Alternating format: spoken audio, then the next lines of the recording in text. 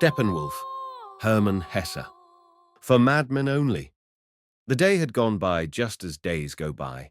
I had killed it in accordance with my primitive and retiring way of life. I had worked for an hour or two and perused the pages of old books. I had had pains for 2 hours, as elderly people do.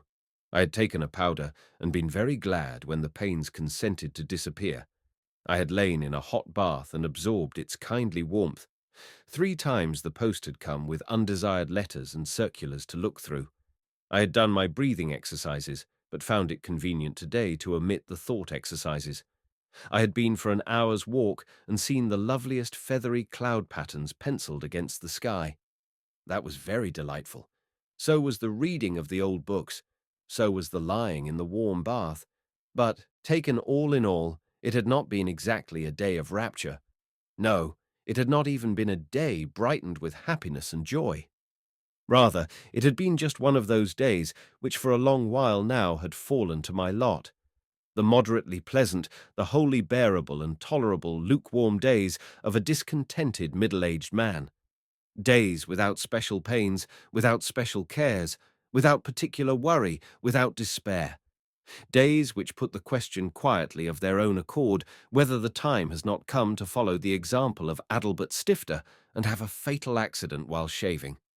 He who has known the other days, the angry ones of gout attacks, or those with that wicked headache rooted behind the eyeballs that casts a spell on every nerve of eye and ear with a fiendish delight in torture, or soul-destroying, evil days of inward vacancy and despair, when, on this distracted earth, sucked dry by the vampires of finance, the world of men and of so-called culture grins back at us with the lying, vulgar, brazen glamour of a fair and dogs us with the persistence of an emetic, and when all is concentrated and focused to the last pitch of the intolerable upon your own sick self, he who has known these days of hell may be content indeed with normal half-and-half days like today.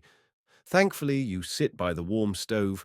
Thankfully, you assure yourself as you read your morning paper that another day has come and no war broken out, no new dictatorship has been set up, no peculiarly disgusting scandal been unveiled in the worlds of politics or finance. Thankfully, you tune the strings of your mouldering lyre to a moderated, to a passably joyful, nay, to an even delighted psalm of thanksgiving, and with it bore your quiet, flabby and slightly muzzy, half and half god of contentment, and in the thick warm air of a contented boredom and very welcome painlessness, the nodding mandarin of a half and half god, and the nodding middle-aged gentleman who sings his muffled psalm look as like each other as 2 peas. There is much to be said for contentment and painlessness, for these bearable and submissive days on which neither pain nor pleasure is audible, but pass by whispering and on tiptoe. But the worst of it is that it is just this contentment that I cannot endure. After a short time, it fills me with irrepressible hatred and nausea. In desperation, I have to escape and throw myself on the road to pleasure, or, if that cannot be, on the road to pain. When I have neither pleasure nor pain, and have been breathing for a while the lukewarm, insipid air of these so-called good and tolerable days, I feel so bad in my childish soul that I smash my mouldering lyre of thanksgiving in the face of the slumbering god of contentment, and would rather feel the very devil burn in me than this warmth of a well-heated room. A wild longing for strong emotions and sensations seethes in me, a rage against this toneless, flat, normal and sterile life. I have a mad impulse to smash something, a warehouse, perhaps, or a cathedral, or myself, to commit outrages, to pull off the wigs of a few revered idols, to provide a few rebellious schoolboys with the longed-for ticket to Hamburg, or to stand 1 or 2 representatives of the established order on their heads. For what I always hated and detested and cursed above all things was this contentment, this healthiness and comfort, this carefully preserved optimism of the middle classes, this fat and prosperous brood of mediocrity. It was in such a mood, then, that I finished this not intolerable and very ordinary day as dusk set in. I did not end it in a manner becoming a rather ailing man, and go to bed tempted by a hot water bottle. Instead, I put on my shoes ill-humouredly, discontented and disgusted with the little work I had done, and went out into the dark and foggy streets to drink what men, according to an old convention, call a glass of wine, at the sign of the steel helmet. In this plight, then, I went down the steep stairs from my attic cell among strangers, those smug and well-brushed stairs of a 3-story house, let as 3 flats to highly respectable families. I don't know how it comes about, but I, the homeless Steppenwolf, the solitary, the hater of life's petty conventions, always take up my quarters in just such houses as this. It is an old weakness of mine.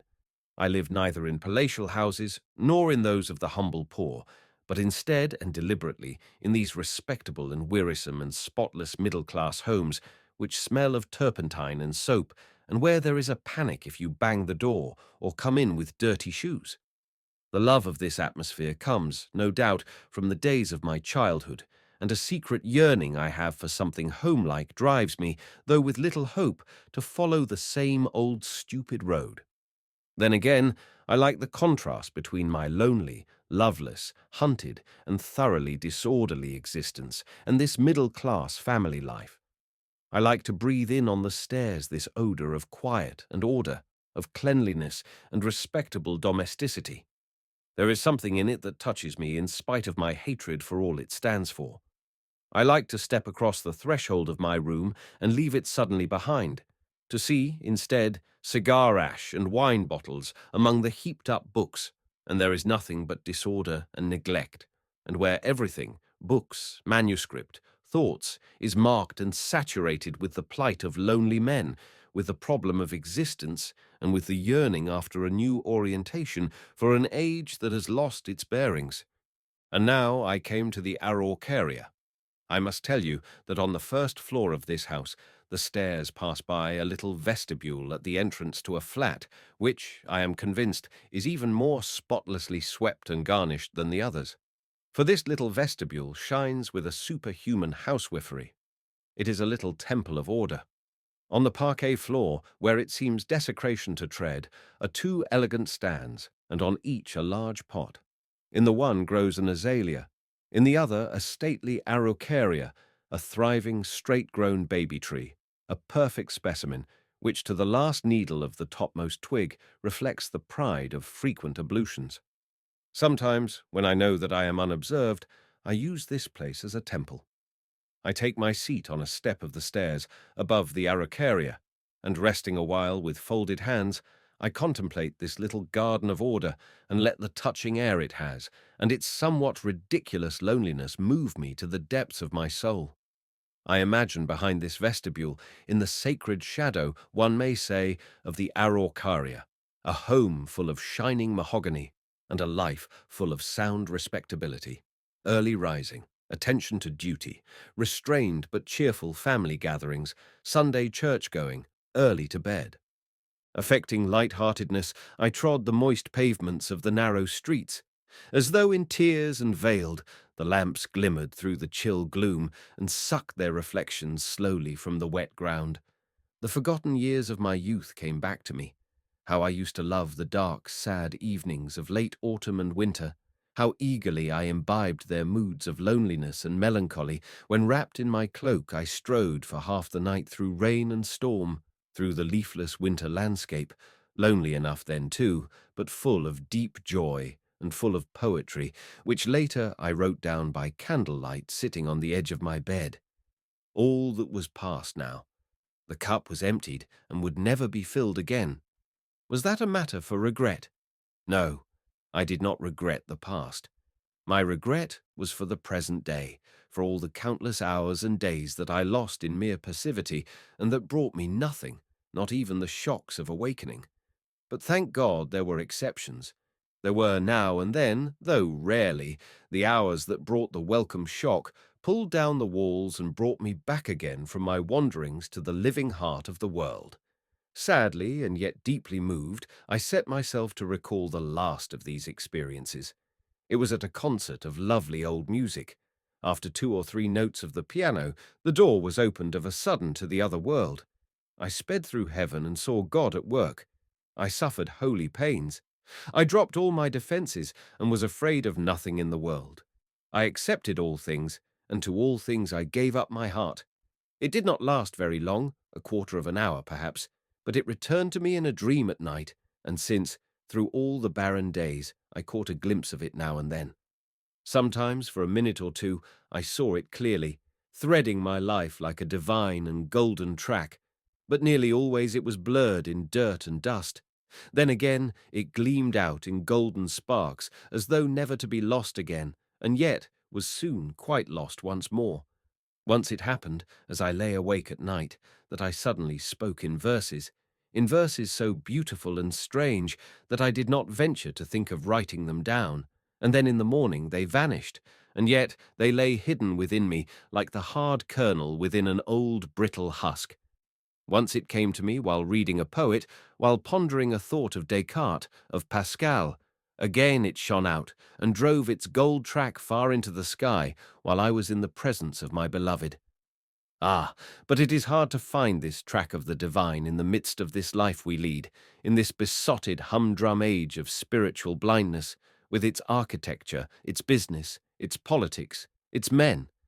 How could I fail to be a lone wolf and an uncouth hermit, as I did not share one of its aims, nor understand one of its pleasures? I cannot remain for long in either theatre or picture house. I can scarcely read a paper, seldom a modern book. I cannot understand what pleasures and joys they are that drive people to the overcrowded railways and hotels, into the packed cafes with the suffocating and oppressive music, to the bars and variety entertainments, to world exhibitions, to the Corsos. I cannot understand nor share these joys, though they are within my reach, for which thousands of others strive.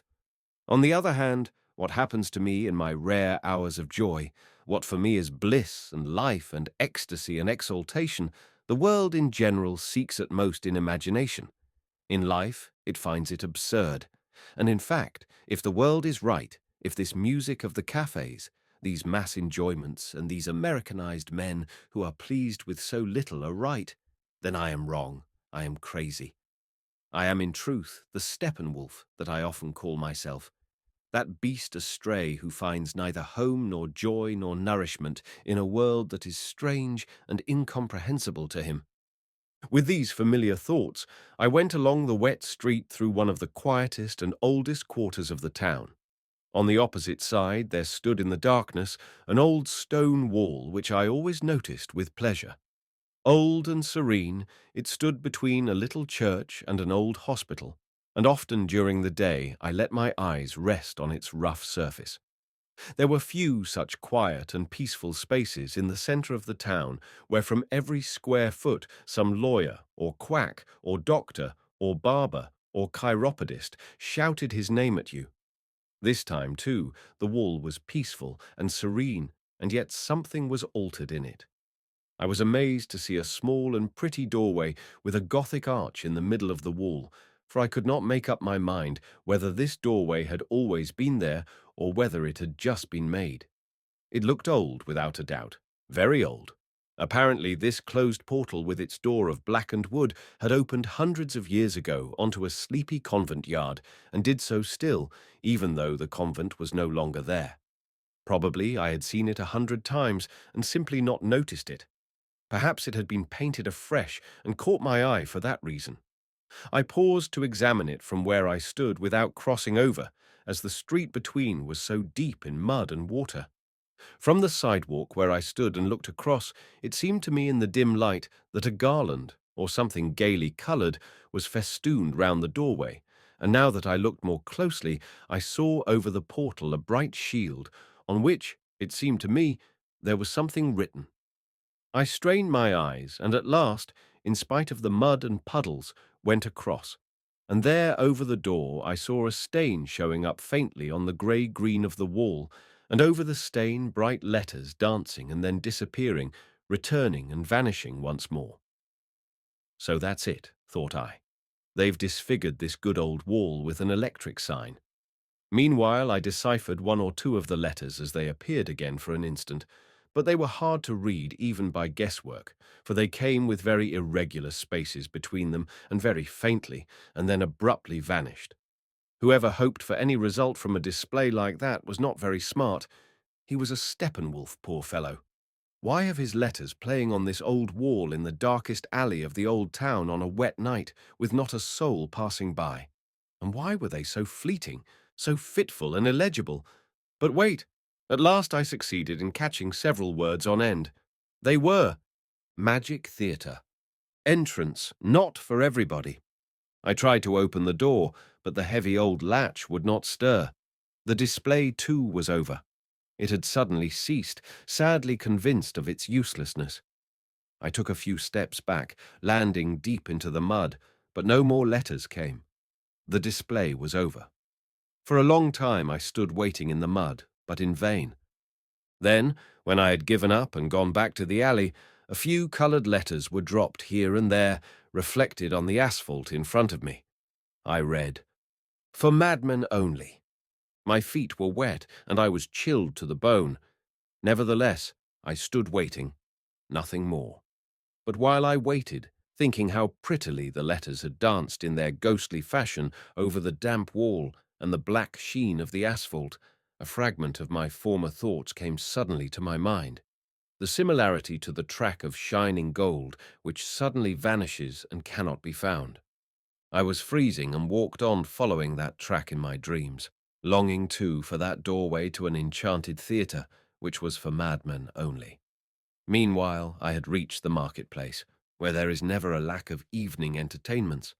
At every other step were placards and posters with their various attractions: ladies' orchestra, variete, cinema, ball. But none of these were for me. They were for everybody, for those normal persons whom I saw crowding every entrance. In spite of that, my sadness was a little lightened. I had had a greeting from another world, and a few dancing coloured letters had played upon my soul and sounded its secret strings. A glimmer of the golden track had been visible once again. I sought out the little ancient tavern where nothing had altered since my first visit to this town a good 25 years before. Even the landlady was the same as then, and many of the patrons who sat there in those days sat there still at the same places before the same glasses. There I took refuge. True, it was only a refuge, something like the one on the stairs opposite the Araucaria. Here, too, I found neither home nor company, nothing but a seat from which to view a stage where strange people played strange parts. None the less, the quiet of the place was worth something.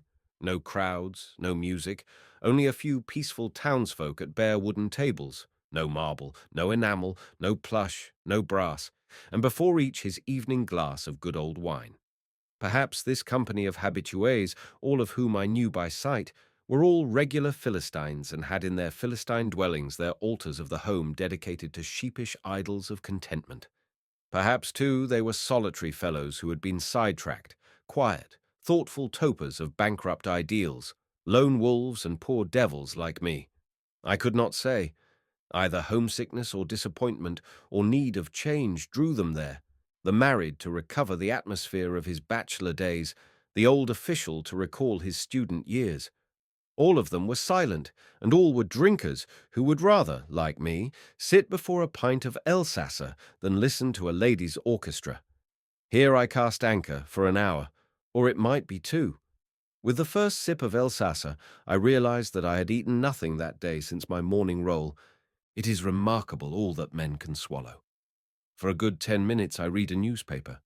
I allowed the spirit of an irresponsible man who chews and munches another's words in his mouth and gives them out again undigested to enter into me through my eyes. I absorbed a whole column of it, and then I devoured a large piece cut from the liver of a slaughtered calf. Odd indeed. The best was the Elsasser. I am not fond, for every day at least, of racy, heady wines that diffuse a potent charm and have their own particular flavour. What I like the best is a clean, light, modest, country vintage of no special name. One can carry plenty of it, and it has the good and homely flavour of the land, and of earth and sky and woods. A pint of Elsasser and a piece of good bread is the best of all meals. By this time, however, I had already eaten my portion of liver, an unusual indulgence for me, as I seldom eat meat. and the second pint had been set before me. And this too was odd, that somewhere in a green valley vines were tended by good strong fellows, and the wine pressed so that here and there in the world, far away, a few disappointed, quietly drinking townsfolk and feckless Steppenwolves could sip a little heart and courage from their glasses. For me, at least, the charm worked. As I thought again of that newspaper article and its jumble of words, a refreshing laughter rose in me, and suddenly the forgotten melody of those notes of the piano came back to me again. It soared aloft like a soap bubble, reflecting the whole world in miniature on its rainbow surface, and then softly burst. Could I be altogether lost when that heavenly little melody had been secretly rooted within me and now put forth its lovely bloom with all its tender hues? I might be a beast astray, with no sense of its environment, yet there was some meaning in my foolish life. Something in me gave an answer, and was the receiver of those distant calls from worlds far above. In my brain were stored 1,000 pictures. Giotto's flock of angels from the blue vaulting of a little church in Padua, and near them walked Hamlet and the garlanded Ophelia, fair similitudes of all sadness and misunderstanding in the world, and there stood Giannozzo, the aeronaut, in his burning balloon, and blew a blast on his horn, Attila carrying his new headgear in his hand, and the Borobudur reared its soaring sculpture in the air. And though all these figures lived in 1,000 other hearts as well, there were 10,000 more unknown pictures and tunes there, which had no dwelling place but in me, no eyes to see, no ears to hear them but mine.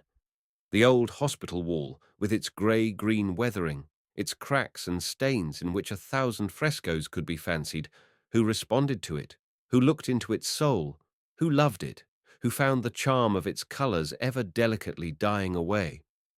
The old books of the monks, softly illumined with their miniatures, and the books of the German poets of 200 and 100 years ago, whom their own folk have forgotten, all the thumbed and damp-stained volumes, and the works in print and manuscripts of the old composers, the stout and yellowing music sheets dreaming their music through a winter sleep, who heard their spirited, their roguish and yearning tones, who carried through a world estranged from them a heart full of their spirit and their charm, who still remembered that slender cypress on a hill over Gubbio, that though split and riven by a fall of stone, yet held fast to life, and put forth with its last resources a new sparse tuft at top, who read by night above the Rhine the cloud script of the drifting mists. It was the Steppenwolf, and who, over the ruins of his life, pursued its fleeting, fluttering significance, while he suffered its seeming meaninglessness and lived its seeming madness, and who hoped in secret at the last turn of the labyrinth of chaos for revelation and God's presence. I held my hand over my glass when the landlady wanted to fill it once more, and got up. I needed no more wine. The golden trail was blazed, and I was reminded of the eternal, and of Mozart, and the stars. For an hour I could breathe once more, and live and face existence, without the need to suffer torment, fear, or shame. A cold wind was sifting the fine rain as I went out into the deserted street. It drove the drops with a patter against the street lamps, where they glimmered with a glassy sparkle. And now, whither? If I had had a magic wand at this moment, I should have conjured up a small and charming Louis Seize music room where a few musicians would have played me 2 or 3 pieces of Handel and Mozart. I was in the very mood for it, and would have sipped the cool and noble music as gods sip nectar.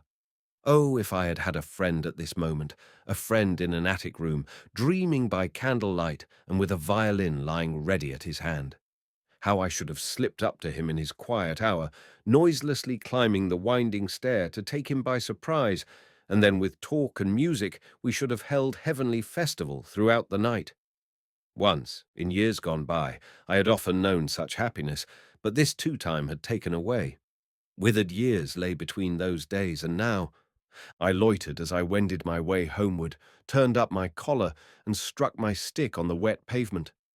However long I lingered outside, I should find myself all too soon in my top-floor room, my makeshift home, which I could neither love nor do without, for the time had gone by when I could spend a wet winter's night in the open.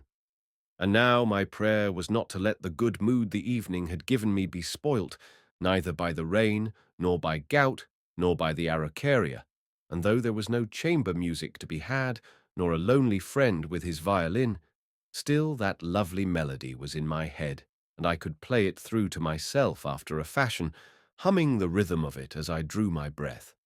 Reflecting thus, I walked on, yes, even without the chamber music and the friend. How foolish to wear oneself out in vain longing for warmth. Solitude is independence. It had been my wish, and with the years I had attained it. It was cold. Oh, cold enough. But it was also still, wonderfully still and vast, like the cold stillness of space in which the stars revolve. From a dance hall there met me as I passed by the strains of lively jazz music, hot and raw as the steam of raw flesh. I stopped a moment. This kind of music, much as I detested it, had always had a secret charm for me. It was repugnant to me, and yet 10 times preferable to all the academic music of the day. For me, too, its raw and savage gaiety reached an underworld of instinct and breathed a simple, honest sensuality.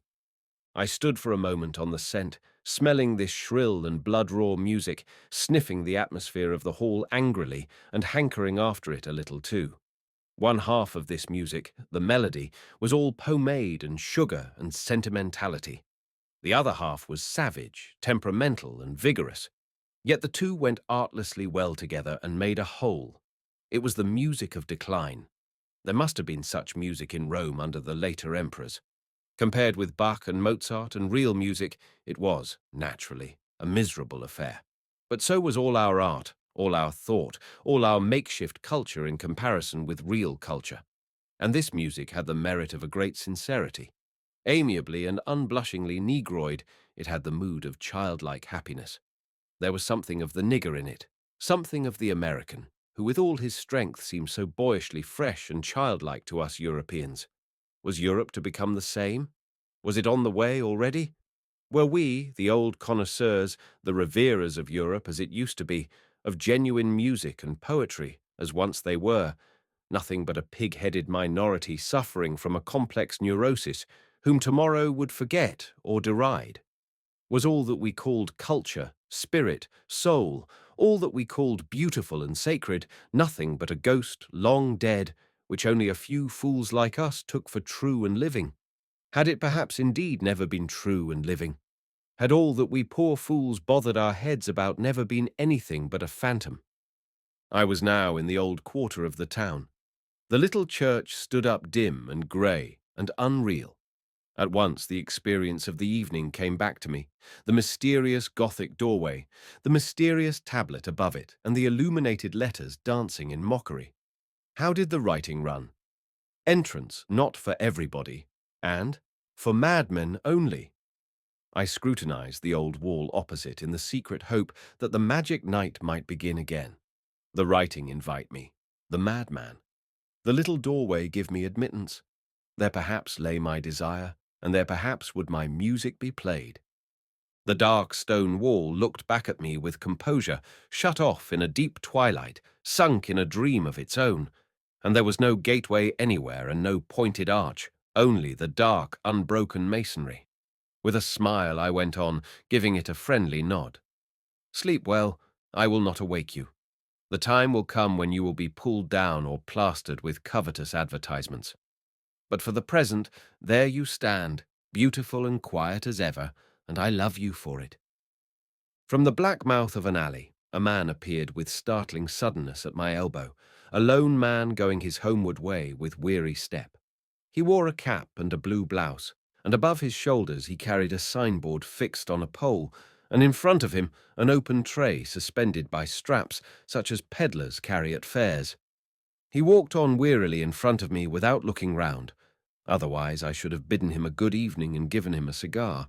I tried to read the device on his standard, a red signboard on a pole, in the light of the next lamp, but it swayed to and fro, and I could decipher nothing. Then I called out and asked him to let me read his placard. He stopped and held his pole a little steadier. Then I could read the dancing, reeling letters. Anarchist evening entertainment. Magic theatre. Entrance not for everybody. "I've been looking for you," I shouted with delight. "What is this evening entertainment? Where is it? When?" He was already walking on. "Not for everybody," he said dully with a sleepy voice. He had had enough. He was for home, and on he went. "Stop!" I cried, and ran after him. "What have you got there in your box? I want to buy something from you." Without stopping, the man felt mechanically in his box, pulled out a little book and held it out to me. I took it quickly and put it in my pocket. While I felt for the buttons of my coat to get out some money, he turned in at a doorway, shut the door behind him, and disappeared. His heavy steps rang on a flagged yard, then on wooden stairs, and then I heard no more, and suddenly I too felt very tired. It came over me that it must be very late and high time to go home. I walked on faster, and following the road to the suburb, I was soon in my own neighbourhood among the well-kept gardens, where in clean little apartment houses behind lawn and ivy are the dwellings of officialdom and people of modest means. Passing the ivy and the grass and the little fir tree, I reached the door of the house, found the keyhole and the switch, slipped past the glazed doors and the polished cupboards and the potted plants, and unlocked the door of my room, my little pretence of a home, where the armchair and the stove, the ink-pot and the paint-box, Novalis and Dostoevsky awaited me just as do the mother or the wife, the children, maids, dogs, and cats in the case of more sensible people. As I threw off my wet coat, I came upon the little book and took it out. It was one of those little books wretchedly printed on wretched paper that are sold at fairs. Were you born in January? Or How to be 20 years younger in a week? However, when I settled myself in my armchair and put on my glasses, it was with great astonishment and a sudden sense of impending fate that I read the title on the cover of this companion volume to fortune-telling booklets. Treatise on the Steppenwolf, not for everybody. I read the contents at a sitting with an engrossing interest that deepened page by page. There was once a man, Harry, called the Steppenwolf. He went on 2 legs, wore clothes, and was a human being, but nevertheless he was in reality a wolf of the steppes. He had learnt a good deal of all that people of a good intelligence can, and was a fairly clever fellow. What he had not learnt, however, was this: to find contentment in himself and his own life. The cause of this, apparently, was that at the bottom of his heart he knew all the time, or thought he knew, that he was in reality not a man, but a wolf of the steppes. Clever men might argue the point whether he truly was a wolf, whether, that is, he had been changed, before birth perhaps, from a wolf into a human being, or had been given the soul of a wolf, though born as a human being, or whether, on the other hand, this belief that he was a wolf was no more than a fancy or a disease of his. It might, for example, be possible that in his childhood he was a little wild and disobedient and disorderly, and that those who brought him up had declared a war of extinction against the beast in him. And precisely this had given him the idea and the belief that he was, in fact, actually a beast with only a thin covering of the human. On this point one could speak at length and entertainingly, and indeed write a book about it. The Steppenwolf, however, would be none the better for it, since for him it was all one whether the wolf had been bewitched or beaten into him, or whether it was merely an idea of his own. What others chose to think about it, or what he chose to think himself, was no good to him at all. It left the wolf inside him just the same. And so the Steppenwolf had 2 natures, a human and a wolfish one. This was his fate, and it may well be that it was not a very exceptional one. There must have been many men who have had a good deal of the dog or the fox, of the fish or the serpent in them, without experiencing any extraordinary difficulties on that account. In such cases, the man and the fish lived on together, and neither did the other any harm. The one even helped the other. Many a man indeed has carried this condition to such enviable lengths that he has owed his happiness more to the fox or the ape in him than to the man. So much for common knowledge. In the case of Harry, however, it was just the opposite. In him the man and the wolf did not go the same way together, but were in continual and deadly enmity. The one existed simply and solely to harm the other, And when there are two in one blood and in one soul who are at deadly enmity, then life fares ill. Well, to each his lot, and none is light. Now with our Steppenwolf, it was so that in his conscious life he lived now as a wolf, now as a man, as indeed the case is with all mixed beings. But when he was a wolf, the man in him lay in ambush, ever on the watch to interfere and condemn, while at those times that he was man, the wolf did just the same. For example, if Harry, as man, had a beautiful thought, felt a fine and noble emotion, or performed a so-called good act, then the wolf bared his teeth at him and laughed and showed him with bitter scorn how laughable this whole pantomime was in the eyes of a beast, of a wolf who knew well enough in his heart what suited him, namely, to trot alone over the steps, and now and then to gorge himself with blood or to pursue a female wolf.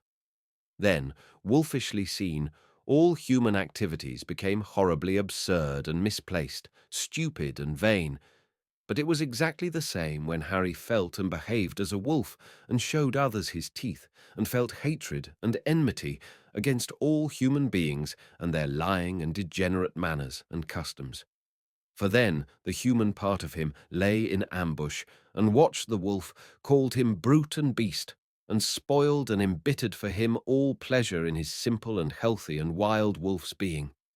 Thus it was then with the Steppenwolf, and one may well imagine that Harry did not have an exactly pleasant and happy life of it.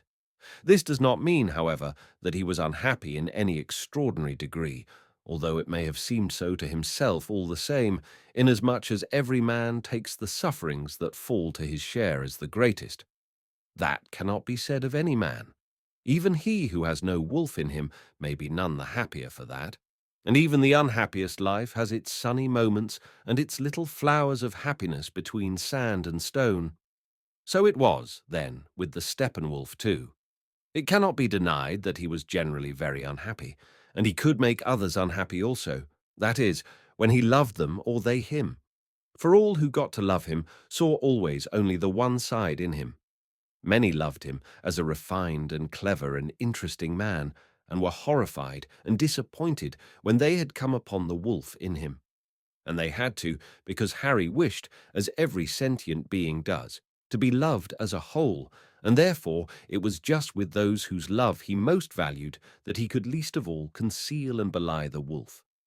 There were those, however, who loved precisely the wolf in him, the free, the savage, the untamable, the dangerous and strong, and these found it peculiarly disappointing and deplorable when suddenly the wild and wicked wolf was also a man, and had hankerings after goodness and refinement, and wanted to hear Mozart, to read poetry, and to cherish human ideals.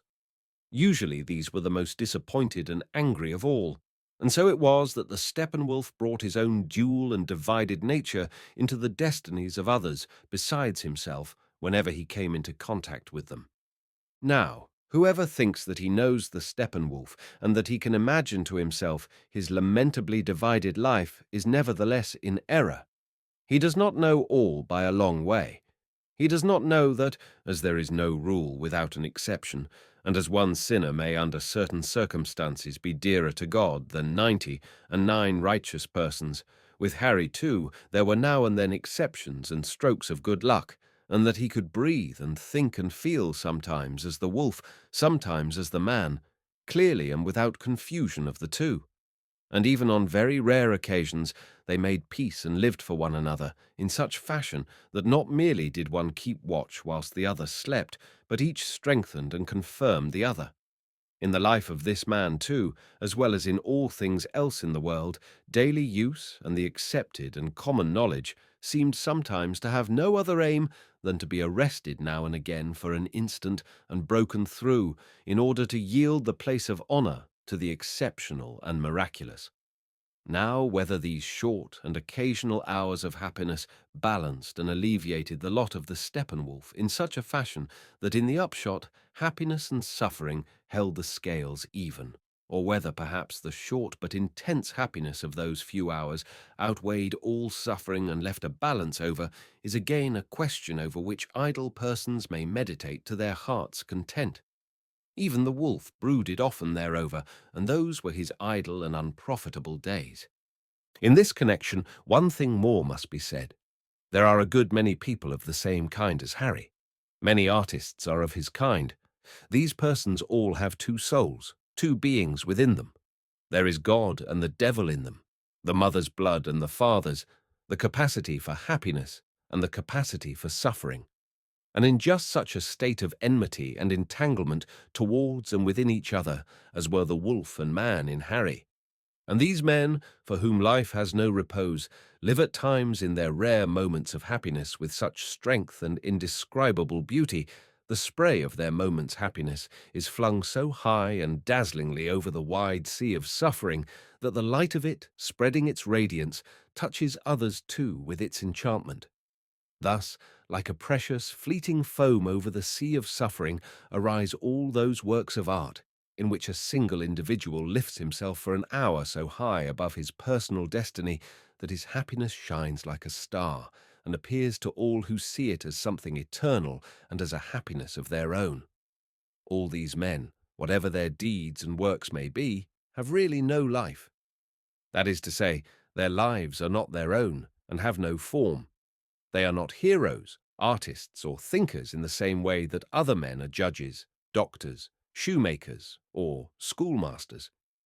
Their life consists of a perpetual tide, unhappy and torn with pain, terrible and meaningless, unless one is ready to see its meaning in just those rare experiences, acts, thoughts, and works that shine out above the chaos of such a life.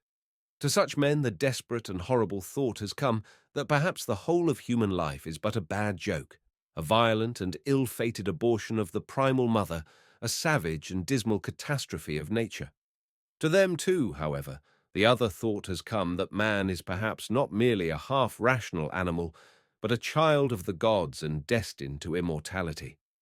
Men of every kind have their characteristics, their features, their virtues and vices, and their deadly sins.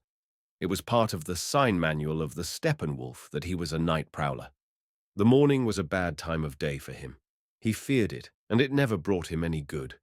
On no morning of his life has he ever been in good spirits, nor done any good before midday, nor ever had a happy idea, nor devised any pleasure for himself or others. By degrees during the afternoon he warmed and became alive, and only towards evening on his good days was he productive, active, and sometimes aglow with joy. With this was bound up his need for loneliness and independence. There was never a man with a deeper and more passionate craving for independence than he. In his youth, when he was poor and had difficulty in earning his bread, he preferred to go hungry and in torn clothes rather than endanger his narrow limit of independence. He never sold himself for money, or an easy life, or to women, or to those in power, and had thrown away 100 times what in the world's eyes was his advantage and happiness in order to safeguard his liberty. No prospect was more hateful and distasteful to him than that he should have to go to an office and conform to daily and yearly routine and obey others. He hated all kinds of offices, governmental or commercial, as he hated death, and his worst nightmare was confinement in barracks. He contrived, often at great sacrifice, to avoid all such predicaments. It was here that his strength and his virtue rested. On this point he could neither be bent nor bribed. Here his character was firm and indeflectible. Only through this virtue he was bound the closer to his destiny of suffering. It happened to him, as it does to all. What he strove for with the deepest and stubbornest instinct of his being fell to his lot, but more than is good for men. In the beginning, his dream and his happiness. In the end, it was his bitter fate. The man of power is ruined by power, the man of money by money, the submissive man by subservience, the pleasure-seeker by pleasure. He achieved his aim. He was ever more independent. He took orders from no man and ordered his ways to suit no man. Independently and alone, he decided what to do and to leave undone. For every strong man attains to that which a genuine impulse bids him seek. But in the midst of the freedom he had attained, Harry suddenly became aware that his freedom was a death and that he stood alone. The world, in an uncanny fashion, left him in peace. Other men concerned him no longer. He was not even concerned about himself. He began to suffocate slowly in the more and more rarefied atmosphere of remoteness and solitude. For now it was his wish no longer, nor his aim, to be alone and independent, but rather his lot and his sentence. The magic wish had been fulfilled and could not be cancelled, and it was no good now to open his arms with longing and goodwill to welcome the bonds of society. People left him alone now. It was not, however, that he was an object of hatred and repugnance. On the contrary, he had many friends. A great many people liked him. But it was no more than sympathy and friendliness. He received invitations, presents, pleasant letters, but no more. No one came near to him. There was no link left, and no one could have had any part in his life, even had anyone wished it. For the air of lonely men surrounded him now, a still atmosphere in which the world around him slipped away, leaving him incapable of relationship, an atmosphere again which neither will nor longing availed. This was one of the significant earmarks of his life. Another was that he was numbered among the suicides. And here it must be said that to call suicides only those who actually destroy themselves is false. Among these, indeed, there are many who in a sense are suicides only by accident, and in whose being suicide has no necessary place. Among the common run of men, there are many of little personality, and stamped with no deep impress of fate, who find their end in suicide without belonging on that account to the type of the suicide by inclination. While on the other hand, of those who are to be counted as suicides by the very nature of their beings, are many, perhaps a majority, who never in fact lay hands on themselves. The suicide, and Harry was one, need not necessarily live in a peculiarly close relationship to death. One may do this without being a suicide. What is peculiar to the suicide is that his ego, rightly or wrongly, is felt to be an extremely dangerous, dubious, and doomed germ of nature, that he is always in his own eyes exposed to an extraordinary risk, as though he stood with the slightest foothold on the peak of a crag, whence a slight push from without or an instant's weakness from within suffices to precipitate him into the void. The line of fate in the case of these men is marked by the belief they have that suicide is their most probable manner of death. It might be presumed that such temperaments, which usually manifest themselves in early youth and persist through life, show a singular defect of vital force. On the contrary, among the suicides are to be found unusually tenacious and eager and also hardy natures. But just as there are those who at the least indisposition develop a fever, so do those whom we call suicides, and who are always very emotional and sensitive, develop at the least shock the notion of suicide. Had we a science with the courage and authority to concern itself with mankind, instead of with the mechanism merely of vital phenomena, had we something of the nature of an anthropology or a psychology, these matters of fact would be familiar to everyone. What was said above on the subject of suicides touches obviously nothing but the surface. It is psychology, and therefore partly physics. Metaphysically considered, the matter has a different and a much clearer aspect. In this aspect, suicides present themselves as those who are overtaken by the sense of guilt inherent in individuals, those souls that find the aim of life not in the perfecting and moulding of the self, but in liberating themselves by going back to the mother, back to God, back to the all.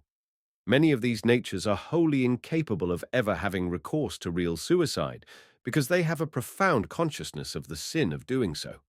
For us, they are suicides nonetheless, for they see death and not life as the releaser.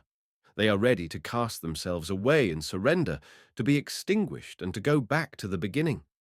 As every strength may become a weakness, and under some circumstances must, so, on the contrary, may the typical suicide find a strength and a support in his apparent weakness. Indeed, he does so more often than not.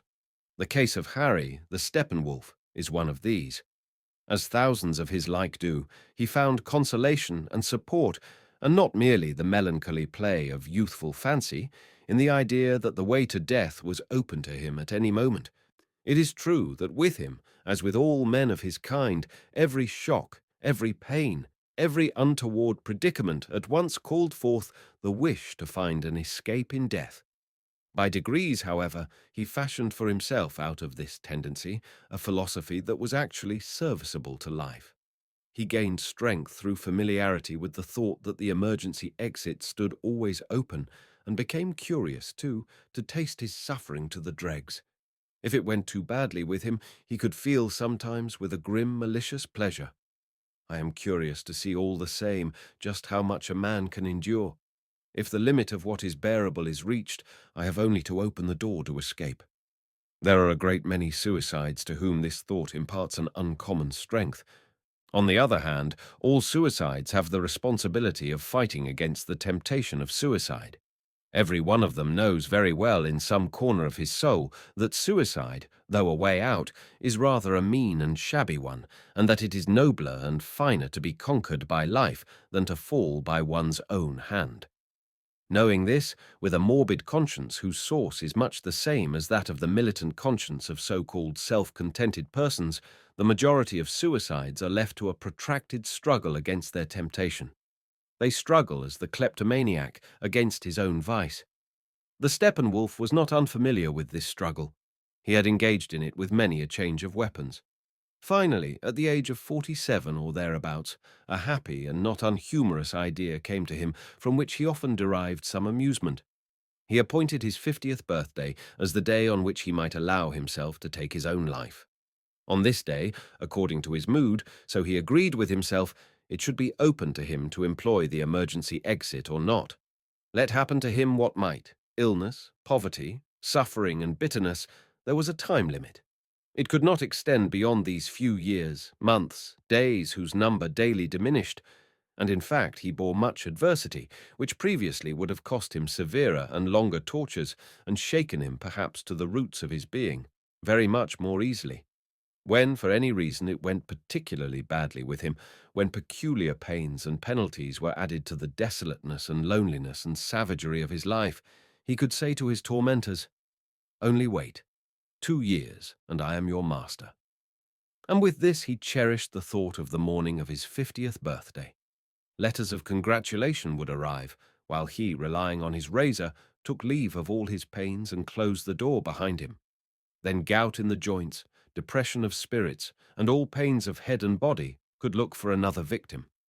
It still remains to elucidate the Steppenwolf as an isolated phenomenon, in his relation, for example, to the bourgeois world, so that his symptoms may be traced to their source. Let us take as a starting point, since it offers itself, his relation to the bourgeoisie. To take his own view of the matter, the Steppenwolf stood entirely outside the world of convention, since he had neither family life nor social ambitions. He felt himself to be single and alone, whether as a queer fellow and a hermit in poor health, or as a person removed from the common run of men by the prerogative of talents that had something of genius in them. Deliberately, he looked down upon the ordinary man and was proud that he was not one. Nevertheless, his life in many aspects was thoroughly ordinary. He had money in the bank and supported poor relations. He was dressed respectably and inconspicuously, even though without particular care. He was glad to live on good terms with the police and the tax collectors and other such powers. Besides this, he was secretly and persistently attracted to the little bourgeois world, to those quiet and respectable homes with tidy gardens, irreproachable staircases, and their whole modest air of order and comfort. It pleased him to set himself outside it, with his little vices and extravagances, as a queer fellow or a genius, but he never had his domicile in those provinces of life where the bourgeoisie had ceased to exist. He was not at ease with violent and exceptional persons, nor with criminals and outlaws, and he took up his abode always among the middle classes, with whose habits and standards and atmosphere he stood in a constant relation, even though it might be one of contrast and revolt. Moreover, he had been brought up in a provincial and conventional home, and many of the notions and much of the examples of those days had never left him. In theory, he had nothing whatever against the servant class. Yet in practice it would have been beyond him to take a servant quite seriously as his equal. He was capable of loving the political criminal, the revolutionary or intellectual seducer, the outlaw of state and society, as his brother, but as for theft and robbery, murder and rape, he would not have known how to deplore them otherwise than in a thoroughly bourgeois manner. In this way he was always recognizing and affirming with one half of himself in thought and act what with the other half he fought against and denied. Brought up, as he was, in a cultivated home in the approved manner, he never tore part of his soul loose from its conventionalities, even after he had long since individualized himself to a degree beyond its scope and freed himself from the substance of its ideals and beliefs. Now, what we call bourgeois, when regarded as an element always to be found in human life, is nothing else than the search for a balance. It is the striving after a mean between the countless extremes and opposites that arise in human conduct. If we take any one of these coupled opposites, such as piety and profligacy, the analogy is immediately comprehensible. It is open to a man to give himself up wholly to spiritual views, to seeking after God, to the ideal of saintliness. On the other hand, he can equally give himself up entirely to the life of instinct, to the lusts of the flesh, and so direct all his efforts to the attainment of momentary pleasures. The one path leads to the saint, to the martyrdom of the spirit and surrender to God. The other path leads to the profligate, to the martyrdom of the flesh, the surrender to corruption. Now it is between the two, in the middle of the road, that the bourgeois seeks to walk. He will never surrender himself either to lust or to asceticism. He will never be a martyr nor agree to his own destruction. On the contrary, his ideal is not to give up, but to maintain his own identity. He strives neither for the saintly nor its opposite. The absolute is his abhorrence. He may be ready to serve God, but not by giving up the flesh pots. He is ready to be virtuous, but likes to be easy and comfortable in this world as well. In short, his aim is to make a home for himself between two extremes in a temperate zone without violent storms and tempests. And in this he succeeds, though it be at the cost of that intensity of life and feeling which an extreme life affords. A man cannot live intensely except at the cost of the self. Now the bourgeois treasures nothing more highly than the self, rudimentary as his may be, and so at the cost of intensity he achieves his own preservation and security. His harvest is a quiet mind, which he prefers to being possessed by God, as he does comfort to pleasure, convenience to liberty, and a pleasant temperature to that deathly inner consuming fire. The bourgeois is consequently by nature a creature of weak impulses, anxious, fearful of giving himself away, and easy to rule. Therefore, he has substituted majority for power, law for force, and the polling booth for responsibility. It is clear that this weak and anxious being, in whatever numbers he exists, cannot maintain himself, and that qualities such as his can play no other role in the world than that of a herd of sheep among free roving wolves. Yet we see that, though in times when commanding natures are uppermost, the bourgeois goes at once to the wall, he never goes under. Indeed, at times he even appears to rule the world. How is this possible? Neither the great numbers of the herd, nor virtue, nor common sense, nor organization could avail to save it from destruction. No medicine in the world can keep a pulse beating that from the outset was so weak. Nevertheless, the bourgeoisie prospers. Why? The answer runs, because of the Steppenwolves. In fact, the vital force of the bourgeoisie resides by no means in the qualities of its normal members, but in those of its extremely numerous outsiders, who by virtue of the extensiveness and elasticity of its ideals it can embrace. There is always a large number of strong and wild natures who share the life of the fold. Our Steppenwolf, Harry, is a characteristic example. He who is developed far beyond the level possible to the bourgeois, he who knows the bliss of meditation no less than the gloomy joys of hatred and self-hatred, he who despises law, virtue, and common sense, is nevertheless captive to the bourgeoisie and cannot escape it.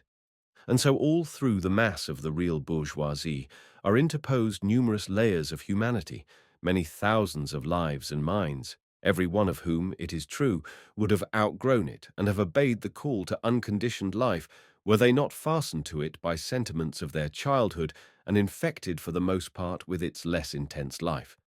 And so they are kept lingering, obedient, and bound by obligation and service.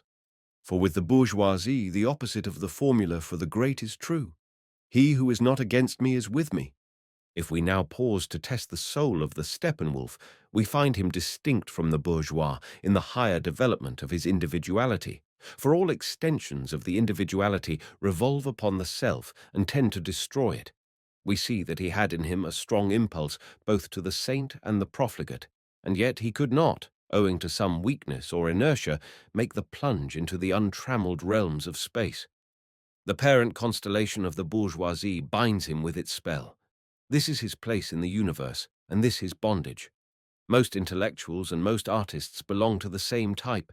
Only the strongest of them force their way through the atmosphere of the bourgeois earth and attain to the cosmic. The others all resign themselves or make compromises. Despising the bourgeoisie and yet belonging to it, they add to its strength and glory. For in the last resort, they have to share their beliefs in order to live. The lives of these infinitely numerous persons make no claim to the tragic, but they live under an evil star in a quite considerable affliction, and in this hell their talents ripen and bear fruit. The few who break free seek their reward in the unconditioned and go down in splendor. They wear the thorn crown, and their number is small. The others, however, who remain in the fold, and from whose talents the bourgeoisie reaps much gain, have a third kingdom left open to them, an imaginary and yet a sovereign world, humor. The lone wolves who know no peace, these victims of unceasing pain to whom the urge for tragedy has been denied, and who can never break through the starry space, who feel themselves summoned thither and yet cannot survive in its atmosphere. For them is reserved, provided suffering has made their spirits tough and elastic enough, a way of reconcilement and an escape into humor. Humor has always something bourgeois in it, although the true bourgeois is incapable of understanding it. In its imaginary realm, the intricate and many-faceted ideal of all Steppenwolves finds its realization. Here it is possible not only to extol the saint and the profligate in one breath, and to make the poles meet, but to include the bourgeois, too, in the same affirmation. Now it is possible to be possessed by God and to affirm the sinner, and vice versa, but it is not possible for either saint or sinner, nor for any other of the unconditioned, to affirm as well that lukewarm mean the bourgeois. Humor alone, that magnificent discovery of those who are cut short in their calling to highest endeavor, those who, falling short of tragedy, are yet as rich in gifts as in affliction. Humor alone, perhaps the most inborn and brilliant achievement of the spirit, attains to the impossible and brings every aspect of human existence within the rays of its prism. To live in the world as though it were not the world, to respect the law, and yet to stand above it, to have possessions as though one possessed nothing, to renounce as though it were no renunciation, all these favorite and often formulated propositions of an exalted worldly wisdom, it is in the power of humor alone to make efficacious.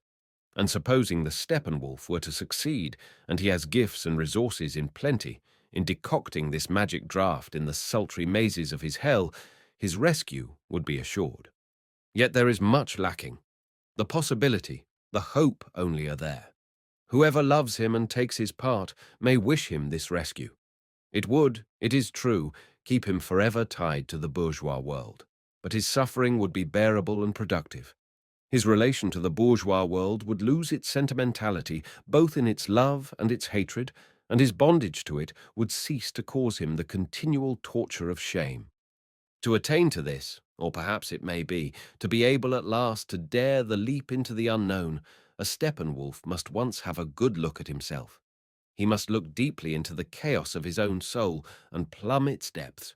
The riddle of his existence would then be revealed to him at once in all its changelessness, and it would be impossible for him ever after to escape first from the hell of the flesh to the comforts of a sentimental philosophy, and then back to the blind orgy of his wolfishness. Man and wolf would then be compelled to recognize one another without the masks of false feeling, and to look one another straight in the eye. Then they would either explode and separate forever, and there would be no more Steppenwolf, or else they would come to terms in the dawning light of humor. It is possible that Harry will one day be led to this latter alternative. It is possible that he will learn one day to know himself.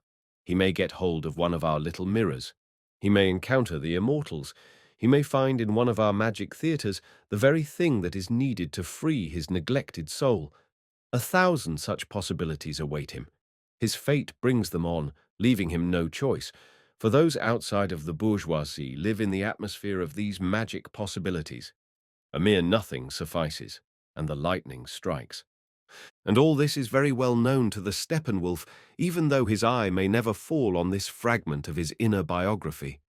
He has a suspicion of his allotted place in the world, a suspicion of the immortals, a suspicion that he may meet himself face to face, and he is aware of the existence of that mirror in which he has such bitter need to look and from which he shrinks in such deathly fear.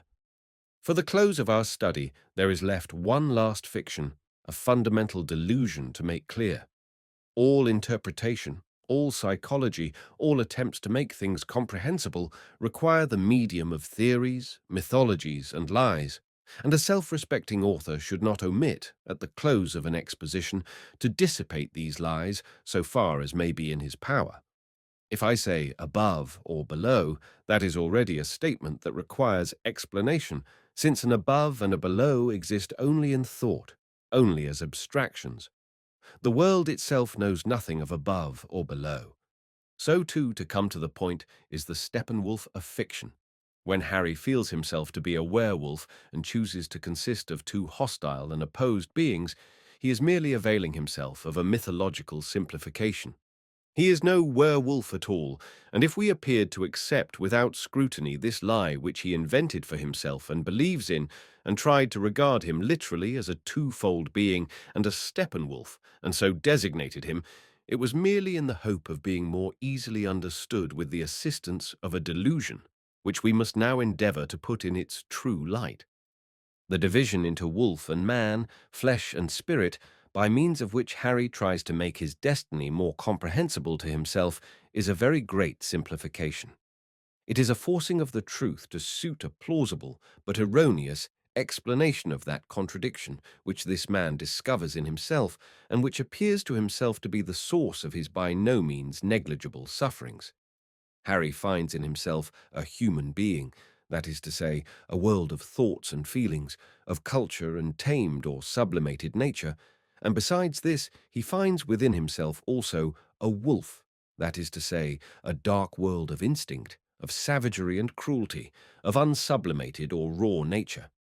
In spite of this apparently clear division of his being between two spheres, hostile to one another, he has known happy moments now and then when the man and the wolf, for a short while, were reconciled with one another.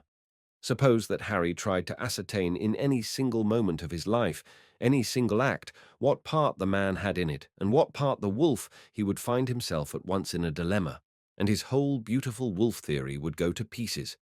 For there is not a single human being, not even the primitive Negro, not even the idiot, who is so conveniently simple that his being can be explained as the sum of two or three principal elements, and to explain so complex a man as Harry by the artless division into wolf and man is a hopelessly childish attempt. Harry consists of 100 or 1,000 selves, not of two. His life oscillates, as everyone's does, not merely between two poles, such as the body and the spirit, the saint and the sinner, but between thousand and thousands. We need not be surprised that even so intelligent and educated a man as Harry should take himself for a Steppenwolf and reduce the rich and complex organism of his life to a formula so simple, so rudimentary and primitive. Man is not capable of thought in any high degree, and even the most spiritual and highly cultivated of men habitually sees the world and himself through the lenses of delusive formulas and artless simplifications, and most of all himself. For it appears to be an inborn and imperative need of all men to regard the self as a unit. However often and however grievously this illusion is shattered, it always mends again. The judge who sits over the murderer and looks into his face, and at one moment recognizes all the emotions and potentialities and possibilities of the murderer in his own soul, and hears the murderer's voice as his own, is at the next moment one and indivisible as the judge, and scuttles back into the shell of his cultivated self, and does his duty and condemns the murderer to death.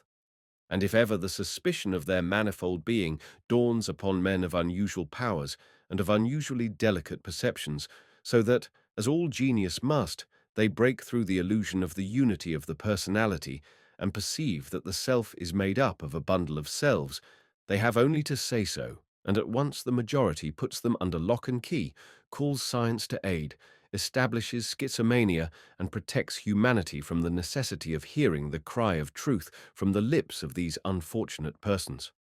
Why then waste words? Why utter a thing that every thinking man accepts as self-evident when the mere utterance of it is a breach of taste? A man, therefore, who gets so far as making the supposed unity of the self twofold is already almost a genius, in any case, a most exceptional and interesting person. In reality, however, every ego, so far from being a unity, is in the highest degree a manifold world, a constellated heaven, a chaos of forms, of states and stages, of inheritances and potentialities. It appears to be a necessity as imperative as eating and breathing for everyone to be forced to regard this chaos as a unity, and to speak of his ego as though it were a one-fold and clearly detached and fixed phenomenon. Even the best of us share the delusion. The delusion rests simply upon a false analogy. As a body, everyone is single; as a soul, never. In literature, too, even in its ultimate achievement, we find this customary concern with apparently whole and single personalities. Of all literature up to our days, the drama has been the most highly prized by writers and critics, and rightly, since it offers, or might offer, the greatest possibilities of representing the ego as a manifold entity, but for the optical illusion which makes us believe that the characters of the play are one-fold entities by lodging each one in an undeniable body, singly, separately, and once and for all. An artless aesthetic criticism, then, keeps its highest praise for this so-called character drama in which each character makes his appearance unmistakably as a separate and single entity. Only from afar and by degrees the suspicion dawns here and there that all this is perhaps a cheap and superficial aesthetic philosophy, and that we make a mistake in attributing to our great dramatists those magnificent conceptions of beauty that come to us from antiquity. These conceptions are not native to us, but are merely picked up at second hand, and it is in them, with their common source in the visible body, that the origin of the fiction of an ego, an individual, is really to be found. There is no trace of such a notion in the poems of ancient India. The heroes of the epics of India are not individuals, but whole reels of individualities in a series incarnations. And in modern times there are poems in which, behind the veil of a concern with individuality and character that is scarcely indeed in the author's mind, the motive is to present a manifold activity of soul. Whoever wishes to recognize this must resolve once and for all not to regard the characters of such a poem as separate beings, but as the various facets and aspects of a higher unity, in my opinion, of the poet's soul.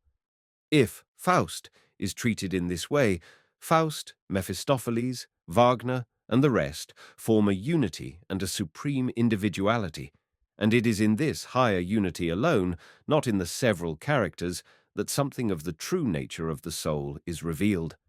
When Faust, in a line immortalized among schoolmasters and greeted with a shudder of astonishment by the Philistine, says, "Two souls, alas, inhabit in my breast." He has forgotten Mephisto and a whole crowd of other souls that he has in his breast likewise. The Steppenwolf, too, believes that he bears two souls, wolf and man, in his breast, and even so finds his breast disagreeably cramped because of them. The breast and the body are indeed one, but the souls that dwell in it are not two, nor five, but countless in number. Man is an onion made up of 100 integuments, a texture made up of many threads. The ancient Asiatics knew this well enough, and in the Buddhist yoga, an exact technique was devised for unmasking the illusion of the personality. The human merry-go-round sees many changes.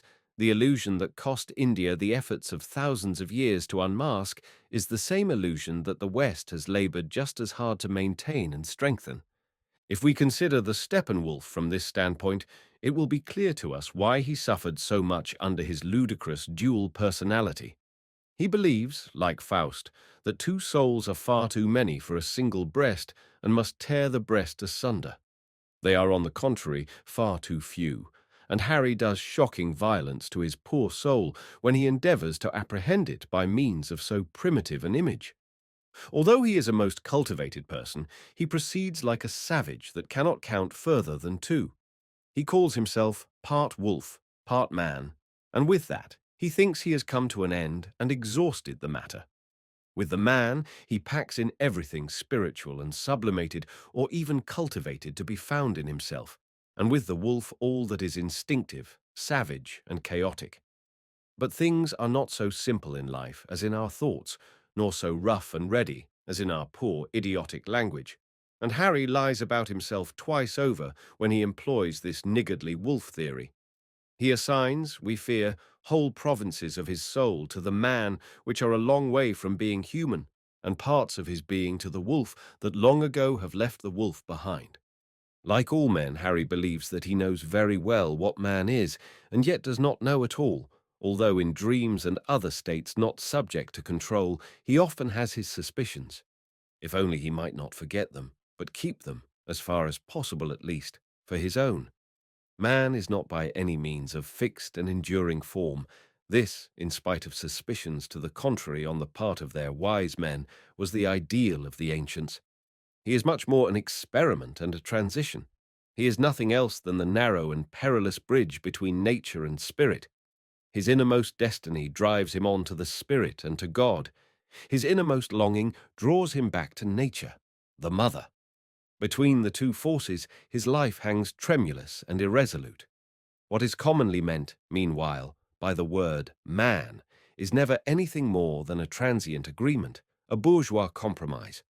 Certain of the more naked instincts are excluded and penalized by this concordat. A degree of human consciousness and culture are won from the beast, and a small modicum of spirit is not only permitted but even encouraged. The man of this concordat, like every other bourgeois ideal, is a compromise, a timid and artlessly sly experiment with the aim of cheating both the angry primal mother nature and the troublesome primal father spirit of their pressing claims, and of living in a temperate zone between the two of them. For this reason the bourgeois today burns as heretics and hangs as criminals those to whom he erects monuments tomorrow. That man is not yet a finished creation, but rather a challenge of the spirit, a distant possibility dreaded as much as it is desired, that the way towards it has only been covered for a very short distance and with terrible agonies and ecstasies, even by those few for whom it is the scaffold today and the monument tomorrow. All this the Steppenwolf too suspected. What, however, he calls the man in himself, as opposed to the wolf, is to a great extent nothing else than this very same average man of the bourgeois convention. As for the way to true manhood, the way to the immortals, he has, it is true, an inkling of it, and starts upon it now and then for a few hesitating steps, and pays for them with much suffering and many pangs of loneliness. But as for striving with assurance, in response to that supreme demand, towards the genuine manhood of the spirit, and going the one narrow way to immortality, he is deeply afraid of it. He knows too well that it leads to still greater sufferings, to proscription, to the last renunciation, perhaps to the scaffold, and even though the enticement of immortality lies at the journey's end, he is still unwilling to suffer all these sufferings and to die all these deaths. Though the end of manhood is better known to him than to the bourgeois, still he shuts his eyes. He is resolved to forget that the desperate clinging to the self and the desperate clinging to life are the surest way to eternal death, while the power to die, to strip one's self naked, and the eternal surrender of the self bring immortality with them. When he worships his favourites among the immortals, Mozart, it may be, he regards him always in the long run with the bourgeois eye. His tendency is to explain Mozart's perfected being just as a schoolmaster would, as a supreme and special gift, rather than as the outcome of his immense powers of surrender and suffering, of his indifference to the ideals of the bourgeois, and of his patience under that last extremity of loneliness which rarefies the atmosphere of the bourgeois world to an ice-cold ether around those who suffer to become men, that loneliness of the Garden of Gethsemane. This Steppenwolf of ours has always been aware of at least the Faustian twofold nature within him. He has discovered that the one-fold of the body is not inhabited by a one-fold of the soul, and that at best he is only at the beginning of a long pilgrimage towards this ideal harmony. He would like either to overcome the wolf and become wholly man, or to renounce mankind and at last to live wholly a wolf's life.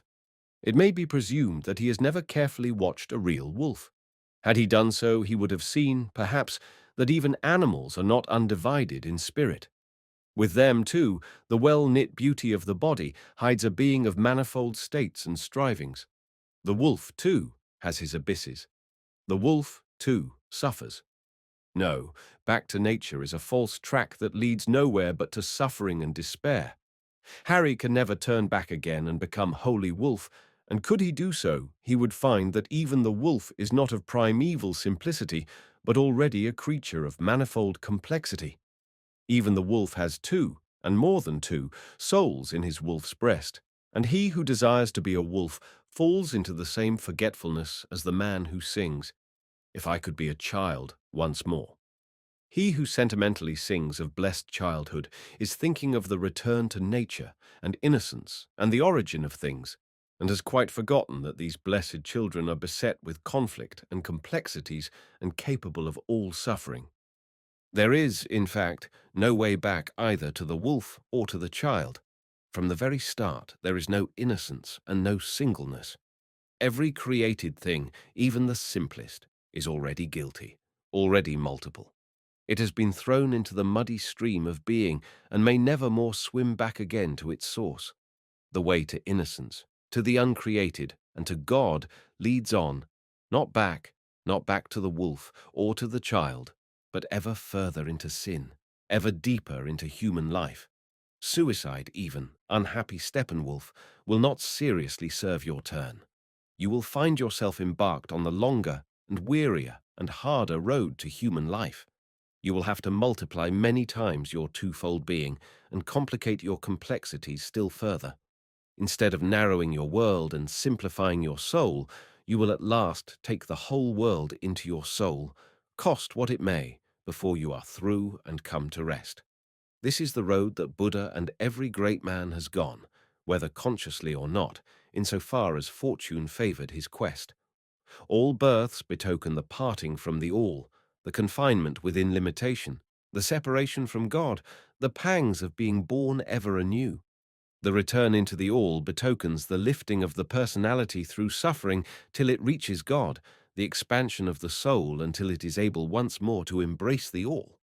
We are not dealing here with man as he is known to economics and statistics, as he is seen thronging the streets by the million, and of whom no more account can be made than of the sand of the sea or the spray of its waves. We are not concerned with the few millions less or more. They are a stock in trade, nothing else. No, we are speaking of man in the highest sense, of the end of the long road to true manhood, of kingly men, of the immortals. Genius is not so rare as we sometimes think, nor certainly so frequent as may appear from history books or, indeed, from the newspapers. Harry has, we should say, genius enough to attempt the quest of true manhood instead of discoursing pitifully about his stupid Steppenwolf at every difficulty encountered. It is as much a matter for surprise and sorrow that men of such possibilities should fall back on Steppenwolves and two souls, alas, as that they reveal so often that pitiful love for the bourgeoisie. A man who can understand Buddha and has an intuition of the heaven and hell of humanity ought not to live in a world ruled by common sense and democracy and bourgeois standards. It is only from cowardice that he lives in it, and if its dimensions are too cramping for him and the bourgeois parlour too confined, he lays it at the wolf's door and refuses to see that the wolf is as often as not the best part of him. All that is wild in himself he calls wolf, and considers it wicked and dangerous, and the bugbear of all decent life. He cannot see, even though he thinks himself an artist, and possessed of delicate perceptions, that a great deal else exists in him, besides and behind the wolf.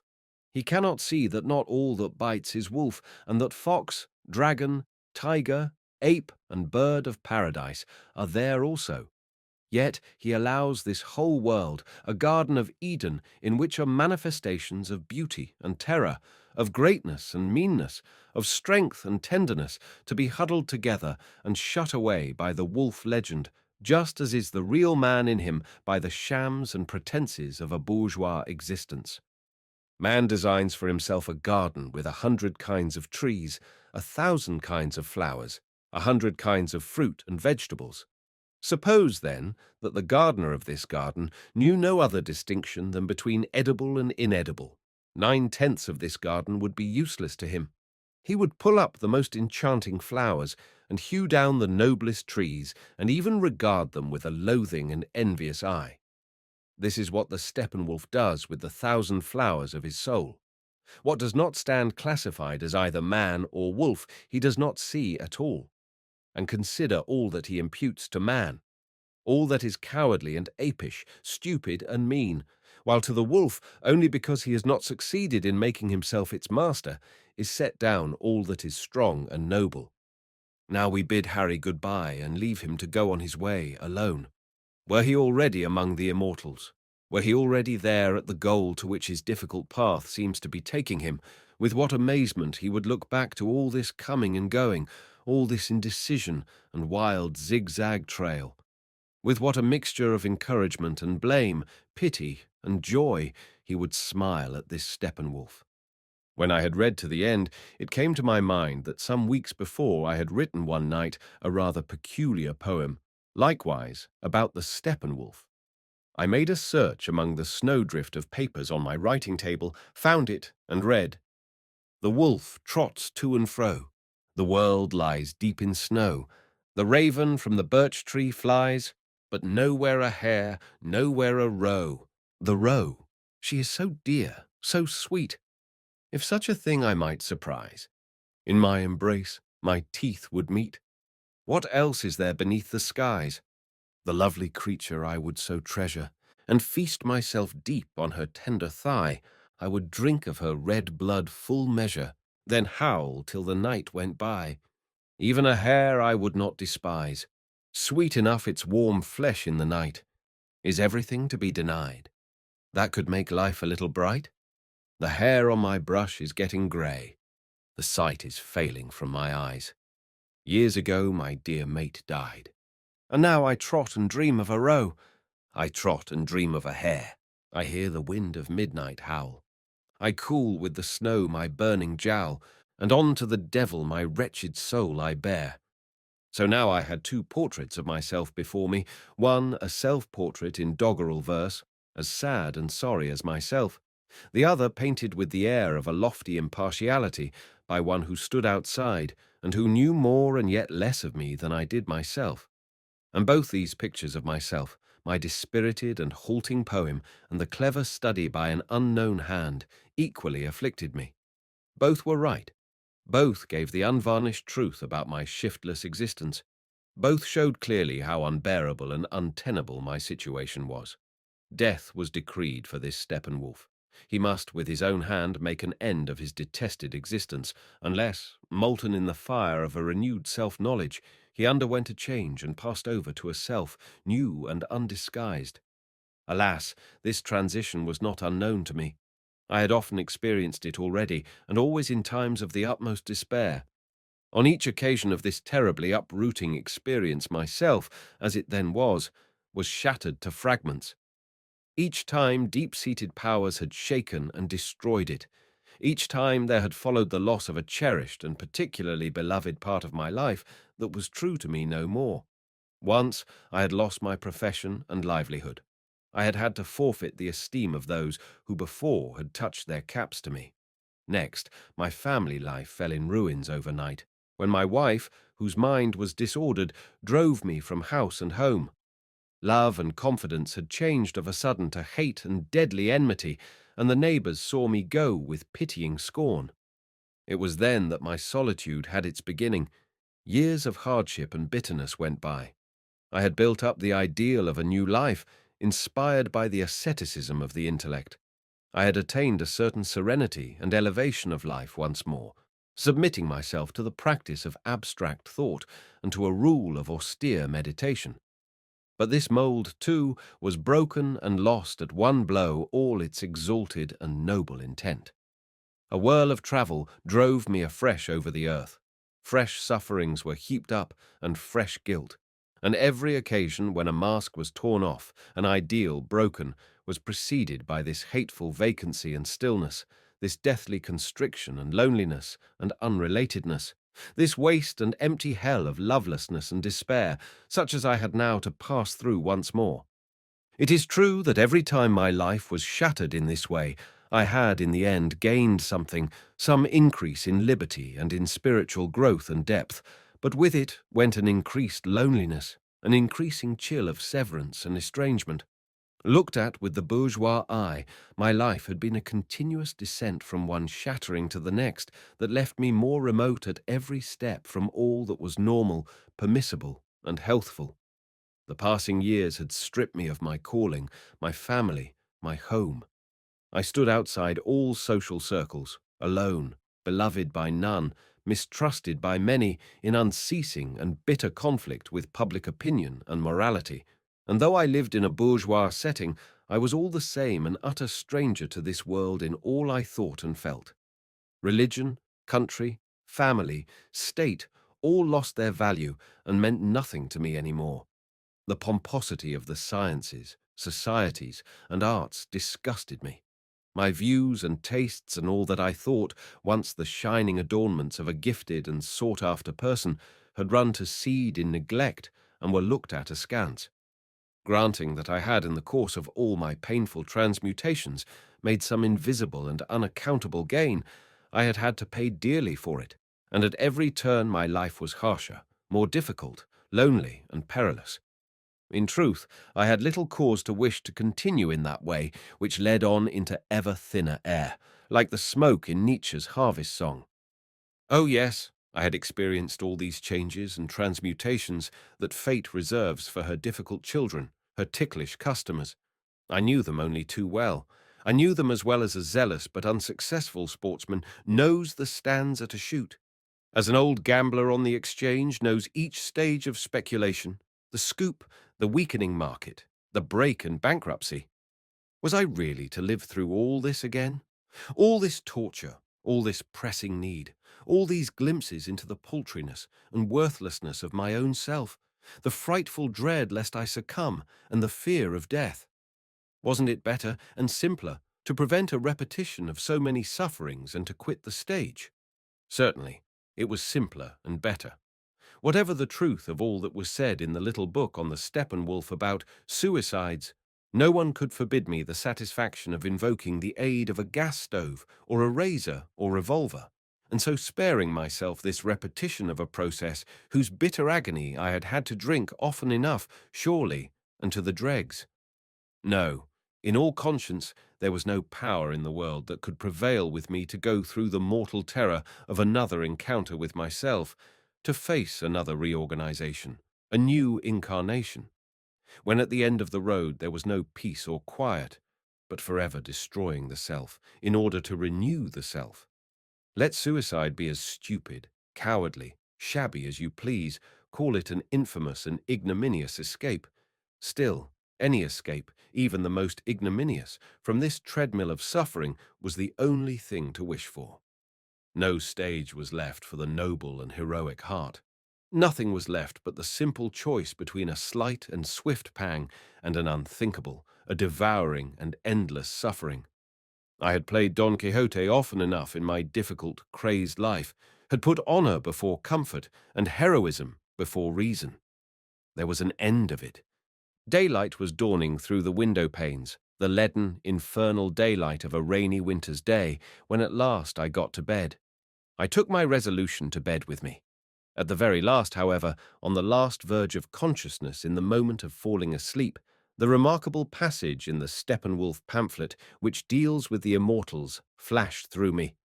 With it came the enchanting recollection that several times, the last quite recently, I had felt near enough to the immortals to share in one measure of old music their cool, bright, austere, and yet smiling wisdom. The memory of it soared, shone out, then died away, and heavy as a mountain, sleep descended on my brain. I woke about midday, and at once the situation, as I had disentangled it, came back to me.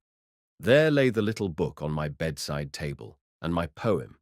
My resolution, too, was there. After the night's sleep it had taken shape, and looked at me out of the confusion of my youth with a calm and friendly greeting. Haste makes no speed. My resolve to die was not the whim of an hour. It was the ripe, sound fruit that had grown slowly to full size, lightly rocked by the winds of fate whose next breath would bring it to the ground. I had in my medicine chest an excellent means of stilling pain, an unusually strong tincture of laudanum. I indulged very rarely in it, and often refrained from using it for months at a time. I had recourse to the drug only when physical pain plagued me beyond endurance. Unfortunately, it was of no use in putting an end to myself. I had proved this some years before. Once, when despair had again got the better of me, I had swallowed a big dose of it, enough to kill 6 men, and yet it had not killed me.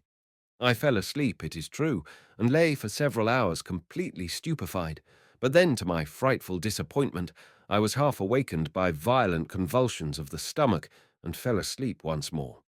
It was the middle of the next day when I woke up in earnest in a state of dismal sobriety. My empty brain was burning, and I had almost lost my memory. Apart from a spell of insomnia and severe pains in the stomach, no trace of the poison was left. This expedient, then, was no good, but I put my resolution in this way.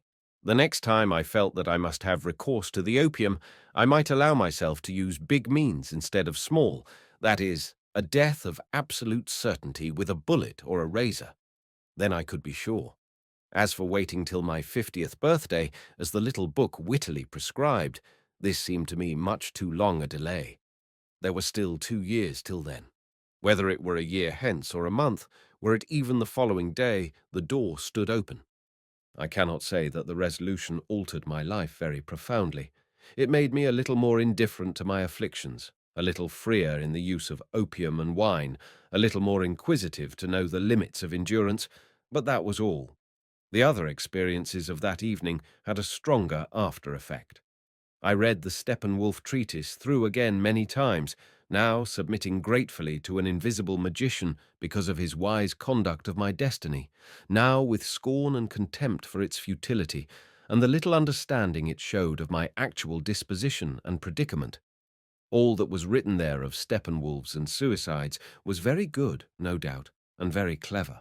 It might do for the species, the type, but it was too wide a mesh to catch my own individual soul, my unique and unexampled destiny. What, however, occupied my thoughts more than all else was the hallucination or vision of the church wall. The announcement made by the dancing, illuminated letters promised much that was hinted at in the treatise, and the voices of that strange world had powerfully aroused my curiosity. For hours I pondered deeply over them. On these occasions I was more and more impressed by the warning of that inscription. Not for everybody, and for madmen only. Madman, then, I must certainly be, and far from the mould of everybody, if those voices reached me and that world spoke to me. In heaven's name, had I not long ago been remote from the life of everybody, and from normal thinking and normal existence? Had I not long ago given ample margin to isolation and madness? All the same, I understood the summons well enough in my innermost heart. Yes, I understood the invitation to madness and the jettison of reason, and the escape from the clogs of convention in surrender to the unbridled surge of spirit and fantasy. One day, after I had made one more vain search through streets and squares for the man with the signboard, and prowled several times past the wall of the invisible door with watchful eye, I met a funeral procession in St. Martin's. While I was contemplating the faces of the mourners who followed the hearse with halting step, I thought to myself, where in this town, or in the whole world, is the man whose death would be a loss to me? And where is the man to whom my death would mean anything? There was Erica, it is true, but for a long while we had lived apart. We rarely saw one another without quarrelling, and at the moment I did not even know her address. She came to see me now and then, or I made the journey to her, and since both of us were lonely, difficult people related somehow to one another in soul and sickness of soul, there was a link between us that held in spite of all. But would she not perhaps breathe more freely if she heard of my death? I did not know. I did not know either how far my own feeling for her was to be relied upon. To know anything of such matters, one needs to live in a world of practical possibilities. Meanwhile, obeying my fancy, I had fallen in at the rear of the funeral procession and jogged along behind the mourners to the cemetery, an up-to-date affair, all of concrete and complete with crematorium. The deceased in question was not, however, to be cremated. His coffin was set down before a simple hole in the ground, and I saw the clergyman and the other vultures and functionaries of a burial establishment going through their performances, to which they endeavoured to give all the appearance of great ceremony and sorrow, and with such effect that they outdid themselves, and from pure play-acting they got caught in their own lies, and ended by being comic. I saw how their black professional robes fell in folds, and what pains they took to work up the company of mourners and to force them to bend the knee before the majesty of death. It was labour in vain. Nobody wept. The deceased did not appear to have been indispensable, nor could anyone be talked into a pious frame of mind, and when the clergyman addressed the company repeatedly as "dear fellow Christians," all the silent faces of these shop people and master bakers and their wives were turned down in embarrassment and expressed nothing but the wish that this uncomfortable function might soon be over. When the end came, the two foremost of the fellow Christians shook the clergyman's hand, scraped the moist clay in which the dead had been laid from their shoes at the next scraper, and without hesitation their faces again showed their natural expression. And then it was that one of them seemed suddenly familiar. It was, so it seemed to me, the man who had carried the signboard and thrust the little book into my hands. At the moment when I thought I recognized him, he stopped and, stooping down, carefully turned up his black trousers, and then walked away at a smart pace with his umbrella clipped under his arm. I walked after him, but when I overtook him and gave him a nod, he did not appear to recognize me. "Is there no show tonight?" I asked, with an attempt at a wink, such as two conspirators give each other. But it was long ago that such pantomime was familiar to me. Indeed, living as I did, I had almost lost the habit of speech, and I felt myself that I only made a silly grimace. "Show tonight," he growled, and looked at me as though he had never set eyes on me before. "Go to the Black Eagle, man, if that's what you want." And in fact, I was no longer certain it was he. I was disappointed, and feeling the disappointment I walked on aimlessly. I had no motives, no incentives to exert myself, no duties. Life tasted horribly bitter. I felt that the long-standing disgust was coming to a crisis, and that life pushed me out and cast me aside. I walked through the grey streets in a rage, and everything smelt of moist earth and burial. I swore that none of these death vultures should stand at my grave, with cassocks and fellow Christianly murmurings. Ah, look where I might, and think what I might, there was no cause for rejoicing, and nothing beckoned me. There was nothing to charm me or tempt me. Everything was old, withered, grey, limp and spent, and stank of staleness and decay. Dear God, how was it possible? How had I, with the wings of youth and poetry, come to this? Art and travel, and the glow of ideals, and now this. How had this paralysis of hatred against myself and everyone else, this obstruction of all feeling, this mud hell of an empty heart and despair crept over me so softly and so slowly? Passing by the library, I met a young professor of whom in earlier years I used occasionally to see a good deal. When I last stayed in the town, some years before, I had even been several times to his house to talk Oriental mythology, a study in which I was then very much interested. He came in my direction walking stiffly and with a short-sighted air, and only recognized me at the last moment as I was passing by. In my lamentable state, I was half thankful for the cordiality with which he threw himself on me. His pleasure in seeing me became quite lively as he recalled the talks we had had together and assured me that he owed a great deal to the stimulus they had given him, and that he often thought of me. He had rarely had such stimulating and productive discussions with any colleague since. He asked how long I had been in the town. I lied and said a few days, and why I had not looked him up. The learned man held me with his friendly eye, and though I really found it all ridiculous, I could not help enjoying these crumbs of warmth and kindliness, and was lapping them up like a starved dog. Harry, the Steppenwolf, was moved to a grin. Saliva collected in his parched throat, and against his will he bowed down to sentiment. Yes, zealously piling lie upon lie, I said that I was only here in passing for the purpose of research, and should of course have paid him a visit, but that I had not been feeling very fit.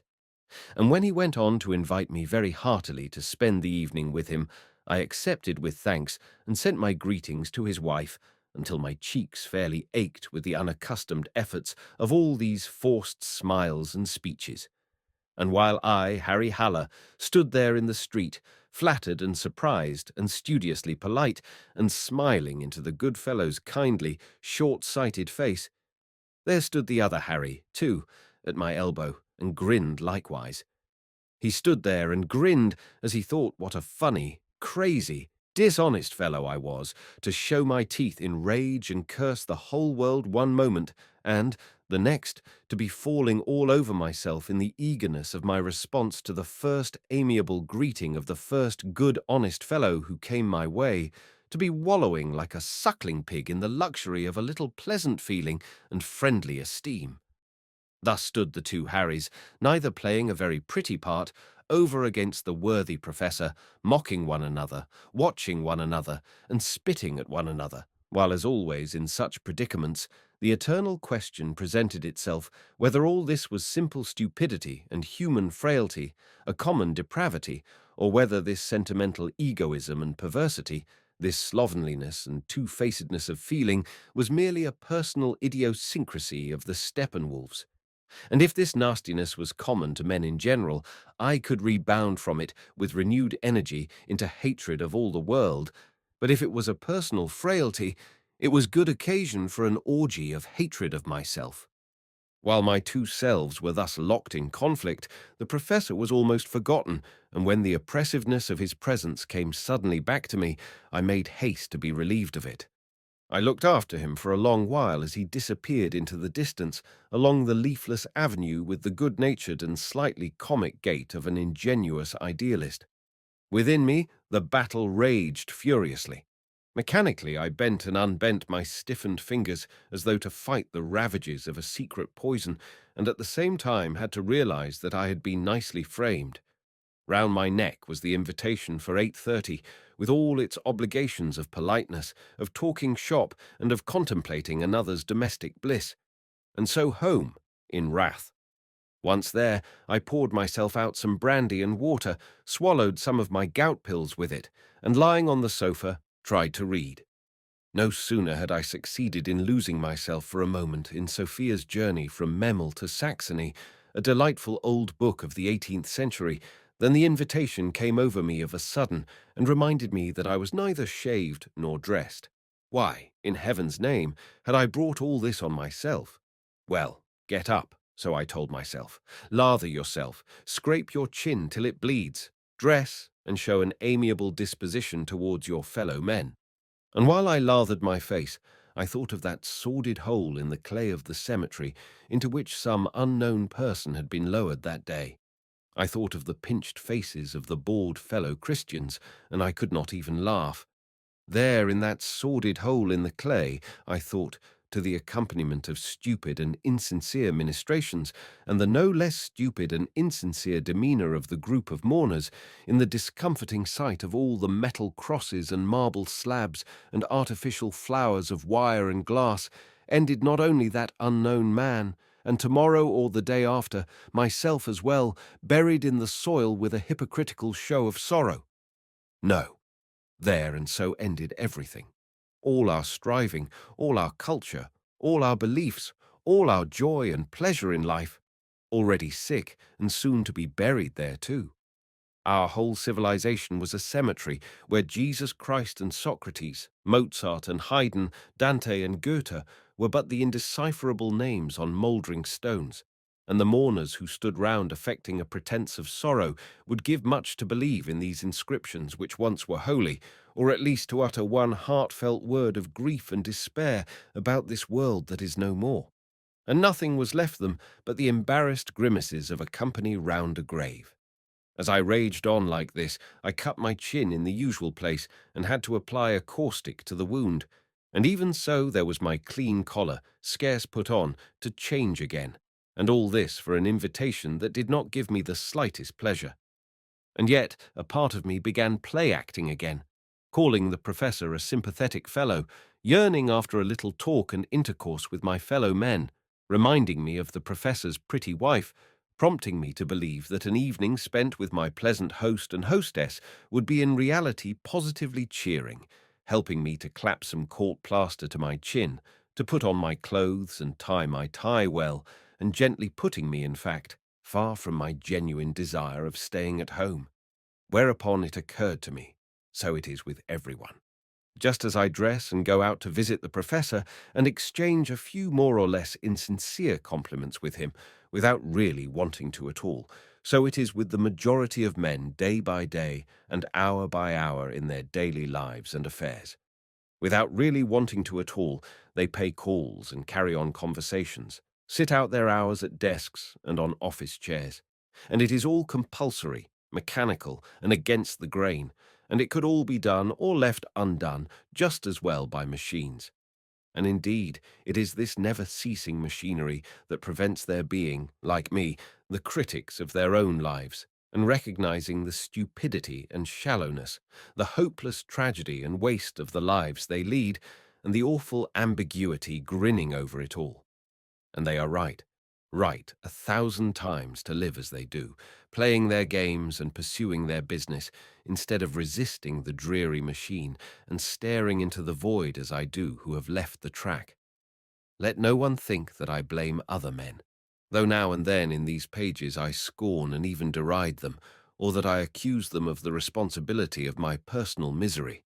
But now that I have come so far, and standing as I do on the extreme verge of life, where the ground falls away before me into bottomless darkness, I should do wrong, and I should lie if I pretended to myself or to others that that machine still revolved for me, and that I was still obedient to the eternal child's play of that charming world. On all this the evening before me afforded a remarkable commentary. I paused a moment in front of the house and looked up at the windows. There he lives, I thought, and carries on his labours year by year, reads and annotates texts, seeks for analogies between Western Asiatic and Indian mythologies, and it satisfies him because he believes in the value of it all. He believes in the studies whose servant he is. He believes in the value of mere knowledge and its acquisition because he believes in progress and evolution. He has not been through the war, nor is he acquainted with the shattering of the foundations of thought by Einstein. That, thinks he, only concerns the mathematicians. He sees nothing of the preparations for the next war that are going on all round him. He hates Jews and communists. He is a good, unthinking, happy child who takes himself seriously. And in fact, he is much to be envied. And so, pulling myself together, I entered the house. A maid in cap and apron opened the door. Warned by some premonition, I noticed with care where she laid my hat and coat, and was then shown into a warm and well-lighted room and requested to wait. Instead of saying a prayer or taking a nap, I followed a wayward impulse and picked up the first thing I saw. It chanced to be a small picture in a frame that stood on the round table, leaning back on its pasteboard support. It was an engraving, and it represented the poet Goethe as an old man full of character, with a finely chiselled face and a genius mien. Neither the renowned fire of his eyes nor the lonely and tragic expression beneath the courtly whitewash was lacking. To this the artist had given special care, and he had succeeded in combining the elemental force of the old man with a somewhat professional make-up of self-discipline and righteousness without prejudice to his profundity, and had made of him, all in all, a really charming old gentleman, fit to adorn any drawing-room. No doubt this portrait was no worse than others of its description. It was much the same as all those representations by careful craftsmen of saviours, apostles, heroes, thinkers, and statesmen. Perhaps I found it exasperating only because of a certain pretentious virtuosity. In any case, and whatever the cause, this empty and self-satisfied presentation of the aged Goethe shrieked at me at once as a fatal discord, exasperated and oppressed as I was already. It told me that I ought never to have come. Here fine old masters and the nation's great ones were at home, not Steppenwolfs. If only the master of the house had come in now, I might have had the luck to find some favourable opportunity for finding my way out. As it was, his wife came in, and I surrendered to fate, though I scented danger. We shook hands, and to the first discord there succeeded nothing but new ones. The lady complimented me on my looks, though I knew only too well how sadly the years had aged me since our last meeting. The clasp of her hand on my gouty fingers had reminded me of it already. Then she went on to ask after my dear wife, and I had to say that my wife had left me and that we were divorced. We were glad enough when the professor came in. He too gave me a hearty welcome, and the awkward comedy came to a beautiful climax. He was holding a newspaper to which he subscribed, an organ of the militarist and jingoist party, and after shaking hands he pointed to it and commented on a paragraph about a namesake of mine, a publicist called Haller, a bad fellow and a rotten patriot, who had been making fun of the Kaiser and expressing the view that his own country was no less responsible for the outbreak of war than the enemy nations. There was a man for you. The editor had given him his deserts and put him in the pillory. However, when the professor saw that I was not interested, we passed to other topics, and the possibility that this horrid fellow might be sitting in front of them did not even remotely occur to either of them. Yet so it was. I myself was that horrid fellow. Well, why make a fuss and upset people? I laughed to myself, but gave up all hope now of a pleasant evening. I have a clear recollection of the moment when the professor spoke of Haller as a traitor to his country. It was then that the horrid feeling of depression and despair, which had been mounting in me and growing stronger and stronger ever since the burial scene, condensed to a dreary dejection. It rose to the pitch of a bodily anguish, arousing within me a dread and suffocating foreboding. I had the feeling that something lay in wait for me, that a danger stalked me from behind. Fortunately, the announcement that dinner was on the table supervened. We went into the dining room, and while I racked my brains again and again for something harmless to say, I ate more than I was accustomed to do and felt myself growing more wretched with every moment. Good heavens, I thought all the while, why do we put ourselves to such exertions? I felt distinctly that my hosts were not at their ease either, and that their liveliness was forced, whether it was that I had a paralyzing effect on them or because of some other and domestic embarrassment. There was not a question they put to me that I could answer frankly, and I was soon fairly entangled in my lies and wrestling with my nausea at every word. At last, for the sake of changing the subject, I began to tell them of the funeral which I had witnessed earlier in the day. But I could not hit the right note. My efforts at humour fell entirely flat, and we were more than ever at odds. Within me the Steppenwolf bared his teeth in a grin. By the time we had reached dessert, silence had descended on all three of us. We went back to the room we had come from to invoke the aid of coffee and cognac. There, however, my eye fell once more on the magnate of poetry, although he had been put on a chest of drawers at one side of the room. Unable to get away from him, I took him once more in my hands, though warning voices were plainly audible, and proceeded to attack him.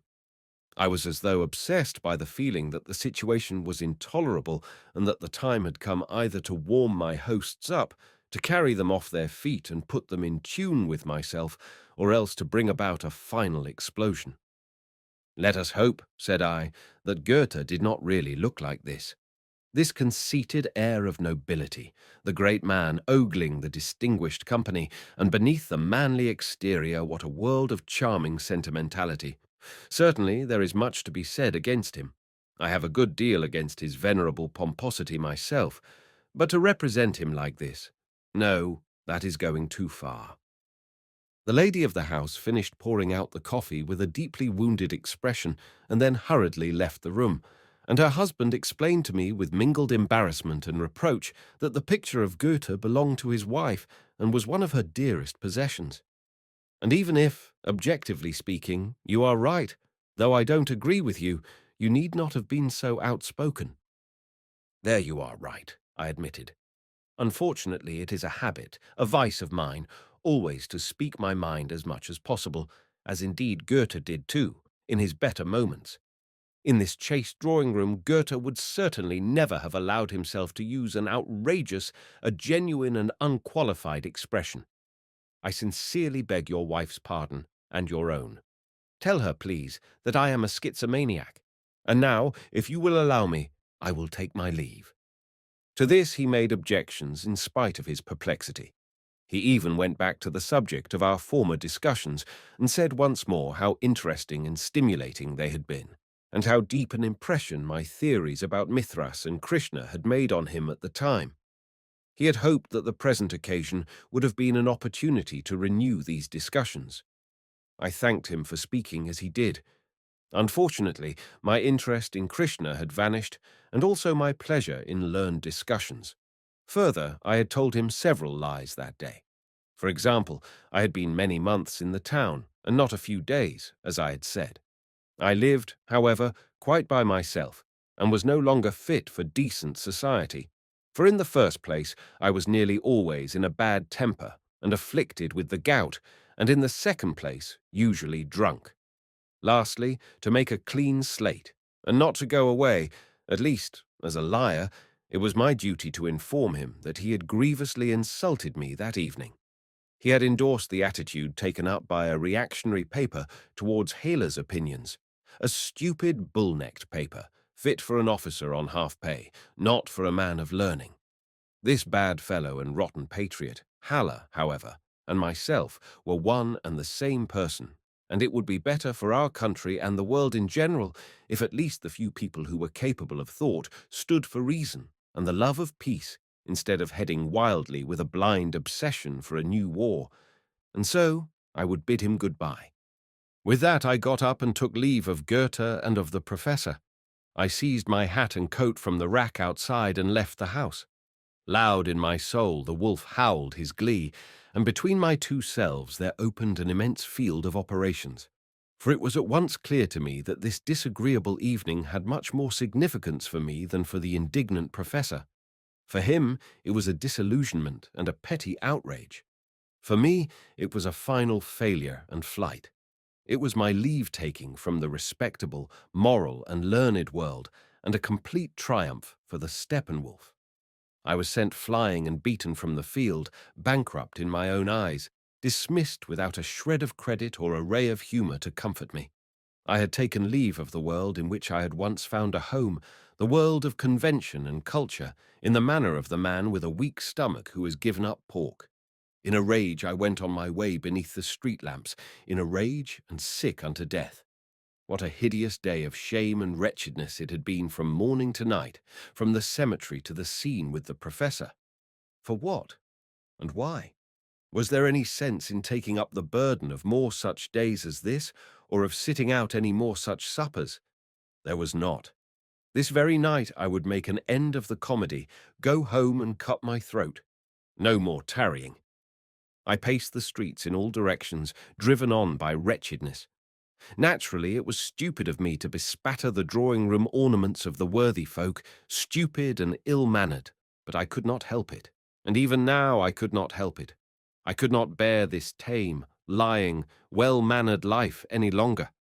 And since it appeared that I could not bear my loneliness any longer either, since my own company had become so unspeakably hateful and nauseous, since I struggled for breath in a vacuum and suffocated in hell, what way out was left me? There was none. I thought of my father and mother, of the sacred flame of my youth long extinct, of the thousand joys and labours and aims of my life. Nothing of them all was left me, not even repentance, nothing but agony and nausea. Never had the clinging to mere life seemed so grievous as now. I rested a moment in a tavern in an outlying part of the town and drank some brandy and water. Then to the streets once more, with the devil at my heels, up and down the steep and winding streets of the old town, along the avenues, across the station square. The thought of going somewhere took me into the station. I scanned the timetables on the walls, drank some wine and tried to come to my senses. Then the spectre that I went in dread of came nearer, till I saw it plain. It was the dread of returning to my room and coming to a halt there, faced by my despair. There was no escape from this moment, though I walked the streets for hours. Sooner or later, I should be at my door, at the table with my books, on the sofa, with the photograph of Erica above it. Sooner or later, the moment would come to take out my razor and cut my throat. More and more plainly, the picture rose before me. More and more plainly, with a wildly beating heart, I felt the dread of all dreads, the fear of death. Yes, I was horribly afraid of death, although I saw no other way out, although nausea, agony, and despair threatened to engulf me, although life had no allurement and nothing to give me either of joy or hope. I shuddered all the same with an unspeakable horror of a gaping wound in a condemned man's flesh. I saw no other way of escape from this dreadful spectre. Suppose that today cowardice won a victory over despair. Tomorrow and each succeeding day I would again face despair heightened by self-contempt. It was merely taking up and throwing down the knife till at last it was done. Better today, then. I reasoned with myself as though with a frightened child, but the child would not listen. It ran away. It wanted to live. I renewed my fitful wanderings through the town, making many detours not to return to the house which I had always in my mind and always deferred. Here and there I came to a stop and lingered, drinking a glass or two, and then, as if pursued, ran around in a circle whose centre had the razor as a goal and meant death. Sometimes, from utter weariness, I sat on a bench, on a fountain's rim, or a curbstone, and wiped the sweat from my forehead and listened to the beating of my heart. Then on again in mortal dread and an intense yearning for life. Thus it was I found myself late at night in a distant and unfamiliar part of the town, and there I went into a public house from which there came the lively sound of dance music.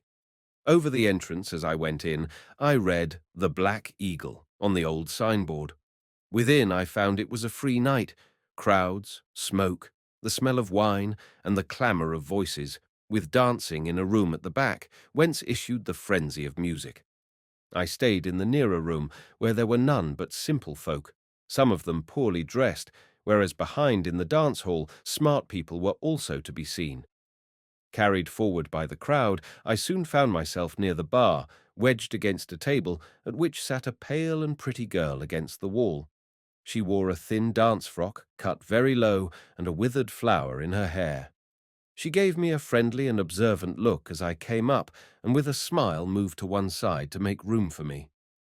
"May I asked, and sat down beside her. "Of course you may," she said. "But who are you?" "Thanks," I replied. "I cannot possibly go home. Cannot. I'll stay here with you if you'll let me. No, I can't go back home." She nodded, as though to humour me, and as she nodded, I observed the curl that fell from her temple to her ear, and I saw that the withered flower was a camellia. From within crashed the music, and at the buffet the waitresses hurriedly shouted their orders. "Well, stay here then," she said, with a voice that comforted me. "Why can't you go home?" "I can't. There's something waiting for me there. No, I can't. It's too frightful." "Let it wait then and stay here. First wipe your glasses. You can see nothing like that. Give me your handkerchief. What shall we drink?" "Burgundy." While she wiped my glasses, I had the first clear impression of her pale, firm face, with its clear grey eyes and smooth forehead, and the short, tight curl in front of her ear. Good-naturedly, and with a touch of mockery, she began to take me in hand. She ordered the wine, and as she clinked her glass with mine, her eyes fell on my shoes. "Good Lord, wherever have you come from? You look as though you had come from Paris on foot. That's no state to come to a dance in." I answered yes and no, laughed now and then, and let her talk. I found her charming, very much to my surprise, for I had always avoided girls of her kind and regarded them with suspicion, and she treated me exactly in the way that was best for me at that moment, and so she has since without an exception. She took me under her wing just as I needed, and mocked me too, just as I needed. She ordered me a sandwich and told me to eat it. She filled my glass and bade me sip it and not drink too fast. Then she commended my docility. "That's fine," she said to encourage me. "You're not difficult. I wouldn't mind betting it's a long while since you have had to obey anyone." "You'd win the bet. How did you know it?" "Nothing in that. Obeying is like eating and drinking. There's nothing like it if you've been without it too long. Isn't it so? You're glad to do as I tell you?" "Very glad. You know everything. You make it easy to. Perhaps, my friend, I could tell you too what it is that's waiting for you at home and what you dread so much. But you know that for yourself. We needn't talk about it, eh? Silly business. Either a man goes and hangs himself, and then he hangs sure enough, and he'll have his reasons for it, or else he goes on living, and then he has only living to bother himself with. Simple enough." "Oh," I cried, "if only it were so simple. I've bothered myself enough with life, God knows, and little use it has been to me. To hang oneself is hard, perhaps. I don't know. But to live is far, far harder. God, how hard it is. You'll see it's child's play. We've made a start already. You've polished your glasses, eaten something, and had a drink. Now we'll go and give your shoes and trousers a brush, and then you'll dance a shimmy with me." "Now that shows," I cried in a fluster, "that I was right. Nothing could grieve me more than not to be able to carry out any command of yours, but I can dance no shimmy, nor waltz, nor polka, nor any of the rest of them. I've never danced in my life. Now you can see it isn't all as easy as you think." Her bright red lips smiled, and she firmly shook her waved and shingled head, and as I looked at her, I thought I could see a resemblance to Rosa Chrysler, with whom I had been in love as a boy. But she had a dark complexion and dark hair. I could not tell of whom it was she reminded me. I knew only that it was of someone in my early youth and boyhood. "Wait a bit," she cried. "So you can't dance? Not at all? Not even a one-step? And yet you talk of the trouble you've taken to live. You told a fib there, my boy, and you shouldn't do that at your age. How can you say that you've taken any trouble to live when you won't even dance?" "But if I can't? I've never learnt." She laughed. "But you learnt reading and writing, and arithmetic, I suppose, and French and Latin, and a lot of other things. I don't mind betting you were 10 or 12 years at school and studied whatever else you could as well. Perhaps you've even got your doctor's degree and know Chinese or Spanish. Am I right? Very well then. But you couldn't find the time and money for a few dancing lessons." "No, indeed." "It was my parents," I said to justify myself. "They let me learn Latin and Greek and all the rest of it, but they didn't let me learn to dance. It wasn't the thing with us. My parents had never danced themselves." She looked at me quite coldly, with real contempt, and again something in her face reminded me of my youth. "So your parents must take the blame, then? Did you ask them whether you might spend the evening at the Black Eagle? Did you? They're dead a long while ago, you say? So much for that. And now supposing you were too obedient to learn to dance when you were young, though I don't believe you were such a model child, what have you been doing with yourself all these years?" "Well," I confessed, "I scarcely know myself. Studied, played music, read books, written books, travelled." "Fine views of life, you have. You have always done the difficult and complicated things, and the simple ones you haven't even learnt. No time, of course. More amusing things to do. Well, thank God, I'm not your mother. But to do as you do, and then say you've tested life to the bottom and found nothing in it, is going a bit too far." "Don't scold me," I implored.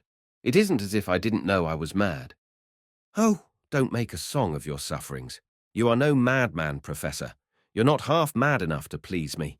It seems to me you're much too clever in a silly way, just like a professor. Have another roll. You can tell me some more later." She got another roll for me, put a little salt and mustard on it, cut a piece for herself, and told me to eat it. I did all she told me, except dance. It did me a prodigious lot of good to do as I was told, and to have someone sitting by me who asked me things and ordered me about and scolded me. If the professor or his wife had done so an hour or two earlier, it would have spared me a lot. But no, it was well as it was. I should have missed much. "What's your name?" she asked suddenly.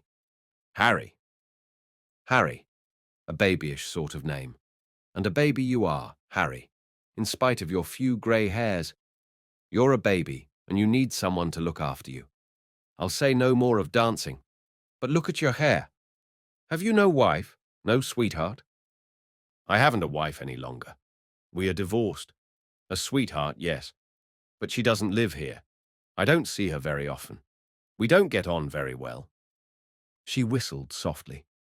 You must be difficult if nobody sticks to you. But now tell me what was up in particular this evening. What sent you chasing round out of your wits? Down on your luck? Lost at cards? This was not easy to explain. Well, I began. You see, it was really a small matter. I had an invitation to dinner with a professor. I'm not one myself, by the way, and really I ought not to have gone. I've lost the habit of being in company and making conversation. I've forgotten how it's done.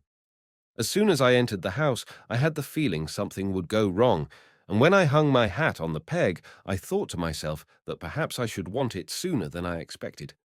Well, at the professor's, there was a picture that stood on the table, a stupid picture. It annoyed me. What sort of picture? Annoyed you? Why? She broke in. Well, it was a picture representing Goethe, the poet Goethe, you know, but it was not in the least as he really looked. That, of course, nobody can know exactly. He has been dead 100 years. However, some artist of today had painted his portrait as he imagined him to have been and prettified him, and this picture annoyed me. It made me perfectly sick. I don't know whether you can understand that. I understand all right. Don't you worry. Go on. Before this, in any case, I didn't see eye to eye with the professor.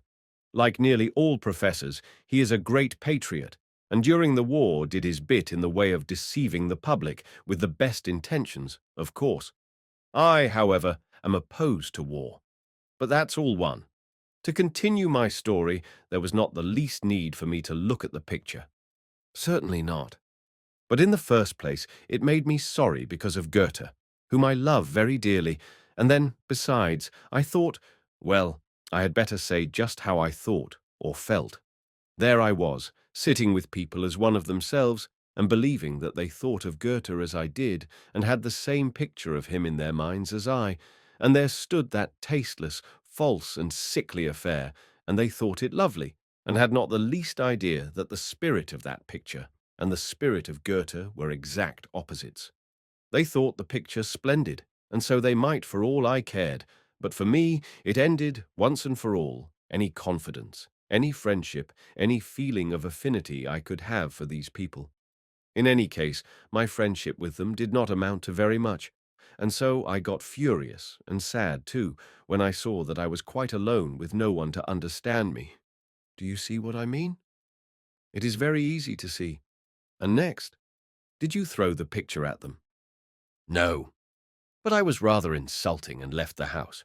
I wanted to go home, but you'd have found no mummy there to comfort the silly baby or scold it. I must say, Harry, you make me almost sorry for you. I never knew such a baby. So it seemed to me I must own. She gave me a glass of wine to drink. In fact, she was like a mother to me. In a glimpse, though, now and then I saw how young and beautiful she was. And so, she began again, Goethe has been dead 100 years, and you're very fond of him, and you have a wonderful picture in your head of what he must have looked like, and you have the right to, I suppose. But the artist who adores Goethe too and makes a picture of him has no right to do it, nor the professor either, nor anybody else, because you don't like it. You find it intolerable. You have to be insulting and leave the house. If you had sense, you would laugh at the artist and the professor, laugh and be done with it. If you were out of your senses, you'd smash the picture in their faces. But as you're only a little baby, you run home and want to hang yourself. I've understood your story very well, Harry. It's a funny story. You make me laugh. But don't drink so fast. Burgundy should be sipped. Otherwise you'll get hot. But you have to be told everything, like a little child. She admonished me with the look of a severe governess of 60. Oh, I know, I said contentedly. Only tell me everything. What shall I tell you? Whatever you feel like telling me. Good. Then I'll tell you something. For an hour I've been saying thou to you, and you have been saying you to me. Always Latin and Greek, always as complicated as possible. When a girl addresses you intimately, and she isn't disagreeable to you, then you should address her in the same way. So now you've learnt something. And secondly, for half an hour I've known that you're called Harry. I know it because I asked you, but you don't care to know my name. Oh, but indeed, I'd like to know very much. You're too late. If we meet again, you can ask me again. Today I shan't tell you. And now I'm going to dance. At the first sign she made of getting up, my heart sank like lead. I dreaded her going and leaving me alone, for then it would all come back as it was before. In a moment, the old dread and wretchedness took hold of me like a toothache that has passed off and then comes back of a sudden and burns like fire. Oh God, had I forgotten then what was waiting for me? Had anything altered? Stop, I implored. Don't go. You can dance, of course, as much as you please, but don't stay away too long. Come back again. Come back again. She laughed as she got up. I expected that she would have been taller. She was slender, but not tall. Again, I was reminded of someone. Of whom? I could not make out. You're coming back. I'm coming back, but it may be half an hour, or an hour perhaps. I want to tell you something. Shut your eyes and sleep for a little. That's what you need. I made room for her to pass. Her skirt brushed my knees, and she looked, as she went, in a little pocket mirror, lifted her eyebrows, and powdered her chin. Then she disappeared into the dance hall. I looked round me. Strange faces, smoking men, spilt beer on marble tops, clatter and clamour everywhere, the dance music in my ear. I was to sleep, she had said. Ah, my good child, you know a lot about my sleep that is shyer than a weasel. Sleep in this hurly-burly, sitting at a table, amidst the clatter of beer pots. I sipped the wine and, taking out a cigar, looked round for matches, but as I had, after all, no inclination to smoke, I put down the cigar on the table in front of me. Shut your eyes, she had said. God knows where the girl got her voice. It was so deep and good and maternal. It was good to obey such a voice. I had found that out already. Obediently, I shut my eyes, leant my head against the wall, and heard the roar of 100 mingled noises surge around me, and smiled at the idea of sleep in such a place.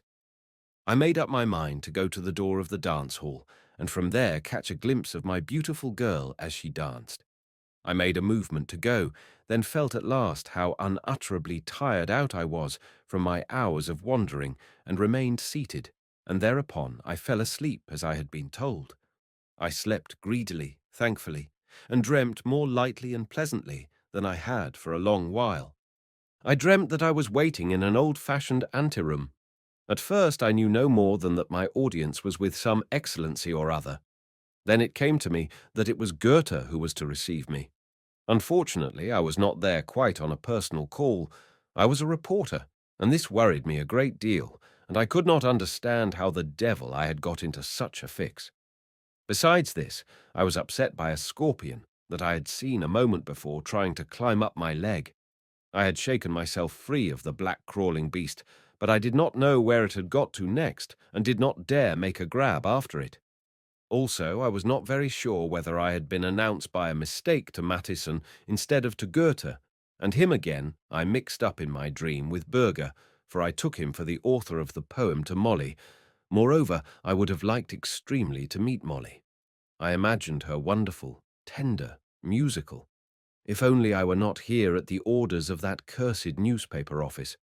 My ill humour over this increased until by degrees it extended even to Goethe, whom I suddenly treated to all manner of reflections and reproaches.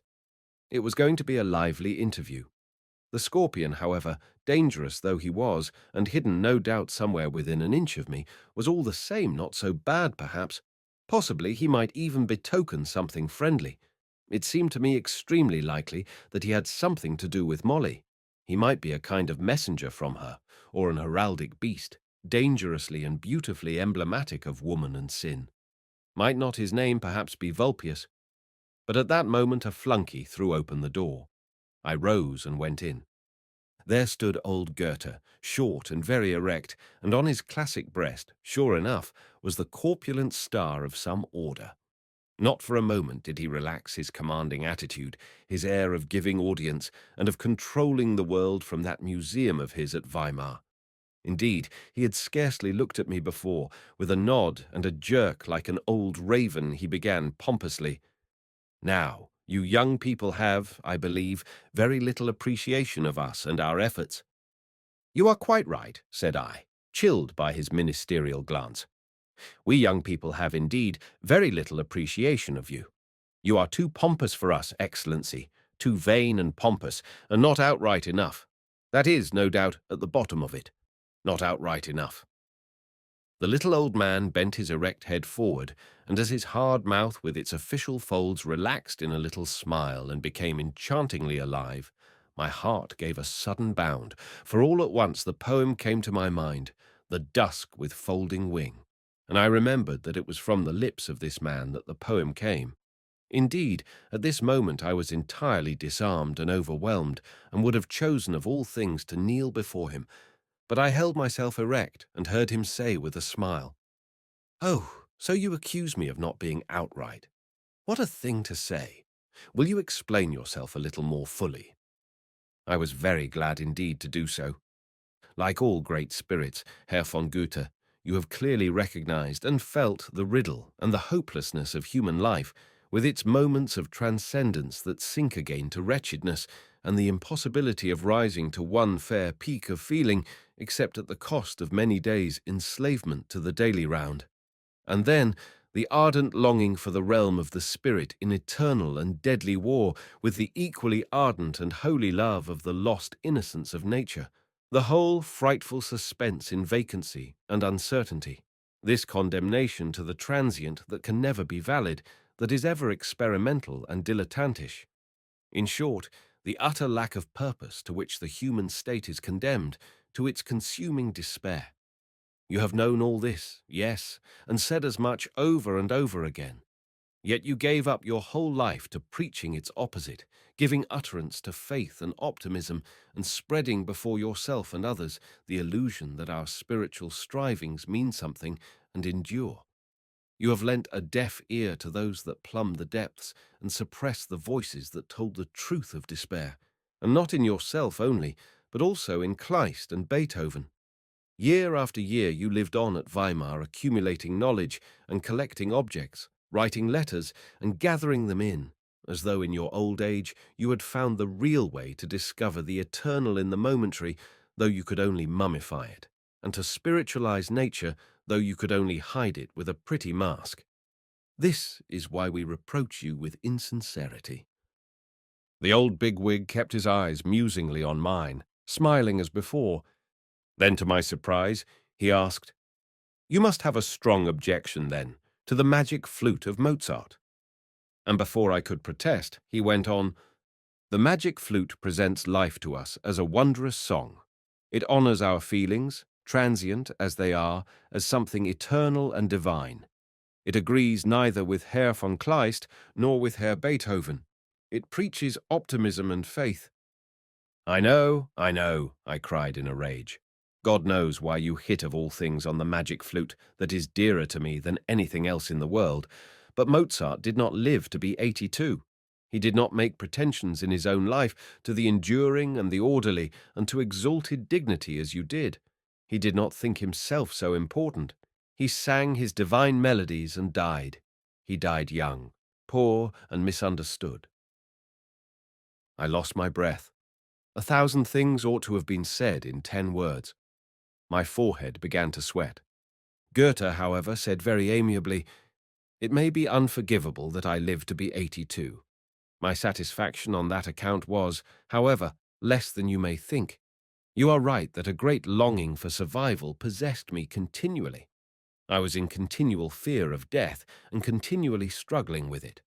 I believe that the struggle against death, the unconditional and self-willed determination to live, is the motive power behind the lives and activities of all outstanding men. My 82 years showed just as conclusively that we must all die in the end as if I had died as a schoolboy. If it helps to justify me, I should like to say this too. There was much of the child in my nature, curiosity and love of wasting time in play. Well, and so it went on, till I saw that sooner or later there must be enough of play. As he said this, his smile was quite cunning, a downright roguish leer. He had grown taller, and his erect bearing and the constrained dignity of his face had disappeared. The air, too, around us was now ringing with melodies, all of them songs of Goethe's. I heard Mozart's Violets and Schubert's Again Thou Fillest Break and Veil quite distinctly. And Goethe's face was rosy and youthful, and he laughed.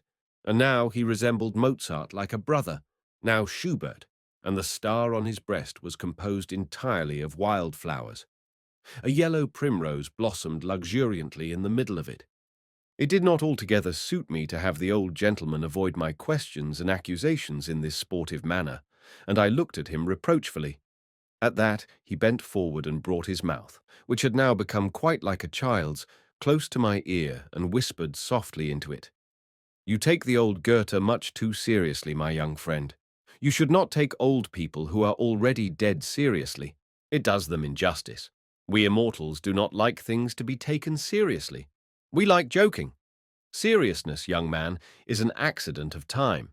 It consists, I don't mind telling you in confidence, in putting too high a value on time.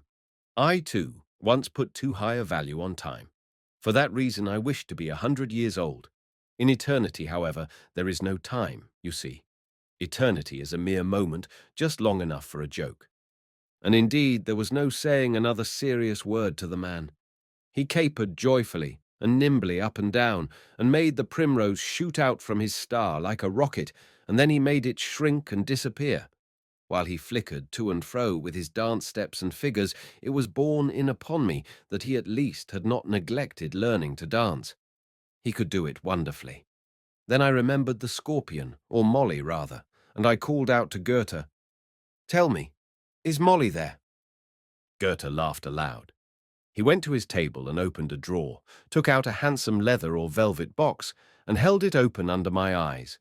There, small, faultless, and gleaming, lay a diminutive effigy of a woman's leg on the dark velvet, an enchanting leg, with the knee a little bent and the foot pointing downwards to end in the daintiest of toes. I stretched out my hand, for I had quite fallen in love with the little leg, and I wanted to have it. But just as I was going to take hold of it with my finger and thumb, the little toy seemed to move with a tiny start, and it occurred to me suddenly that this might be the scorpion. Goethe seemed to read my thought, and even to have wanted to cause this deep timidity, this hectic struggle between desire and dread. He held the provoking little scorpion close to my face and watched me start forward with desire, then start back with dread, and this seemed to divert him exceedingly. While he was teasing me with the charming, dangerous thing, he became quite old once more. Very, very old, 1,000 years old, with hair as white as snow, and his withered greybeard's face laughed a still and soundless laughter that shook him to the depths with abysmal old man's humour. When I woke, I had forgotten the dream. It did not come back to me till later. I had slept for nearly an hour, as I never thought I could possibly have done at a cafe table with the music and the bustle all round me. The dear girl stood in front of me with one hand on my shoulder. "Give me 2 or 3 marks," she said. "I've spent something in there." I gave her my purse. She took it and was soon back again. "Well, now I can sit with you for a little, and then I have to go. I have an engagement." I was alarmed. "With whom?" I asked quickly. "With a man, my dear Harry. He has invited me to the Odeon bar." "Oh, I didn't think you would leave me alone." "Then you should have invited me yourself." Someone has got in before you. Well, there's good money saved. Do you know the Odeon? Nothing but champagne after midnight, armchairs like at a club, nigger band, jolly fine. I had never considered all this. But let me invite you, I entreated her. I thought it was an understood thing, now that we've made friends. Invite yourself wherever you like. Do, please, I beg you. That is nice of you. But you see, a promise is a promise, and I've given my word, and I shall keep it and go. Don't worry any more over that. Have another drink of wine. There's still some in the bottle. Drink it up and then go comfortably home and sleep. Promise me. No, you know that's just what I can't do. Go home. Oh, you, with your tales. Will you never be done? With your Goethe. The dream about Goethe came back to me at that moment. But if you really can't go home, stay here. There are bedrooms. Shall I see about one for you? I was satisfied with that and asked where I could find her again. Where did she live? She would not tell me. I should find her in one place or another if I looked. Mayn't I invite you somewhere? Where? Where and when you like. Good. Tuesday for dinner at the Old Franciscan. First floor. Goodbye. She gave me her hand. I noticed for the first time how well it matched her voice. A beautiful hand, firm and intelligent and good-natured. She laughed at me when I kissed it. Then at the last moment she turned once more and said, I'll tell you something else. About Goethe. What you felt about him and finding the picture of him more than you could put up with. I often feel about the saints. The saints? Are you so religious? No, I'm not religious, I'm sorry to say. But I was once and shall be again. There is no time now to be religious. No time. Does it need time to be religious? Oh, yes. To be religious, you must have time, and even more, independence of time. You can't be religious in earnest and at the same time live in actual things and still take them seriously, time and money and the Odeon bar and all that. Yes, I understand. But what was that you said about the saints? Well, there are many saints I'm particularly fond of. Stephen, Saint Francis, and others. I often see pictures of them and of the Saviour and the Virgin, such utterly lying and false and silly pictures. And I can put up with them just as little as you could with that picture of Goethe.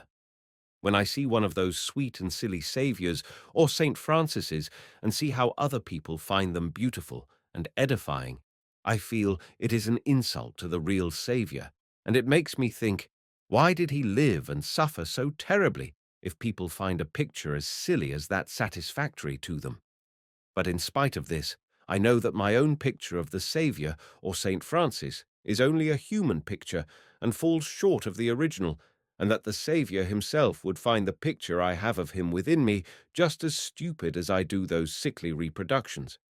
I don't say this to justify you in your ill temper and rage with the picture of Goethe. There's no justification. I say it simply to show you that I can understand you. You learned people and artists have, no doubt, all sorts of superior things in your heads. But you're human beings like the rest of us, and we too have our dreams and fancies. I noticed, for example, learned sir, that you felt a slight embarrassment when it came to telling me your Goethe story. You had to make a great effort to make your ideas comprehensible to a simple girl like me. Well, and so I wanted to show you that you needn't have made such an effort.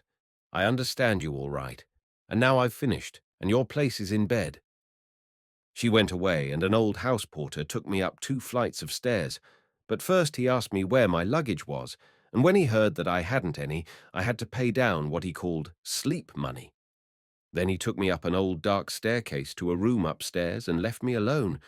There was a bleak wooden bedstead, and on the wall hung a sabre and a coloured print of Garibaldi, and also a withered wreath that had once figured in a club festival.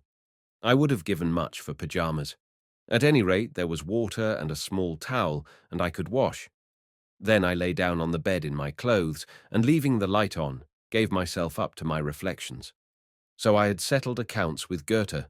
It was splendid that he had come to me in a dream. And this wonderful girl, if only I had known her name.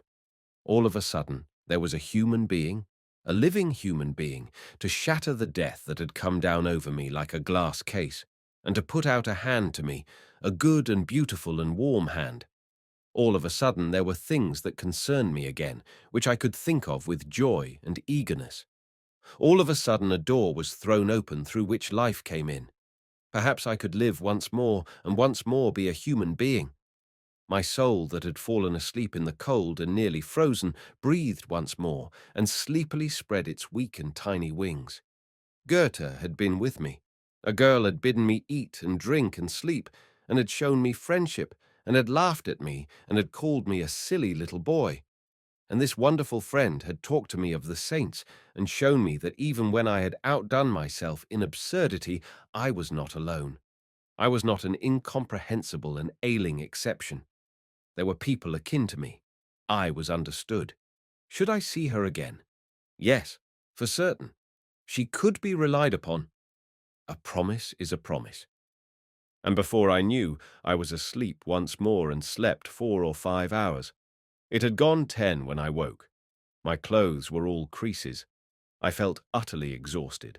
And in my head was the memory of yesterday's half-forgotten horror, but I had life, hope, and happy thoughts. As I returned to my room, I experienced nothing of that terror that this return had had for me the day before. On the stairs above the Araucaria, I met the aunt, my landlady. I saw her seldom, but her kindly nature always delighted me.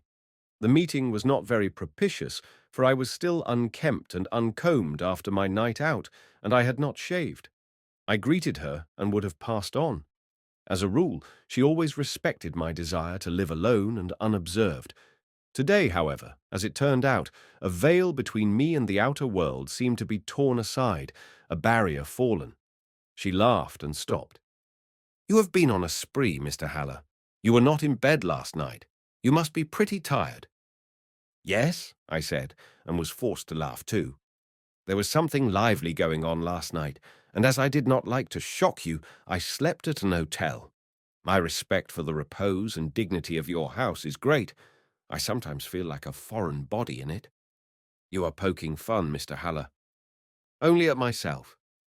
"You ought not to do that, even. You ought not to feel like a foreign body in my house. You should live as best pleases you, and do as best you can. I have had before now many exceedingly respectable tenants, jewels of respectability, but not one has been quieter or disturbed us less than you. And now, would you like some tea?" I did not refuse. Tea was brought me in her drawing-room with the old-fashioned pictures and furniture, and we had a little talk. In her friendly way, she elicited this and that about my life and thoughts without actually asking questions, and listened attentively to my confessions, while at the same time she did not give them more importance than an intelligent and motherly woman should to the peccadilloes of men. We talked too of her nephew, and she showed me in a neighbouring room his latest hobby, a wireless set. There the industrious young man spent his evenings fitting together the apparatus, a victim to the charms of wireless, and kneeling on pious knees before the God of applied science, whose might had made it possible to discover, after thousands of years, a fact which every thinker has always known and put to better use than in this recent and very imperfect development. We spoke about this, for the aunt had a slight leaning to piety, and religious topics were not unwelcome to her. I told her that the omnipresence of all forces and facts was well known to ancient India, and that science had merely brought a small fraction of this fact into general use by devising for it, that is, for sound waves, a receiver and transmitter which were still in their first stages and miserably defective. The principal fact known to that ancient knowledge was, I said, the unreality of time. This science had not yet observed. Finally, it would, of course, make this discovery also, and then the inventors would get busy over it. The discovery would be made, and perhaps very soon, that there were floating round us not only the pictures and events of the transient present in the same way that music from Paris or Berlin was now heard in Frankfurt or Zurich, but that all that had ever happened in the past could be registered and brought back likewise. We might well look for the day when, with wires or without, with or without the disturbance of other sounds, we should hear King Solomon speaking, or Walter von der Vogelweide. And all this, I said, just as today was the case with the beginnings of wireless, would be of no more service to man than as an escape from himself and his true aims, and a means of surrounding himself with an ever closer mesh of distractions and useless activities. But instead of embarking on these familiar topics with my customary bitterness and scorn for the times and for science, I made a joke of them. And the aunt smiled, and we sat together for an hour or so and drank our tea with much content. It was for Tuesday evening that I had invited the charming and remarkable girl of the Black Eagle, and I was a good deal put to it to know how to pass the time till then. And when at last Tuesday came, the importance of my relation to this unknown girl had become alarmingly clear to me. I thought of nothing but her. I expected everything from her. I was ready to lay everything at her feet. I was not in the least in love with her. Yet I had only to imagine that she might fail to keep the appointment or forget it to see where I stood. Then the world would be a desert once more, one day as dreary and worthless as the last, and the deathly stillness and wretchedness would surround me once more on all sides, with no way out from this hell of silence except the razor. And these few days had not made me think any the more fondly of the razor. It had lost none of its terror. This was indeed the hateful truth. I dreaded to cut my throat with a dread that crushed my heart. My fear was as wild and obstinate as though I were the healthiest of men and my life a paradise. I realized my situation recklessly and without a single illusion. I realized that it was the unendurable tension between inability to live and inability to die that made the unknown girl, the pretty dancer of the Black Eagle, so important to me. She was the one window, the one tiny crack of light in my black hole of dread. She was my release and my way to freedom. She had to teach me to live or teach me to die. She had to touch my deadened heart with her firm and pretty hand, and at the touch of life it would either leap again to flame or subside in ashes. I could not imagine whence she derived these powers, what the source of her magic was, in what secret soil this deep meaning she had for me had grown up. Nor did it matter. I did not care to know. There was no longer the least importance for me in any knowledge or perception I might have. Indeed, it was just in that line that I was overstocked, for the ignominy under which I suffered lay just in this, that I saw my own situation so clearly and was so very conscious, too, of hers. I saw this wretch, this brute beast of a Steppenwolf, as a fly in a web, and saw, too, the approaching decision of his fate. Entangled and defenseless, he hung in the web. The spider was ready to devour him, and further off was the rescuing hand. I might have made the most intelligent and penetrating remarks about the ramifications and the causes of my sufferings, my sickness of soul, my general bedevilment of neurosis. The mechanism was transparent to me, but what I needed was not knowledge and understanding. What I longed for in my despair was life and resolution, action and reaction, impulse and impetus. Although during the few days of waiting I never despaired of my friend keeping her word, this did not prevent my being in a state of acute suspense when the day arrived. Never in my life have I waited more impatiently for a day to end.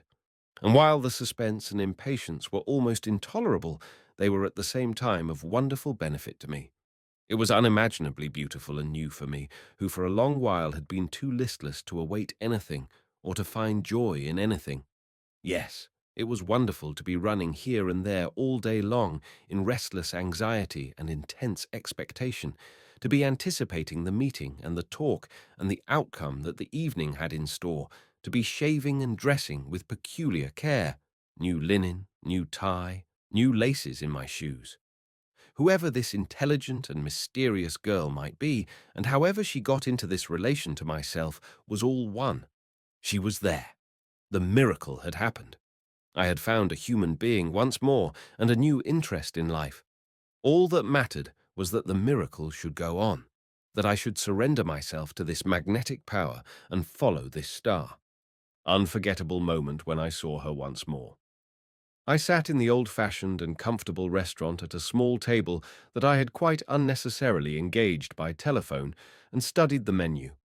In a tumbler were 2 orchids I had bought for my new acquaintance.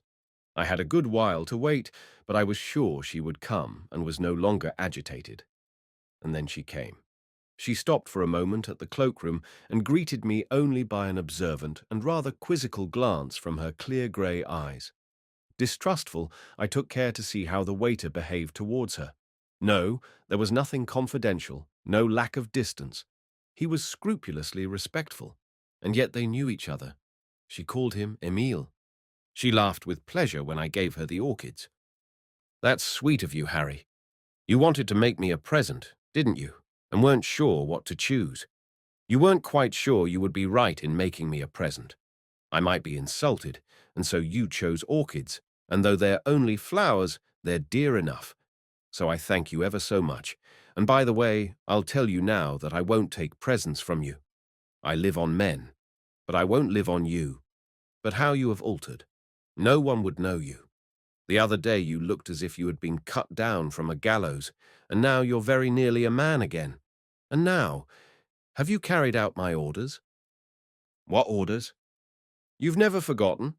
I mean, have you learnt the foxtrot? You said you wished nothing better than to obey my commands, that nothing was dearer to you than obeying me. Do you remember?" "Indeed I do, and so it shall be. I meant it." "And yet you haven't learnt to dance yet." "Can that be done so quickly? In a day or two?" "Of course. The foxtrot you can learn in an hour, the Boston in 2. The tango takes longer, but that you don't need. But now I really must know your name." She looked at me for a moment without speaking. "Perhaps you can guess it. I should be so glad if you did. Pull yourself together and take a good look at me.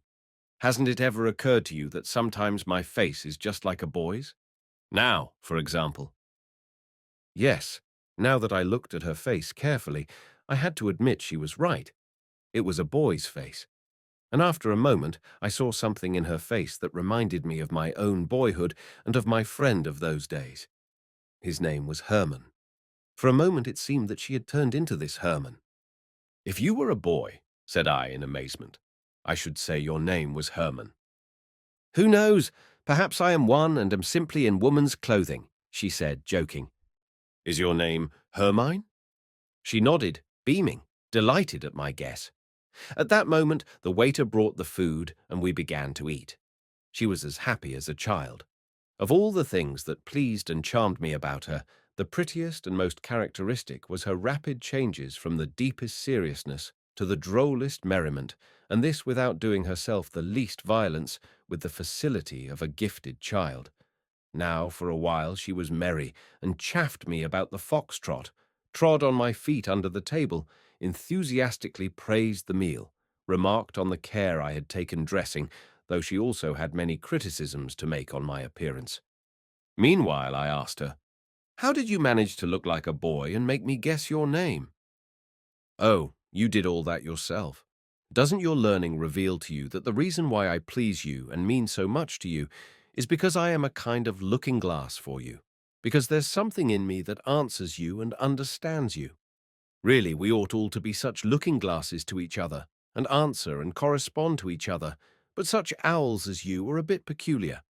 They give themselves on the slightest provocation over to the strangest notions that they can see nothing and read nothing any longer in the eyes of other men, and then nothing seems right to them. And then when an owl like that, after all, finds a face that looks back into his and gives him a glimpse of understanding, well, then he's pleased, naturally." "There's nothing you don't know, Hermine," I cried in amazement. "It's exactly as you say. And yet you're so entirely different from me. Why, you're my opposite. You have all that I lack." "So you think," she said shortly, "and it's well you should." And now a dark cloud of seriousness spread over her face. It was indeed like a magic mirror to me. Of a sudden her face bespoke seriousness and tragedy, and it looked as fathomless as the hollow eyes of a mask. Slowly, as though it were dragged from her word for word, she said, "Mind, don't forget what you said to me. You said that I was to command you and that it would be a joy to you to obey my commands. Don't forget that. You must know this, my little Harry. Just as something in me corresponds to you and gives you confidence, so it is with me. The other day when I saw you come into the Black Eagle, exhausted and beside yourself, and scarcely in this world any longer, It came to me at once. This man will obey me. All he wants is that I should command him. And that's what I'm going to do. That's why I spoke to you and why we made friends. She spoke so seriously from a deep impulse of her very soul that I scarcely liked to encourage her. I tried to calm her down. She shook her head with a frown and with a compelling look went on. I tell you, you must keep your word, my boy. If you don't, you'll regret it. You will have many commands from me, and you will carry them out. Nice ones and agreeable ones that it will be a pleasure to you to obey. And at the last you will fulfill my last command as well, Harry. I will, I said, half giving in. What will your last command be? I guessed it already. God knows why. She shivered as though a passing chill went through her and seemed to be waking slowly from her trance. Her eyes did not release me. Suddenly, she became still more sinister. If I were wise, I shouldn't tell you. But I won't be wise, Harry, not for this time. I'll be just the opposite. So now, mind what I say. You will hear it and forget it again. You will laugh over it and you will weep over it. So look out. I am going to play with you for life and death, little brother, and before we begin the game, I'm going to lay my cards on the table. How beautiful she looked, how unearthly when she said that. Cool and clear, there swam in her eyes a conscious sadness. These eyes of hers seemed to have suffered all imaginable suffering and to have acquiesced in it. Her lips spoke with difficulty, and as though something hindered them, as though a keen frost had numbed her face. But between her lips, at the corners of her mouth, where the tip of her tongue showed at rare intervals, there was but sweet sensuality and inward delight that contradicted the expression of her face and the tone of her voice. A short lock hung down over the smooth expanse of her forehead, and from this corner of her forehead, whence fell the lock of hair, her boyishness welled up from time to time like a breath of life and cast the spell of an hermaphrodite. I listened with an eager anxiety, and yet as though dazed and only half aware. You like me, she went on, for the reason I said before, because I have broken through your isolation. I have caught you from the very gates of hell and wakened you to new life. But I want more from you, much more. I want to make you in love with me. No, don't interrupt me. Let me speak. You like me very much. I can see that. And you're grateful to me. But you're not in love with me. I mean to make you fall in love with me. And it is part of my calling. It is my living to be able to make men fall in love with me. But mind this. I don't do it because I find you exactly captivating. I'm as little in love with you as you with me. But I need you as you do me. You need me now, for the moment, because you're desperate. You're dying just for the lack of a push to throw you into the water and bring you to life again. You need me to teach you to dance and to laugh and to live. But I need you, not today, later, for something very important and beautiful too. When you are in love with me, I will give you my last command, and you will obey it, and it will be the better for both of us. She pulled one of the brown and purple green-veined orchids up a little in the glass, and bending over stared a moment at the bloom. You won't find it easy, but you will do it. You will carry out my command and kill me. There. Ask no more. When she came to the end, her eyes were still on the orchid, and her face relaxed, losing its strain like a flower bud unfolding its petals. In an instant, there was an enchanting smile on her lips, while her eyes for a moment were still fixed and spellbound. Then she gave a shake of her head with its little boyish lock, took a sip of water, and realizing of a sudden that we were at a meal, fell to eating again with appetite and enjoyment. I had heard her uncanny communication clearly word for word. I had even guessed what her last command was before she said it and was horrified no longer. All that she said sounded as convincing to me as a decree of fate. I accepted it without protest. And yet, in spite of the terrifying seriousness with which she had spoken, I did not take it all as fully real and serious. While part of my soul drank in her words and believed in them, another part appeased me with a nod and took note that Hermine, too, for all her wisdom and health and assurance, had her fantasies and twilight states. Scarcely was her last word spoken before a layer of unreality and ineffectuality settled over the whole scene. All the same, I could not get back to realities and probabilities with the same lightness as Hermine. "And so I shall kill you one day?" I asked, still half in a dream, while she laughed and attacked her fowl with great relish. "Of course," she nodded lightly. "Enough of that. It is time to eat. Harry, be an angel and order me a little more salad. Haven't you any appetite? It seems to me you've still to learn all the things that come naturally to other people, even the pleasure of eating. So look, my boy, I must tell you that this is the celebration of the duck, and when you pick the tender flesh from the bone, it's a festal occasion, and you must be just as eager and glad at heart and delighted as a lover when he unhooks his lady-love for the first time. Don't you understand? Oh, you're a sheep. Are you ready? I'm going to give you a piece off the little bone. So open your mouth. Oh, what a fright you are.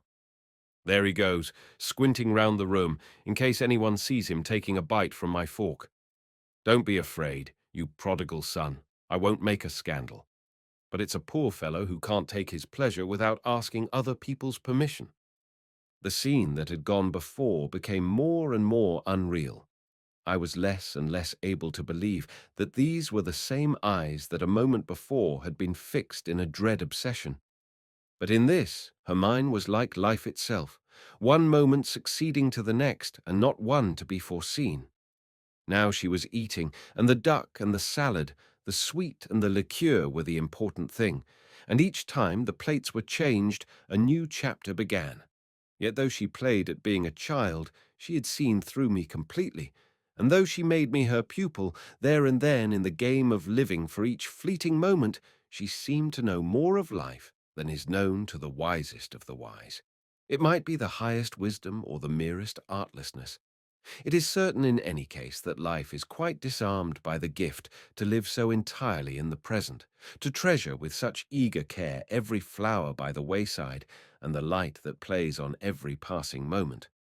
Was I to believe that this happy child with her hearty appetite and the air of a gourmet was at the same time a victim of hysterical visions who wished to die, or a careful, calculating woman who, unmoved herself, had the conscious intention of making me her lover and her slave? I could not believe it.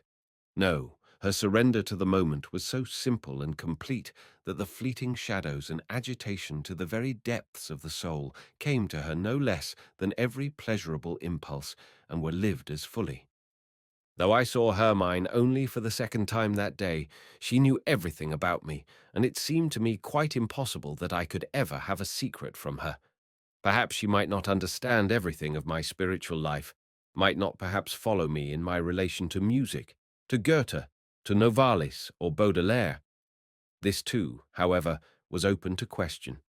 Probably it would give her as little trouble as the rest. And anyway, what was there left of my spiritual life? Hadn't all that gone to atoms and lost its meaning?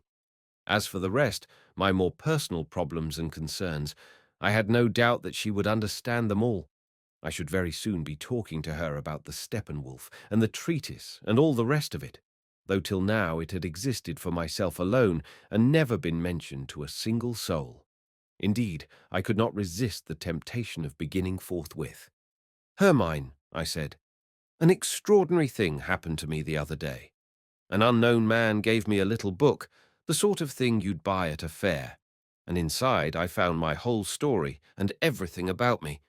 Rather remarkable, don't you think?" "What was it called?" she asked lightly. "Treatise on the Steppenwolf." "Oh, Steppenwolf is magnificent. And are you the Steppenwolf? Is that meant for you?" "Yes, it's me. I am one who is half wolf and half man, or thinks himself so at least." She made no answer. She gave me a searching look in the eyes, then looked at my hands, and for a moment her face and expression had that deep seriousness and sinister passion of a few minutes before. Making a guess at her thoughts, I felt she was wondering whether I were wolf enough to carry out her last command. "That is, of course, your own fanciful idea," she said, becoming serene once more. "Or a poetical one, if you like. But there's something in it. You're no wolf today, but the other day when you came in, as if you had fallen from the moon, there was really something of the beast about you. It is just what struck me at the time."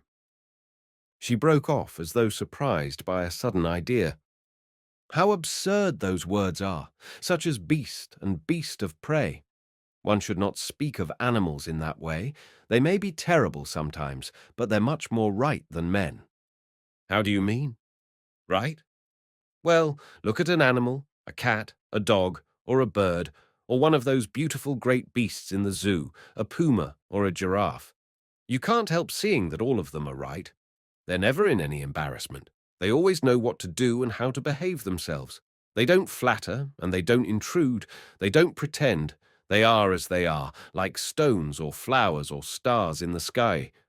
Don't you agree? I did. Animals are sad as a rule, she went on. And when a man is sad, I don't mean because he has the toothache or has lost some money, but because he sees, for once in a way, how it all is with life and everything, and is sad in earnest. He always looks a little like an animal. He looks not only sad, but more right and more beautiful than usual. That's how it is, and that's how you looked, Steppenwolf, when I saw you for the first time. Well, Hermine, and what do you think about this book with a description of me in it?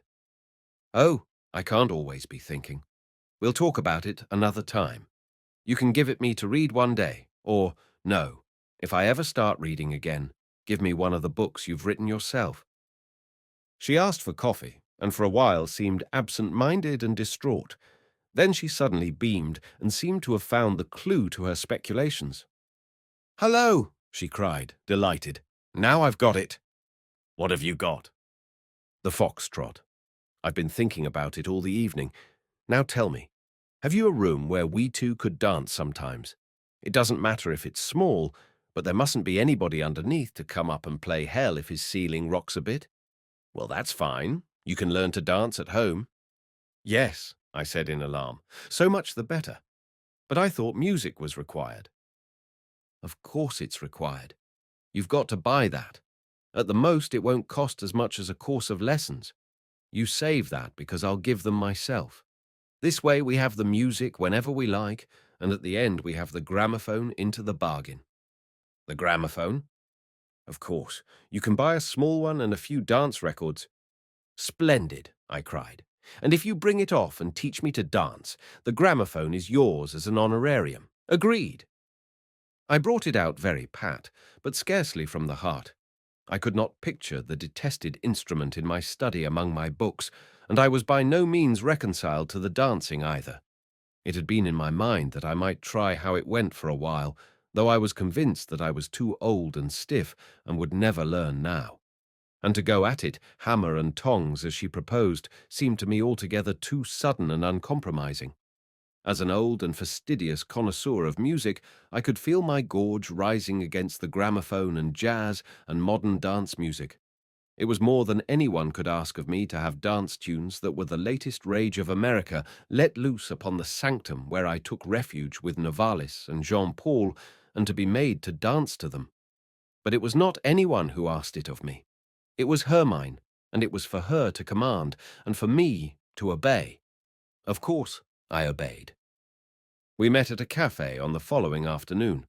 Hermine was there before me, drinking tea, and she pointed with a smile to my name, which she had found in a newspaper.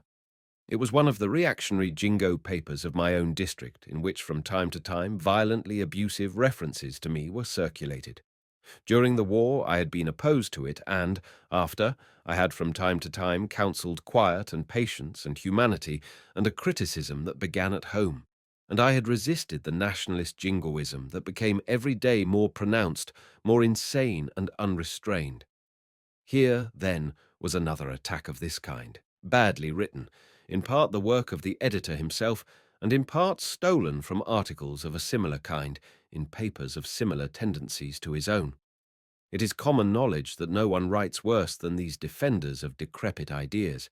No one plies his trade with less of decency and conscientious care. Hermine had read the article, and it had informed her that Harry Haller was a noxious insect, and a man who disowned his native land, and that it stood to reason that no good could come to the country so long as such persons and such ideas were tolerated, and the minds of the young turned to sentimental ideas of humanity instead of to revenge by arms upon the hereditary foe. "Is that you?" asked Hermine, pointing to my name. "Well, you've made yourself some enemies and no mistake. Does it annoy you?" I read a few lines. There was not a single line of stereotyped abuse that had not been drummed into me for years till I was sick and tired of it. "No," I said, "it doesn't annoy me. I was used to it long ago.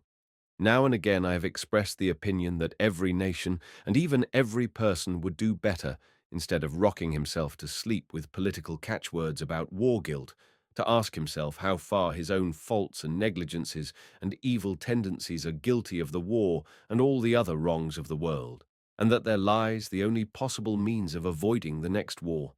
They don't forgive me that, for of course they are themselves all guiltless, the Kaiser, the generals, the trade magnates, the politicians, the papers. Not one of them has the least thing to blame himself for. Not one has any guilt. One might believe that everything was for the best, even though a few million men lie under the ground. And mind you, Hermine, even though such abusive articles cannot annoy me any longer, they often sadden me all the same. Two-thirds of my countrymen read this kind of newspaper, read things written in this tone every morning and every night, are every day worked up and admonished and incited and robbed of their peace of mind and better feelings by them. And the end and aim of it all is to have the war over again, the next war that draws nearer and nearer, and it will be a good deal more horrible than the last. All that is perfectly clear and simple. Anyone could comprehend it and reach the same conclusion after a moment's reflection. But nobody wants to. Nobody wants to avoid the next war. Nobody wants to spare himself and his children the next Holocaust, if this be the cost. To reflect for one moment, to examine himself for a while and ask what share he has in the world's confusion and wickedness. Look you, nobody wants to do that. And so there's no stopping it, and the next war is being pushed on with enthusiasm by thousands upon thousands, day by day. It has paralyzed me since I knew it, and brought me to despair. I have no country and no ideals left. All that comes to nothing but decorations for the gentleman by whom the next slaughter is ushered in. There is no sense in thinking or saying or writing anything of human import to bother one's head with thoughts of goodness. For 2 or 3 men who do that, there are thousands of papers, periodicals, speeches, meetings in public and in private that make the opposite their daily endeavor and succeed in it too. Hermine had listened attentively. "Yes," she said now, "there you're right enough. Of course, there will be another war. One doesn't need to read the papers to know that. And of course, one can be sad about it, but it isn't any use. It is just the same as when a man is sad to think that one day, in spite of his utmost efforts to prevent it, he will inevitably die. The war against death, dear Harry, is always a beautiful, noble, and wonderful and glorious thing.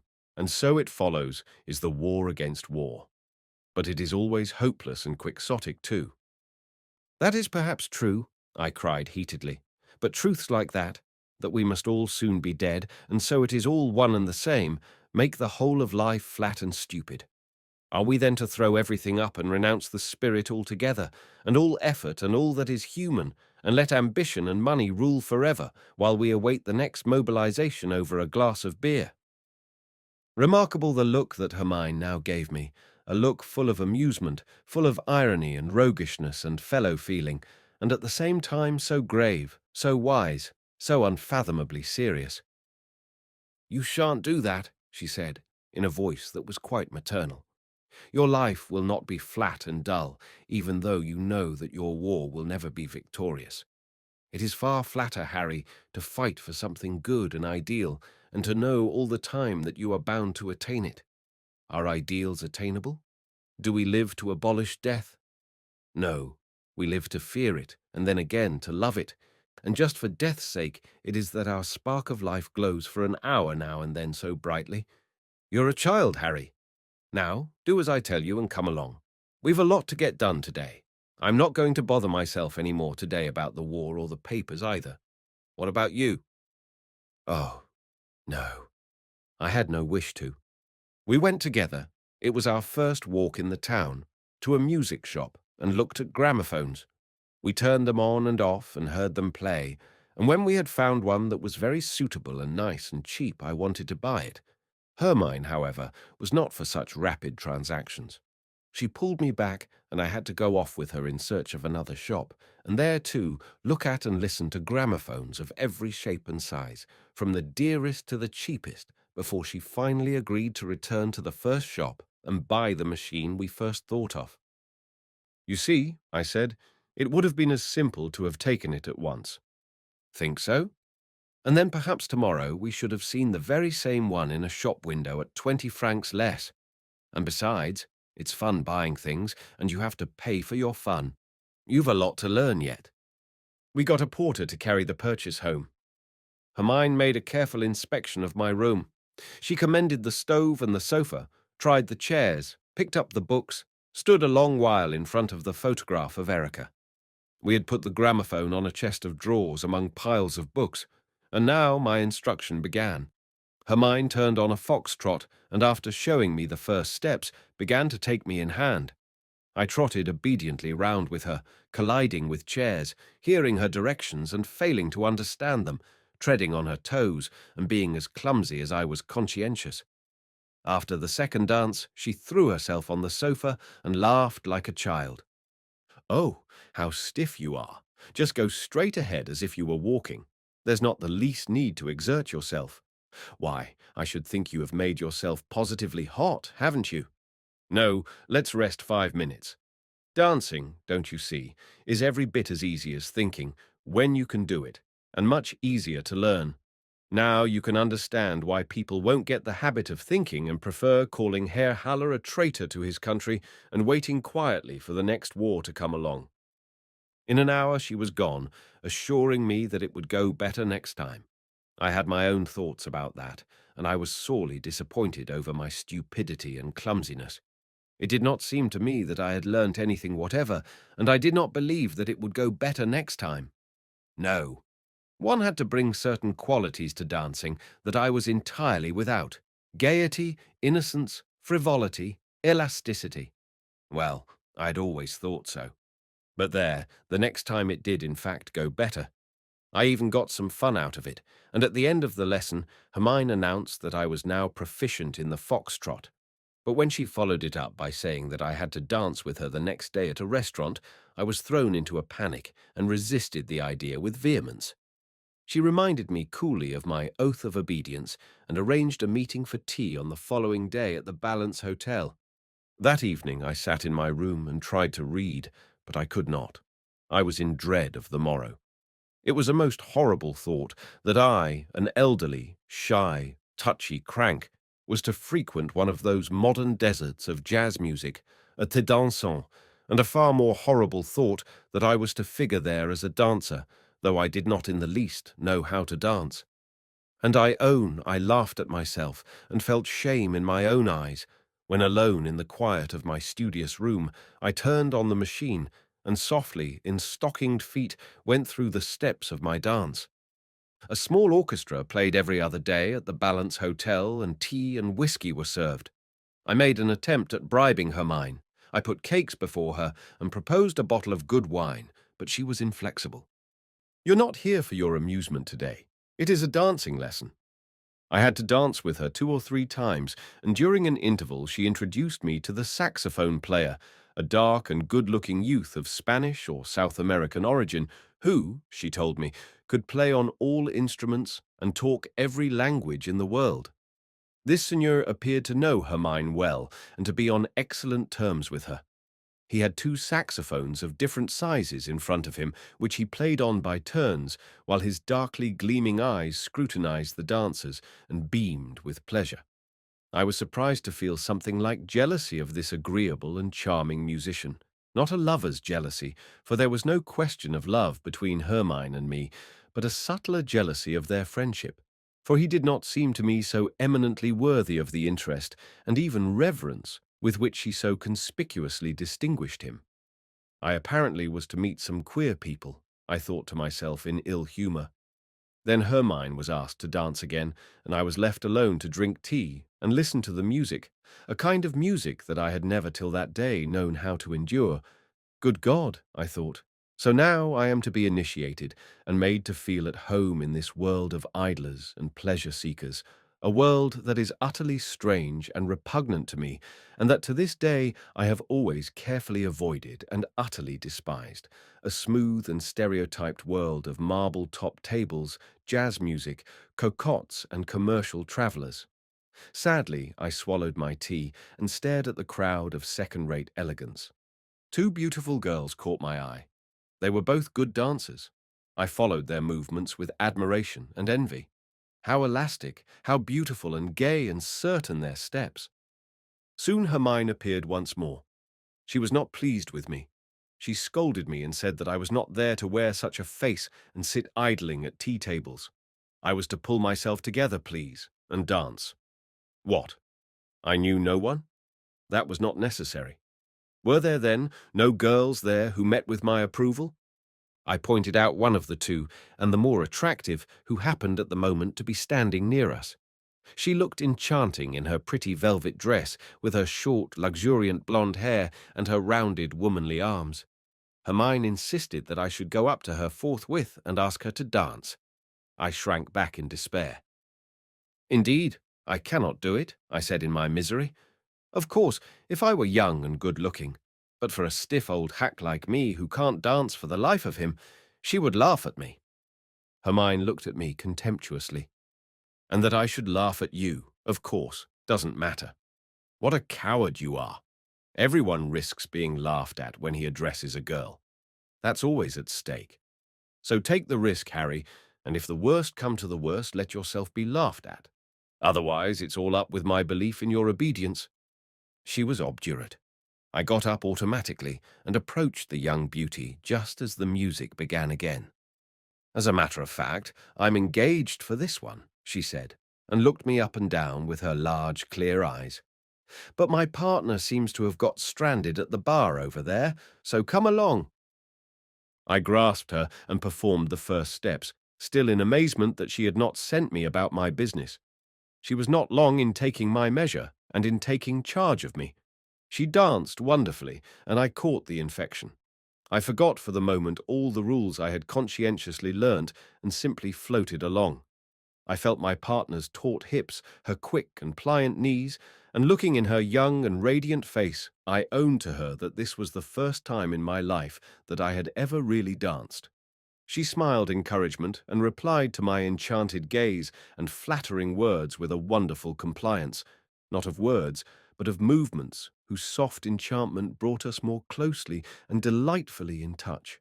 My right hand held her waist firmly, and I followed every movement of her feet and arms and shoulders with eager happiness. Not once, to my astonishment, did I step on her feet, and when the music stopped, we both stood where we were and clapped till the dance was played again, and then with all a lover's zeal I devoutly performed the rite once more. When, too soon, the dance came to an end, my beautiful partner in velvet disappeared, and I suddenly saw Hermine standing near me. She had been watching us. "Now do you see?" she laughed approvingly. "Have you made the discovery that women's legs are not table legs? Well, bravo! You know the foxtrot now, thank the Lord.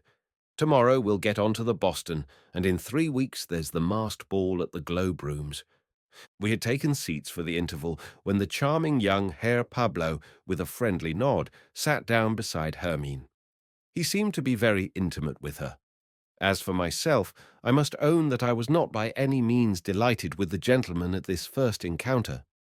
He was good-looking, I could not deny, both of face and figure, but I could not discover what further advantages he had.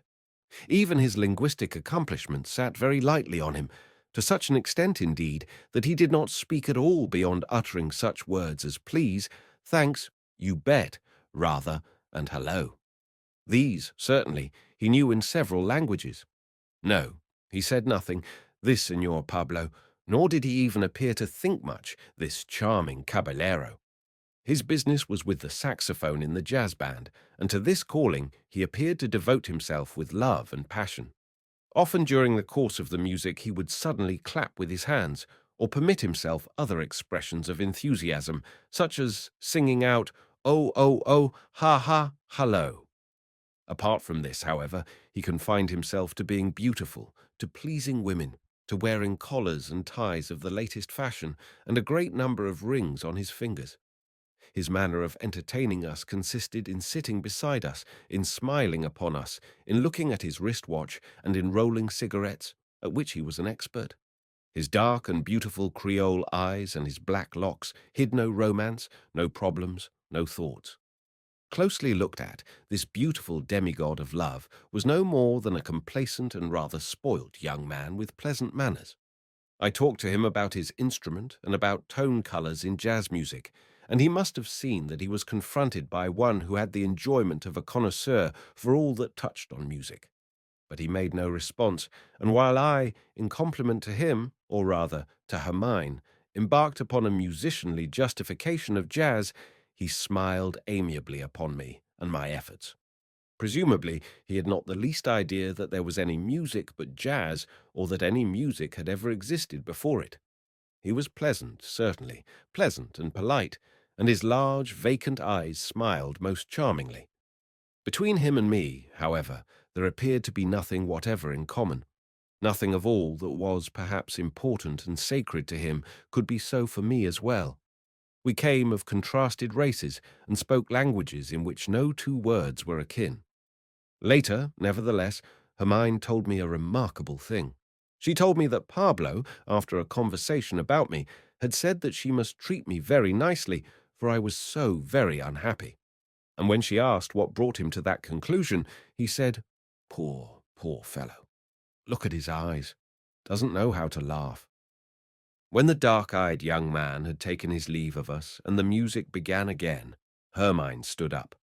"Now you might have another dance with me, or don't you care to dance any more?" With her, too, I dance more easily now, in a freer and more sprightly fashion, even though not so buoyantly and more self-consciously than with the other. Hermine had me lead, adapting herself as softly and lightly as the leaf of a flower, and with her, too, I now experienced all these delights that now advanced and now took wing. She, too, now exhaled the perfume of woman and love, and her dancing, too, sang with intimate tenderness the lovely and enchanting song of sex. And yet I could not respond to all this with warmth and freedom. I could not entirely forget myself in abandon. Hermine stood in too close a relation to me. She was my comrade and sister, my double, almost, in her resemblance not to me only, but to Hermann, my boyhood friend, the enthusiast, the poet, who had shared with ardour all my intellectual pursuits and extravagancies. "I know," she said when I spoke of it. "I know that well enough. All the same, I shall make you fall in love with me, but there's no use hurrying. First of all, we're comrades, two people who hope to be friends, because we have recognized each other. For the present, we'll each learn from the other and amuse ourselves together. I show you my little stage, and teach you to dance and to have a little pleasure and be silly, and you show me your thoughts and something of all you know. There's little there to show you, Hermine, I'm afraid. You know far more than I do. You're a most remarkable person, and a woman. But do I mean anything to you? Don't I bore you?" She looked down darkly to the floor. "That's how I don't like to hear you talk. Think of that evening when you came broken from your despair and loneliness to cross my path and be my comrade.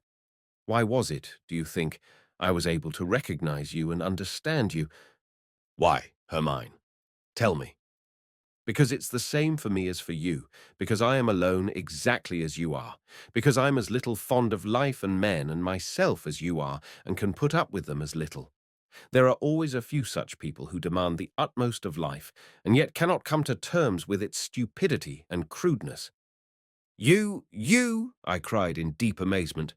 "I understand you, my comrade. No one understands you better than I. And yet you're a riddle. You are such a past master at life. You have your wonderful reverence for its little details and enjoyments. You are such an artist in life. How can you suffer at life's hands? How can you despair?" "I don't despair. As to suffering, oh yes, I know all about that. You are surprised that I should be unhappy when I can dance and am so sure of myself in the superficial things of life.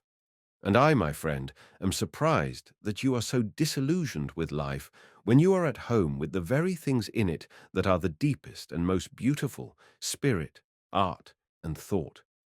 That is why we were drawn to one another, and why we are brother and sister. I am going to teach you to dance and play and smile, and still not be happy. And you are going to teach me to think and to know, and yet not be happy. Do you know that we are both children of the devil? Yes, that is what we are. The devil is the spirit, and we are his unhappy children. We have fallen out of nature and hang suspended in space. And that reminds me of something. In the Steppenwolf treatise that I told you about, there is something to the effect that it is only a fancy of his to believe that he has one soul, or two, that he is made up of one or two personalities. Every human being, it says, consists of 10 or 100 or 1,000 souls. I like that very much, cried Hermann. In your case, for example, the spiritual part is very highly developed, and so you are very backward in all the little arts of living. Harry, the thinker, is 100 years old, but Harry, the dancer, is scarcely half a day old. It's he we want to bring on, and all his little brothers who are just as little and stupid and stunted as he is. She looked at me, smiling, and then asked softly in an altered voice, "And how did you like Maria then?" "Maria? Who is she?" "The girl you danced with. She is a lovely girl, a very lovely girl. You were a little smitten with her, as far as I could see." "You know her, then?" "Oh, yes, we know each other well. Were you very much taken with her?" "I liked her very much, and I was delighted that she was so indulgent about my dancing." As if that were the whole story. You ought to make love to her a little, Harry. She is very pretty and such a good dancer, and you are in love with her already, I know very well. You'll succeed with her, I'm sure.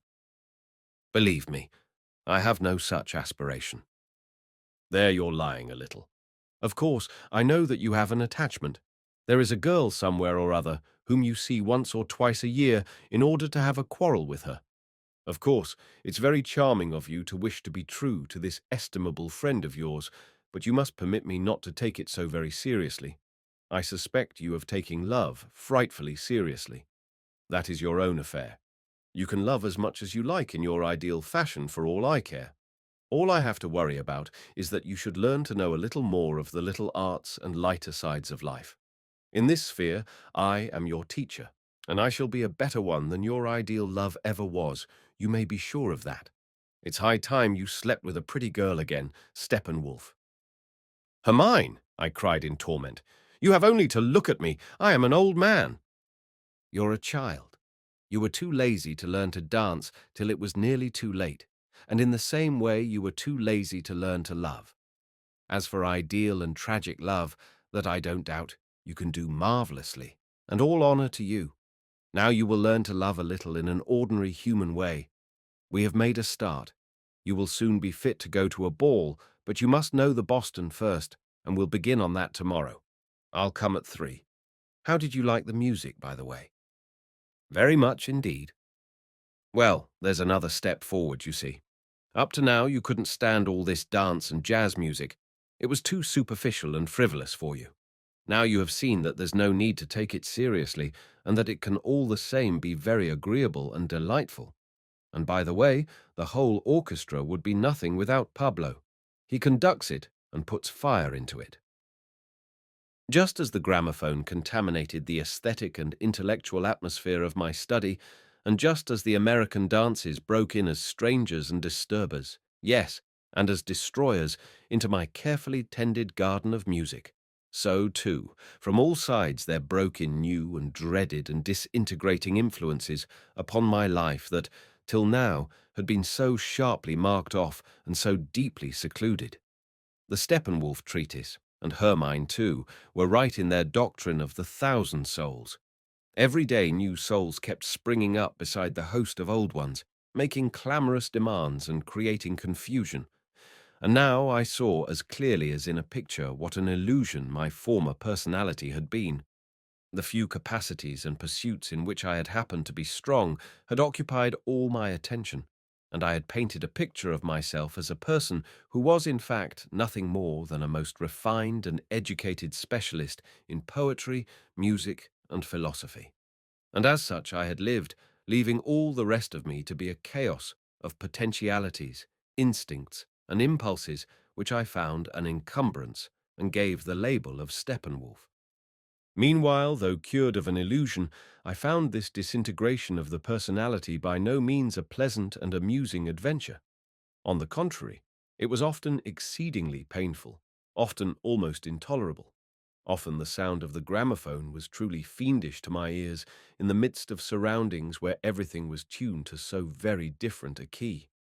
And many a time, when I danced my one step in a stylish restaurant among pleasure-seekers and elegant rakes, I felt that I was a traitor to all that I was bound to hold most sacred. Had Hermine left me for 1 week alone, I should have fled at once from this wearisome and laughable trafficking with the world of pleasure. Hermine, however, was always there. Though I might not see her every day, I was all the same continually under her eye, guided, guarded, and counselled. Besides, she read all my mad thoughts of rebellion and escape in my face, and smiled at them. As the destruction of all that I had called my personality went on, I began to understand, too, why it was that I had feared death so horribly, in spite of all my despair. I began to perceive that this ignoble horror in the face of death was a part of my old conventional and lying existence. The late Herr Haller, gifted writer, student of Mozart and Goethe, author of essays upon the metaphysics of art, upon genius and tragedy and humanity, the melancholy hermit in a cell encumbered with books, was given over bit by bit to self-criticism and at every point was found wanting. This gifted and interesting Herr Haller had, to be sure, preached reason and humanity and had protested against the barbarity of the war. But he had not let himself be stood against a wall and shot, as the proper consequence of his way of thinking would have been. He had found some way of accommodating himself.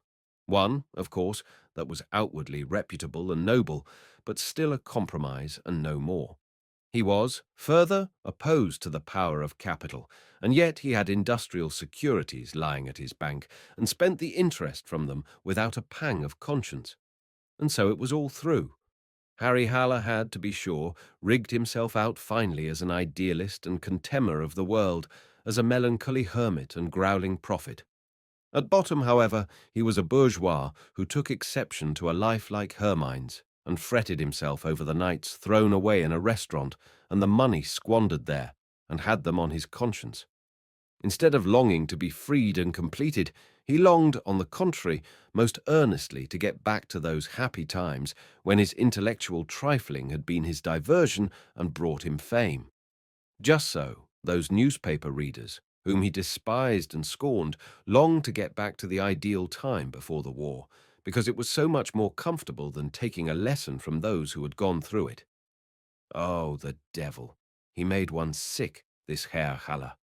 And yet I clung to him all the same, or to the mask of him that was already falling away, clung to his coquetting with the spiritual, to his bourgeois horror of the disorderly and accidental, to which death, too, belonged, and compared the new Harry, the somewhat timid and ludicrous dilettante of the dance-rooms, scornfully and enviously with the old one, in whose ideal and lying portrait he had since discovered all those fatal characteristics which had upset him that night so grievously in the professor's print of Goethe.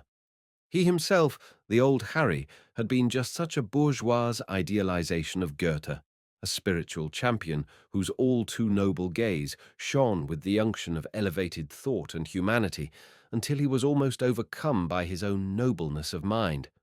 The devil! Now, at last, this fine picture stood badly in need of repairs. The ideal Herr Haller had been lamentably dismantled. He looked like a dignitary who had fallen among thieves with his tattered breeches, and he would have shown sense if he had studied now the role that his rags appointed him, instead of wearing them with an air of respectability and carrying on a whining pretence to lost repute.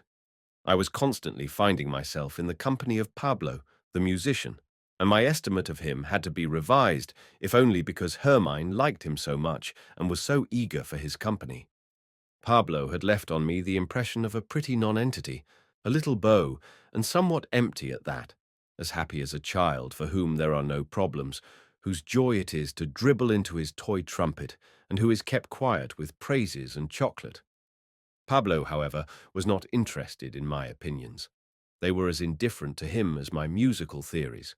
He listened with friendly courtesy, smiling as he always did, but he refrained all the same from any actual reply. On the other hand, in spite of this, it seemed that I had aroused his interest. It was clear that he put himself out to please me and to show me goodwill. Once, when I showed a certain irritation and even ill humor over one of these fruitless attempts at conversation, he looked in my face with a troubled and sorrowful air, and taking my left hand and stroking it, he offered me a pinch from his little gold snuff-box. It would do me good. I looked inquiringly at Hermine. She nodded, and I took a pinch. The almost immediate effect was that I became clearer in the head and more cheerful. No doubt there was cocaine in the powder. Hermine told me that Pablo had many such drugs, and that he procured them through secret channels. He offered them to his friends now and then, and was a master in the mixing and prescribing of them. He had drugs for stilling pain, for inducing sleep, for begetting beautiful dreams, lively spirits, and the passion of love. One day I met him in the street near the quay, and he turned at once to accompany me. This time I succeeded at last in making him talk. "Herr Pablo," I said to him as he played with his slender ebony and silver walking stick, "you are a friend of Hermine's, and that is why I take an interest in you. But I can't say you make it easy to get on with you. Several times I have attempted to talk about music with you. It would have interested me to know your thoughts and opinions, whether they contradicted mine or not, but you have disdained to make me even the barest reply." He gave me a most amiable smile, and this time a reply was accorded me. "Well," he said with equanimity, "you see, in my opinion, there is no point at all in talking about music. I never talk about music. What reply, then, was I to make to your very able and just remarks? You were perfectly right in all you said. But you see, I am a musician, not a professor, and I don't believe that, as regards music, there is the least point in being right. Music does not depend on being right, on having good taste and education and all that." "Indeed? Then what does it depend on?" "On making music, Herr Haller, on making music as well and as much as possible, and with all the intensity of which one is capable. That is the point, monsieur. Though I carried the complete works of Bach and Haydn in my head, and could say the cleverest things about them, not a soul would be the better for it. But when I take hold of my mouthpiece and play a lively shimmy, whether the shimmy be good or bad, it will give people pleasure. It gets into their legs and into their blood. That's the point, and that alone. Look at the faces in a dance hall at the moment, when the music strikes up after a longish pause. How eyes sparkle, legs twitch, and faces begin to laugh. That is why one makes music." "Very good, Herr Pablo. But there is not only sensual music, there is spiritual also. Besides the music that is actually played at the moment, there is the immortal music that lives on even when it is not actually being played. It can happen to a man to lie alone in bed and to call to mind a melody from the Magic Flute or the Matthew Passion. And then there is music without anybody blowing into a flute or passing a bow across a fiddle." "Certainly, Herr Haller. Yearning and Valencia are recalled every night by many a lonely dreamer. Even the poorest typist in her office has the latest one step in her head and taps her keys in time to it. You are right. I don't grudge all those lonely persons their mute music, whether it's yearning or the Magic Flute or Valencia. But where do they get their lonely and mute music from? They get it from us, the musicians.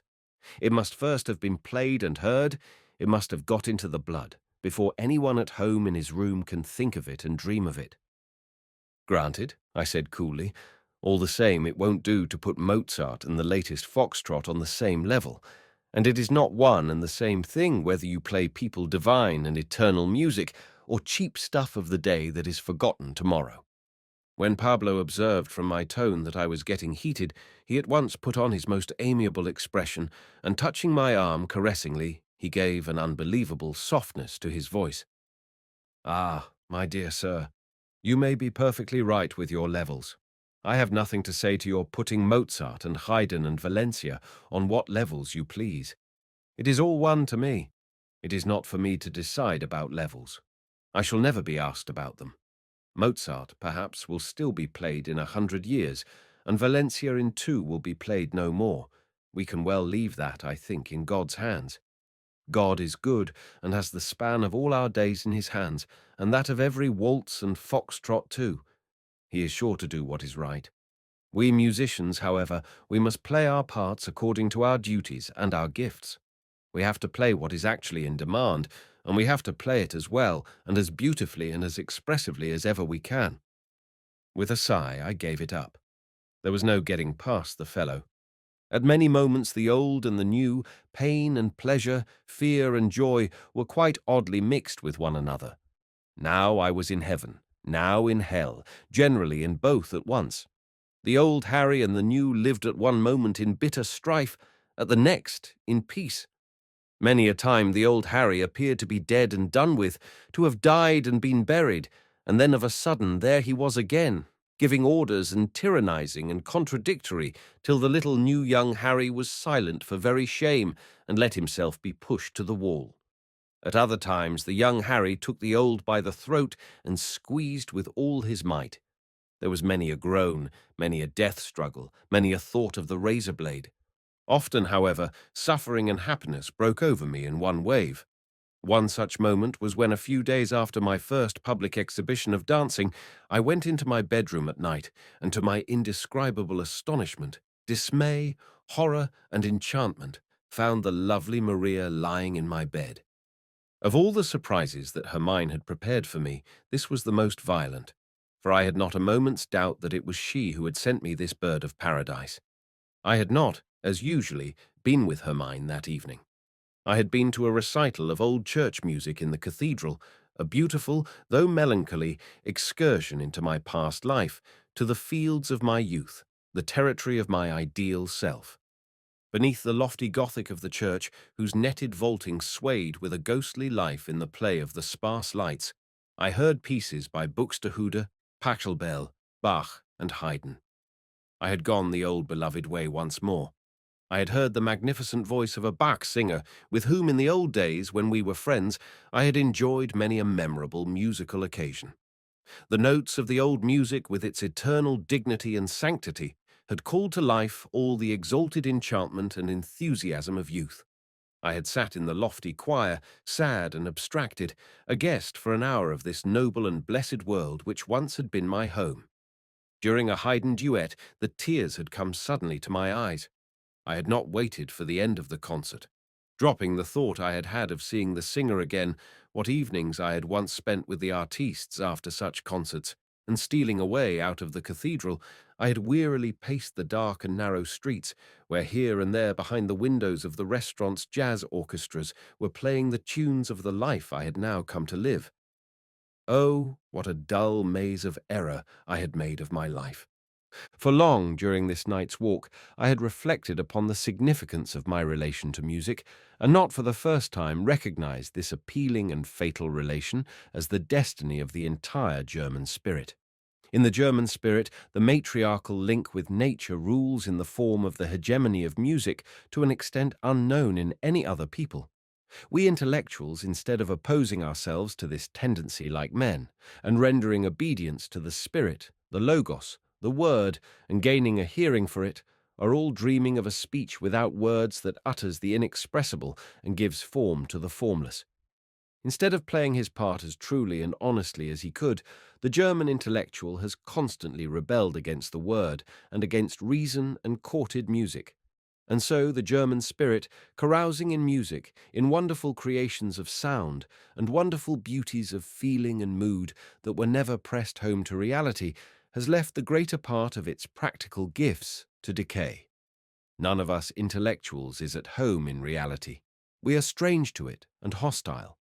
That is why the part played by intellect, even in our own German reality, in our history and politics and public opinion, has been so lamentable a one. Well, I had often pondered all this, not without an intense longing sometimes to turn to and do something real for once, to be seriously and responsibly active instead of occupying myself forever with nothing but aesthetics and intellectual and artistic pursuits. It always ended, however, in resignation, in surrender to destiny. The generals and the captains of industry were quite right.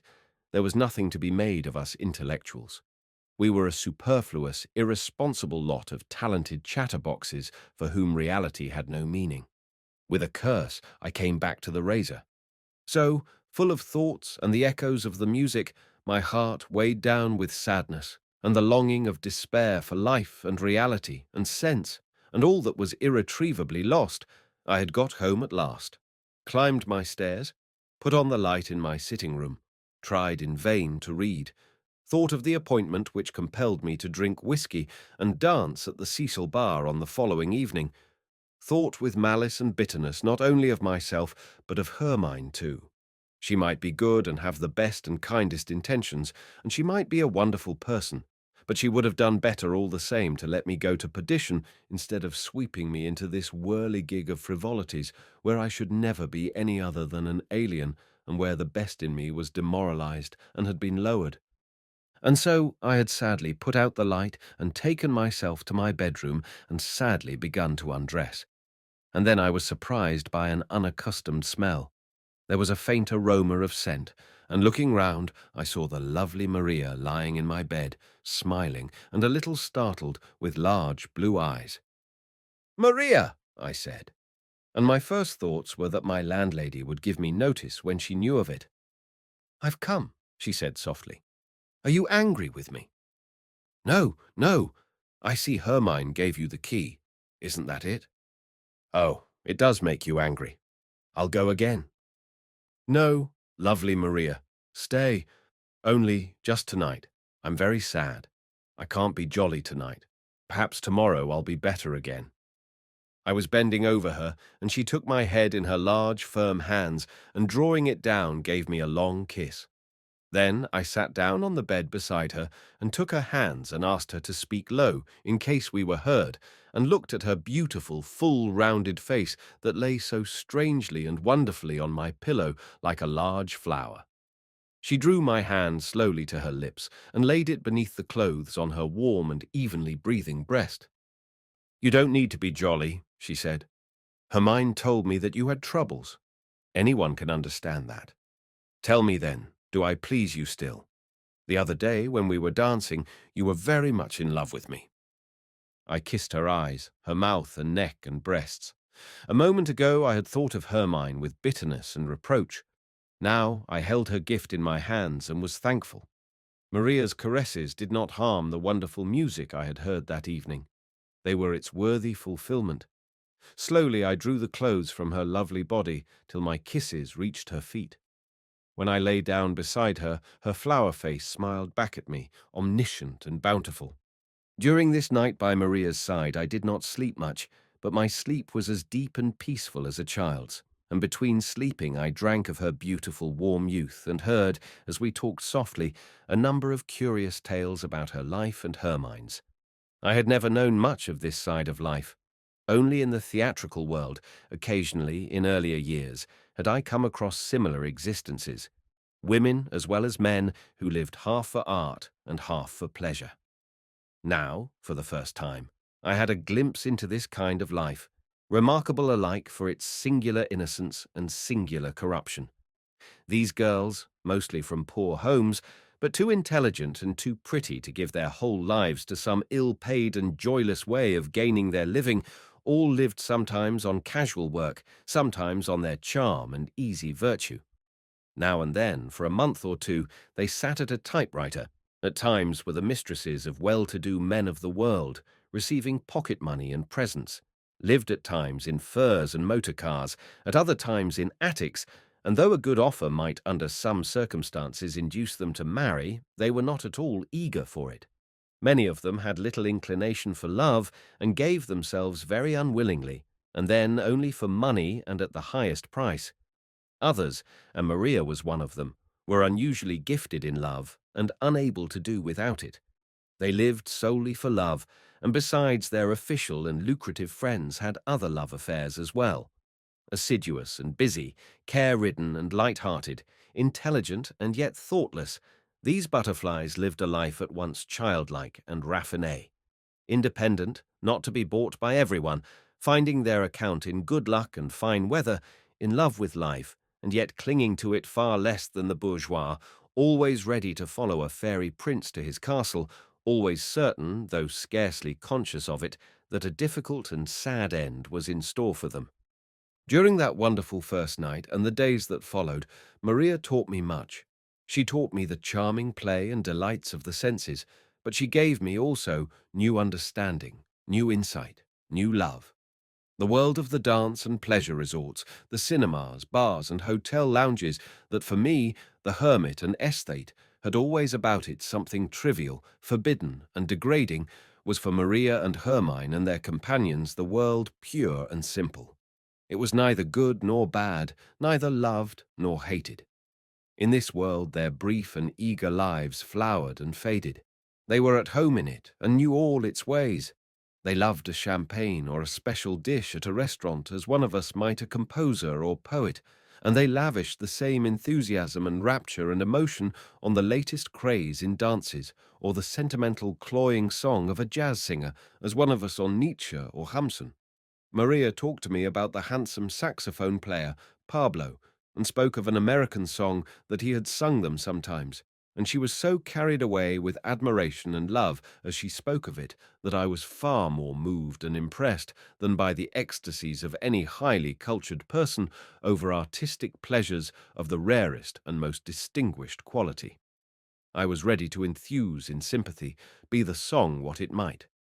Maria's glowing words and her eager, effusive face made large rents in my aesthetics. There was, to be sure, a beauty, one and indivisible, small and select, that seemed to me, with Mozart at the top, to be above all dispute and doubt. But where was the limit? Hadn't we all, as connoisseurs and critics in our youth, been consumed with love for works of art and for artists that today we regarded with doubt and dismay? Hadn't that happened to us with Liszt and Wagner, and to many of us, even with Beethoven? Wasn't the blossoming of Maria's childish emotion over the song from America just as pure and beautiful an artistic experience, and exalted as far beyond doubt as the rapture of any academic big-wig over Tristan, or the ecstasy of a conductor over the Ninth Symphony? And didn't this agree remarkably well with the views of Herr Pablo and prove him right? Maria, too, appeared to love the beautiful Pablo extremely. "He certainly is a beauty," said I. "I like him very much, too. But tell me, Maria, how can you have a fondness for me as well, a tiresome old fellow with no looks, who even has grey hairs and doesn't play a saxophone and doesn't sing any English love songs?" "Don't talk so horribly," she scolded. "It is quite natural. I like you too. You, too, have something nice about you that endears you and marks you out. I wouldn't have you different. One oughtn't to talk of these things and want them accounted for. Listen, when you kiss my neck or my ear, I feel that I please you, that you like me. You have a way of kissing as though you were shy, and that tells me you please him. He is grateful to you for being pretty. That gives me great, great pleasure. And then again, with another man, it's just the opposite that pleases me, that he kisses me as though he thought little of me and conferred a favor." Again we fell asleep, and again I woke to find my arms still about her, my beautiful, beautiful flower. And this beautiful flower, strange to say, continued to be none the less the gift that Hermine had made me. Hermine continued to stand in front of her and to hide her with a mask. Then suddenly the thought of Erica intervened, my distant, angry love, my poor friend.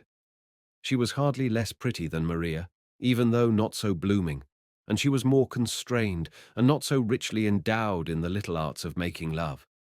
She stood a moment before my eyes, clearly and painfully, loved and deeply woven into my destiny, then fell away again in a deep oblivion at a half-regretted distance. And so, in the tender beauty of the night, many pictures of my life rose before me, who for so long had lived in a poor, pictureless vacancy.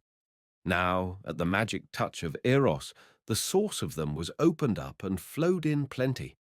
For moments together my heart stood still between delight and sorrow, to find how rich was the gallery of my life, and how thronged the soul of the wretched Steppenwolf with high eternal stars and constellations.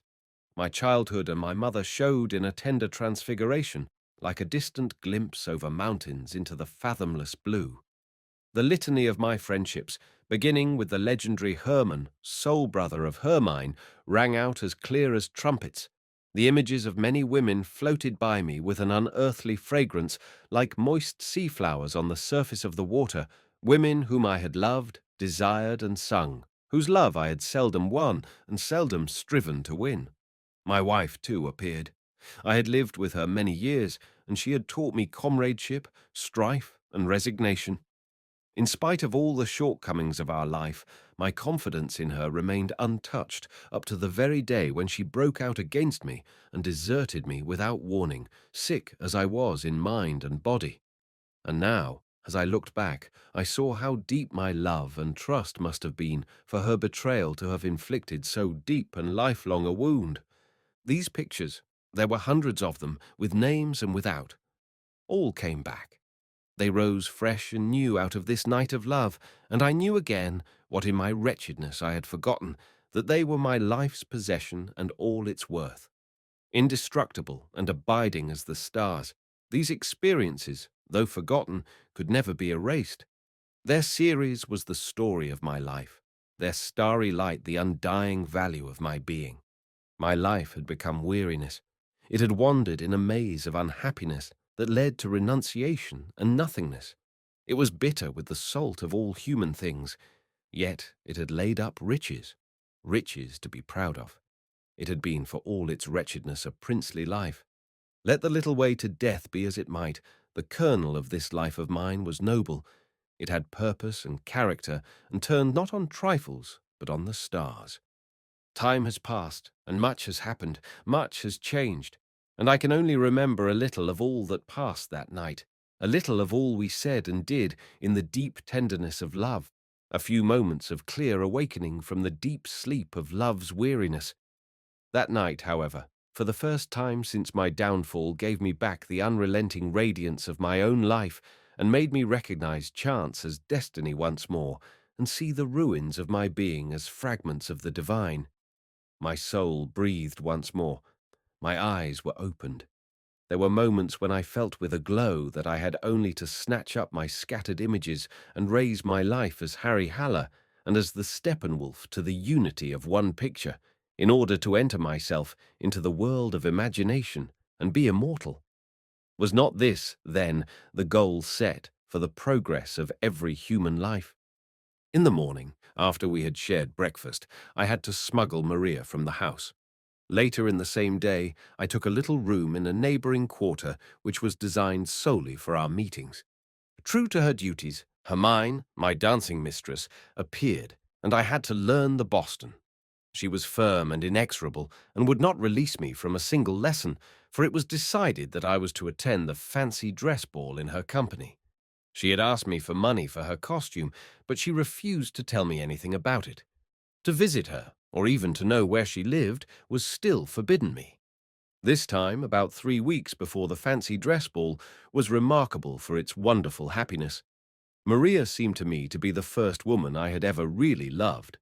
I had always wanted mind and culture in the women I had loved, and I had never remarked that even the most intellectual and, comparatively speaking, educated woman never gave any response to the logos in me, but rather constantly opposed it. I took my problems and my thoughts with me to the company of women, and it would have seemed to me utterly impossible to love a girl for more than an hour who had scarcely read a book, scarcely knew what reading was, and could not have distinguished Tchaikovsky from Beethoven. Maria had no education. She had no need of these circuitous substitutes. Her problems all sprang directly from the senses. All her art and the whole task she set herself lay in extracting the utmost delight from the senses she had been endowed with, and from her particular figure, her colour, her hair, her voice, her skin, her temperament, and in employing every faculty, every curve and line, and every softest modelling of her body to find responsive perceptions in her lovers, and to conjure up in them an answering quickness of delight. The first shy dance I had had with her had already told me this much.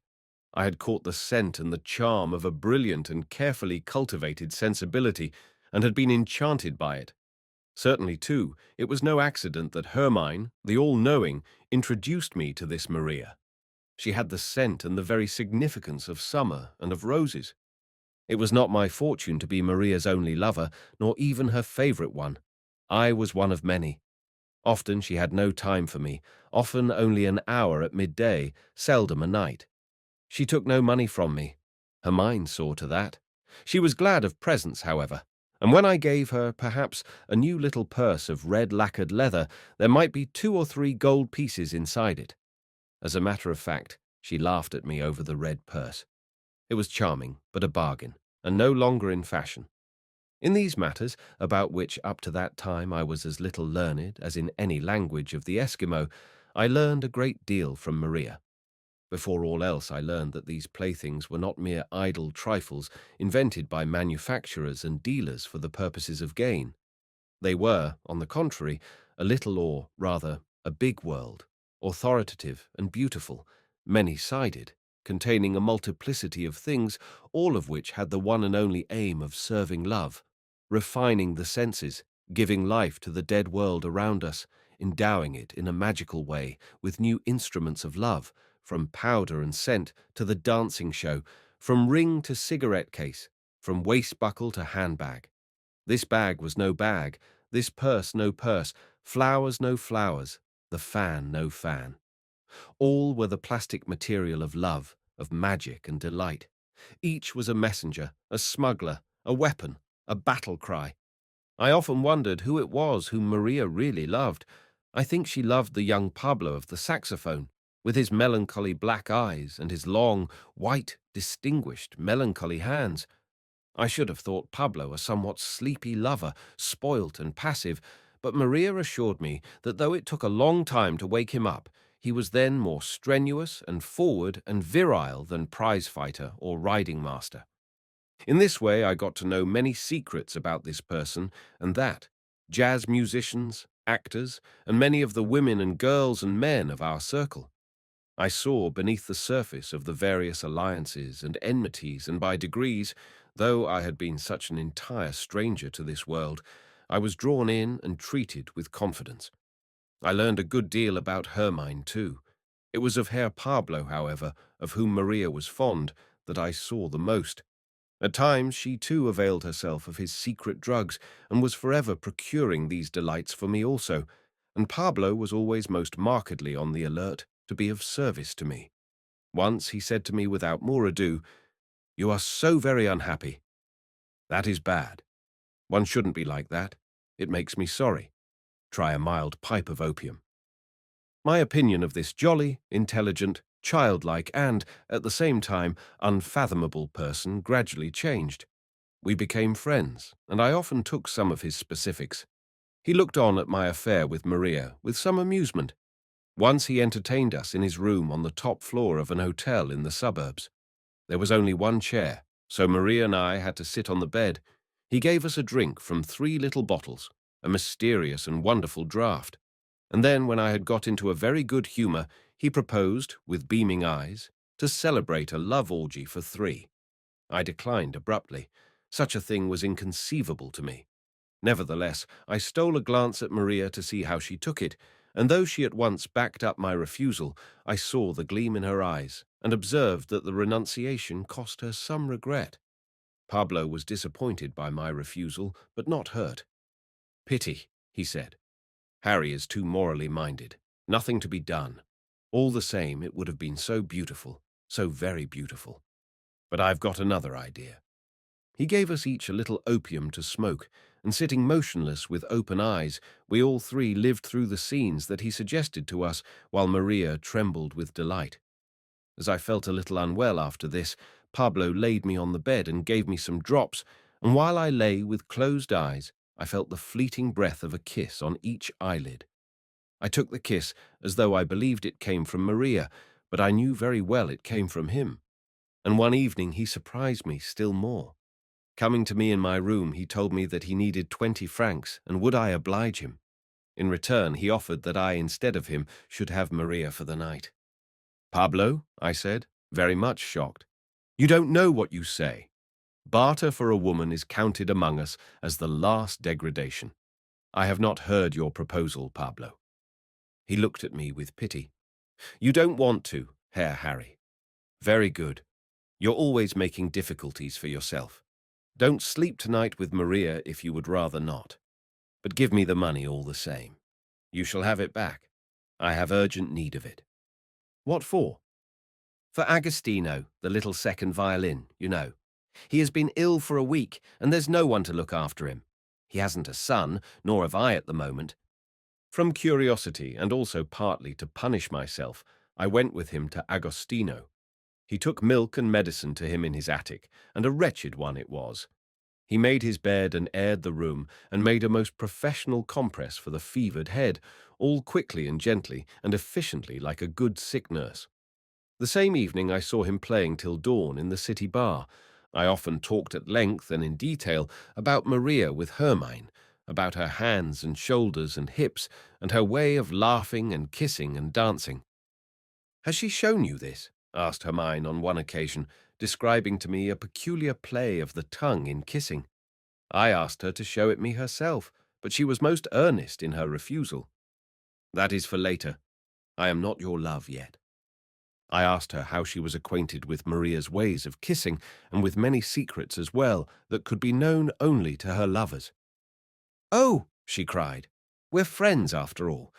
Do you think we'd have secrets from one another? I must say you've got hold of a beautiful girl. There's no one like her." "All the same, Hermine, I'm sure you have some secrets from each other. Or have you told her everything you know about me?" "No, that's another matter. Those are things she would not understand. Maria is wonderful. You are fortunate. But between you and me, there are things she has not a notion of. Naturally, I told her a lot about you, much more than you would have liked at the time. I had to win her for you, you see. But neither Maria nor anyone else will ever understand you as I understand you.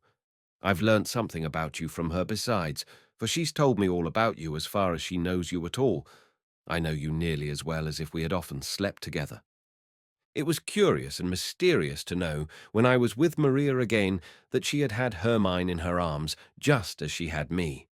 New, indirect, and complicated relations rose before me, new possibilities in love and life, and I thought of the 1,000 souls of the Steppenwolf treatise. In the short interval between the time that I got to know Maria and the fancy dress ball, I was really happy, and yet I never had the feeling that this was my release and the attainment of felicity.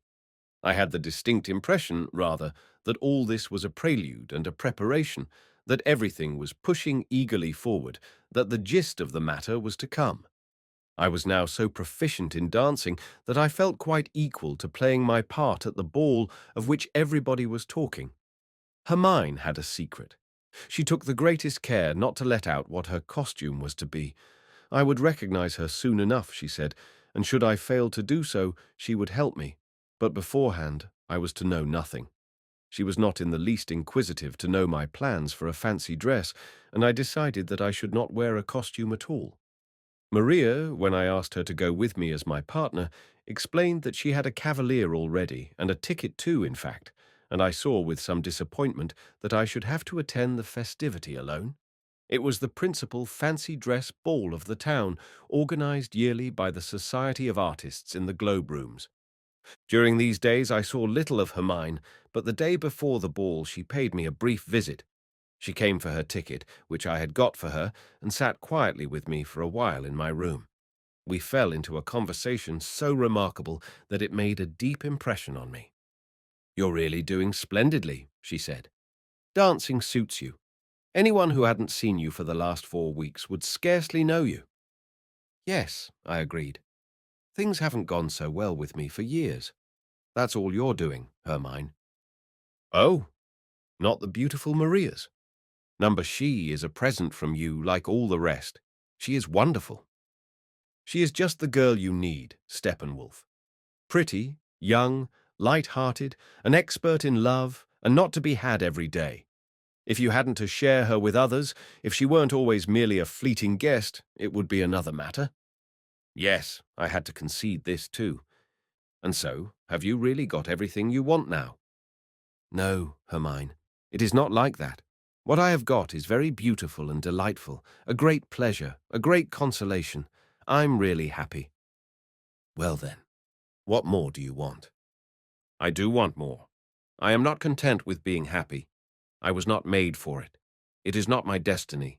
My destiny is the opposite. To be unhappy, in fact? Well, you've had that, and to spare. That time when you couldn't go home because of the razor. No, Hermine, it is something else. That time, I grant you, I was very unhappy, but it was a stupid unhappiness that led to nothing. Why?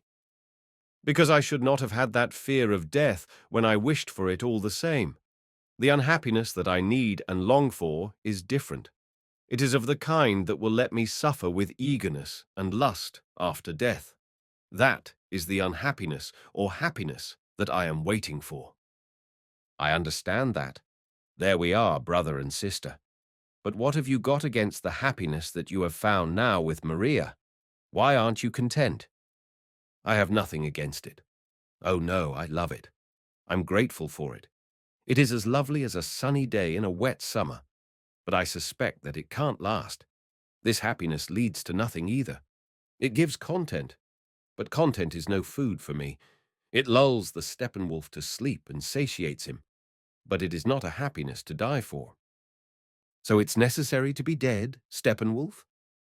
I think so, yes. My happiness fills me with content, and I can bear it for a long while yet. But sometimes when happiness leaves a moment's leisure to look about me and long for things, the longing I have is not to keep this happiness forever, but to suffer once again, only more beautifully and less meanly than before. I long for the sufferings that make me ready and willing to die. Hermine looked tenderly in my eyes with that dark look that could so suddenly come into her face. Lovely, fearful eyes. Picking her words one by one and piecing them together and speaking slowly and so low that it was an effort to hear her, she said, I want to tell you something today, something that I have known for a long while, and you know it too, but perhaps you have never said it to yourself. I am going to tell you now what it is that I know about you and me and our fate. You, Harry, have been an artist and a thinker, a man full of joy and faith, always on the track of what is great and eternal, never content with the trivial and petty. But the more life has awakened you and brought you back to yourself, the greater has your need been, and the deeper the sufferings and dread and despair that have overtaken you, till you are up to the neck in them.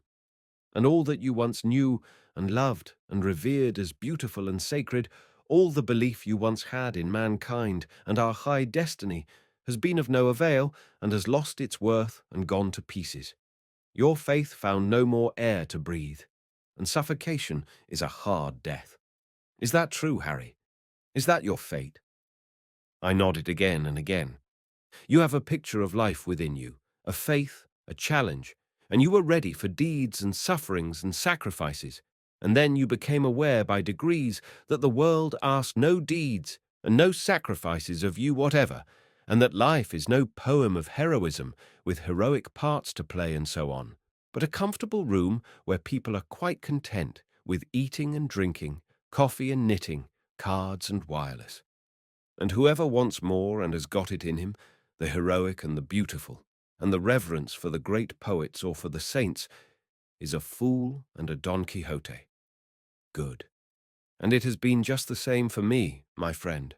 I was a gifted girl. I was meant to live up to a high standard, to expect much of myself and do great things. I could have played a great part.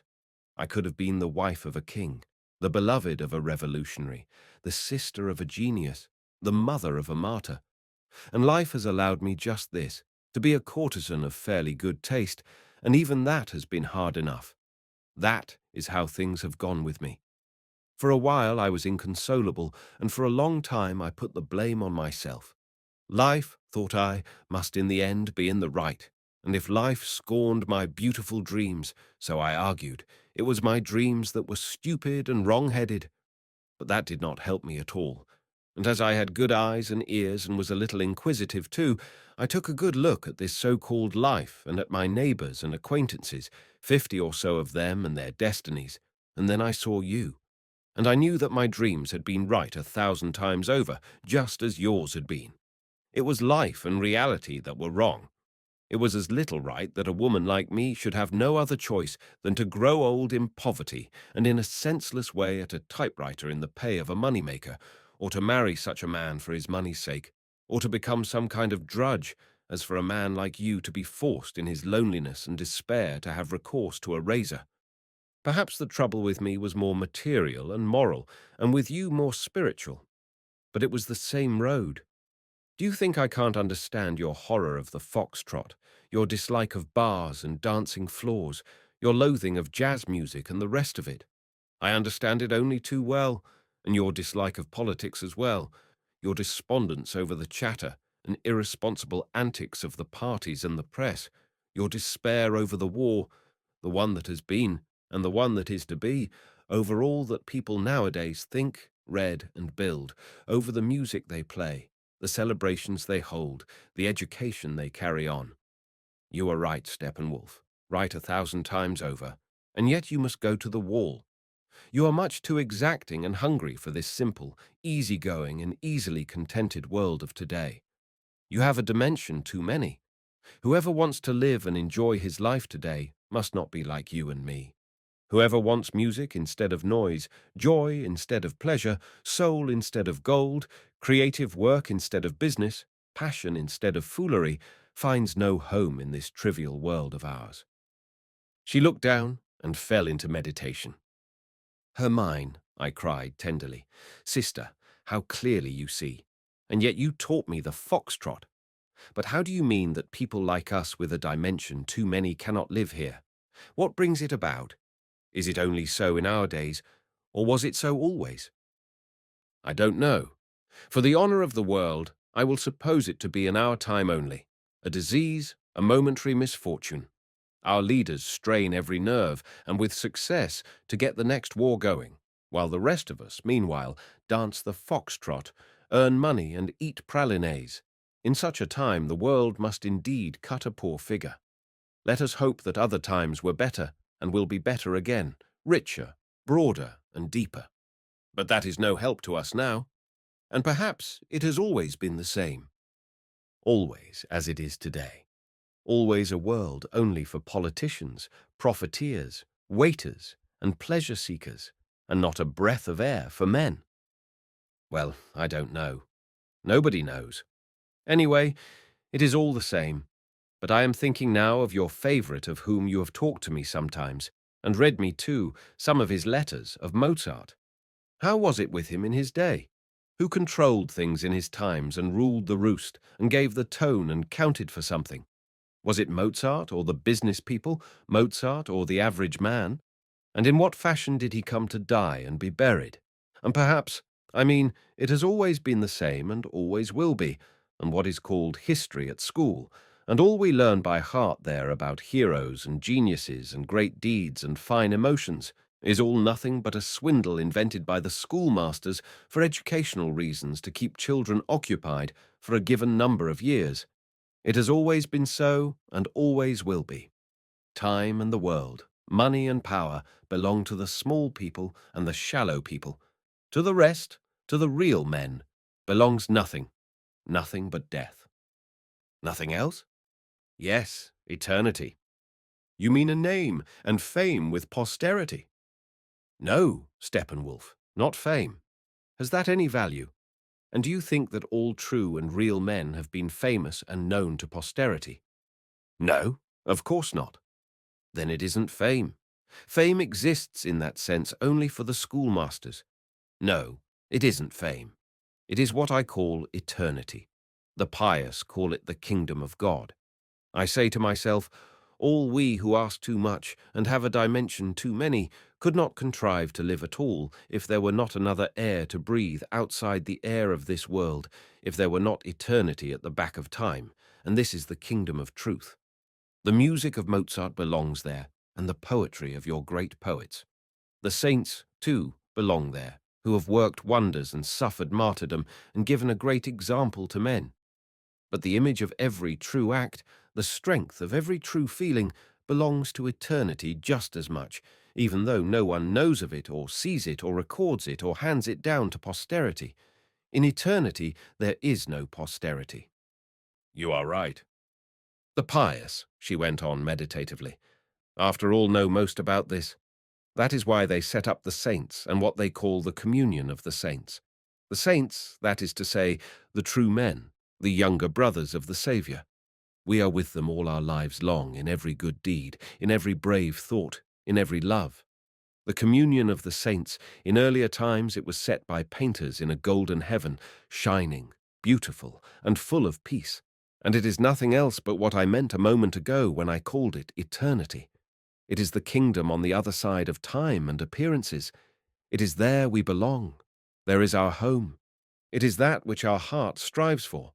And for that reason, Steppenwolf, we long for death. There you will find your Goethe again, and Novalis and Mozart, and I my saints, Christopher, Philip of Neri, and all. There are many saints who at first were sinners. Even sin can be a way to saintliness, sin and vice. You will laugh at me, but I often think that even my friend Pablo might be a saint in hiding. Ah, Harry, we have to stumble through so much dirt and humbug before we reach home, and we have no one to guide us. Our only guide is our homesickness. With the last words, her voice had sunk again, and now there was a stillness of peace in the room. The sun was setting.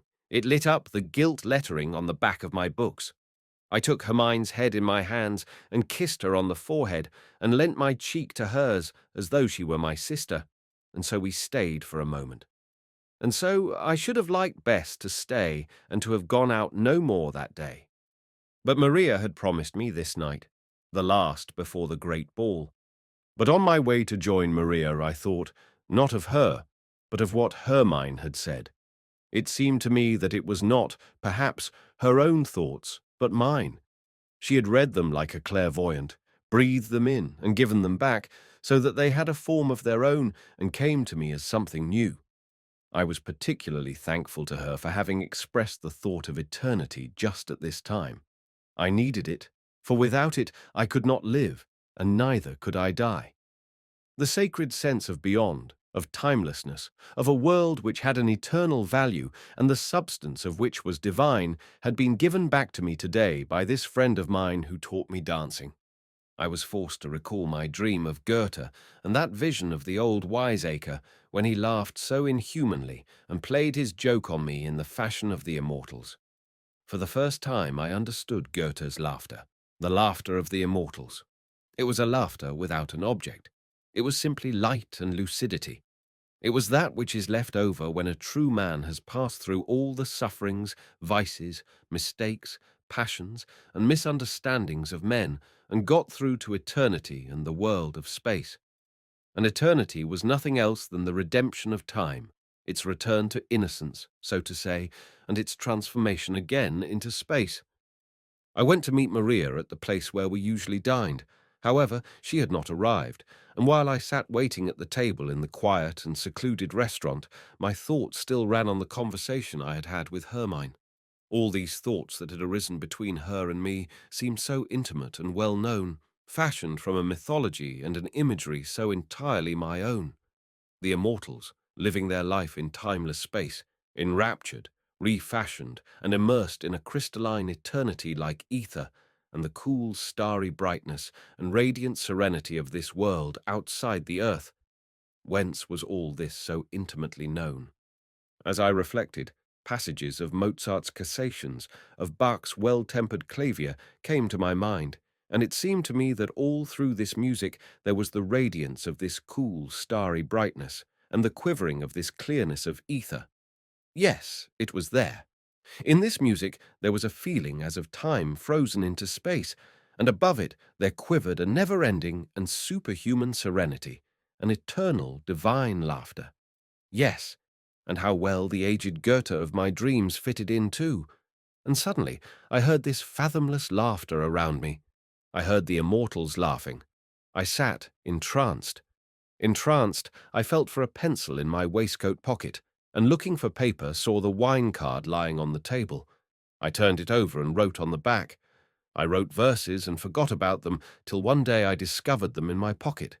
They ran, "The immortals, ever reeking from the vales of earth, ascends to us life's fevered surge, wealth's excess, the rage of dearth, smoke of death, meals on the gallows' verge, greed without end, imprisoned air, murderers' hands, usurers' hands, hands of prayer, exhales in fetid breath the human swarm, whipped on by fear and lust, blood raw, blood warm, breathing blessedness and savage heats, eating itself and spewing what it eats, hatching war and lovely art, decking out with idiot craze.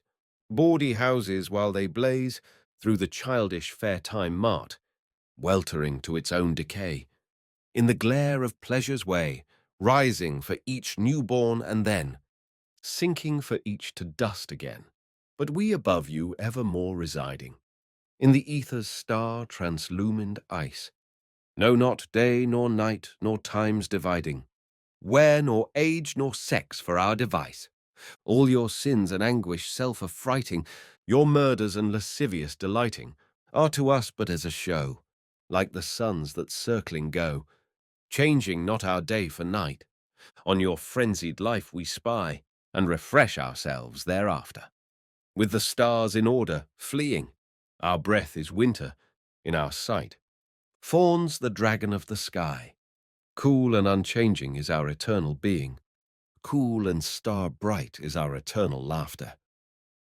Then Maria came, and after a cheerful meal I accompanied her to our little room. She was lovelier that evening, warmer and more intimate than she had ever been. The love she gave me was so tender that I felt it as the most complete abandon. "Maria," said I, "you are as prodigal today as a goddess. Don't kill us both quite. Tomorrow, after all, is the ball.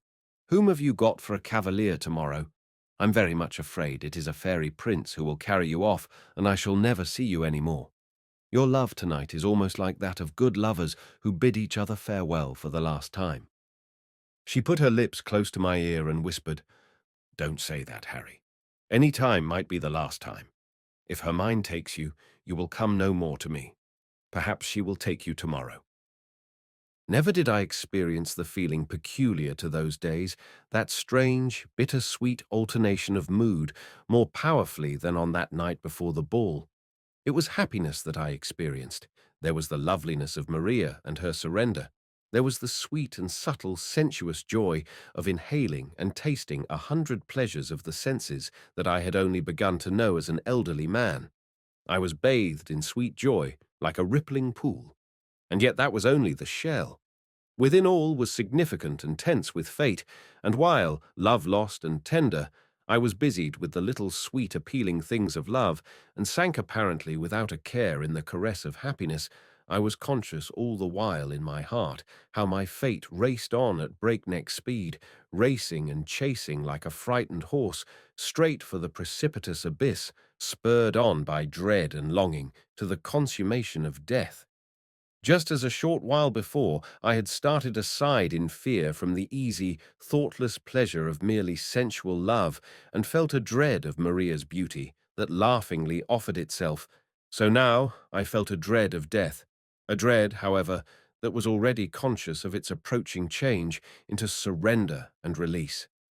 Even while we were lost in the silent and deep preoccupation of our love and belonged more closely than ever we had to one another, my soul bid adieu to Maria and leave of all that she had meant to me. I had learnt from her, once more before the end, to confide myself like a child to life's surface play, to pursue a fleeting joy, and to be both child and beast in the innocence of sex, a state that, in earlier life, I had only known rarely and as an exception.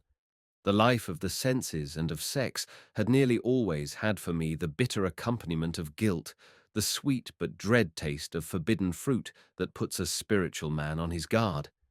Now, Hermine and Maria had shown me this garden in its innocence, and I had been a guest there, and thankfully.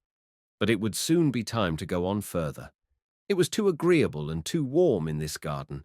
It was my destiny to make another bid for the crown of life in the expiation of its endless guilt.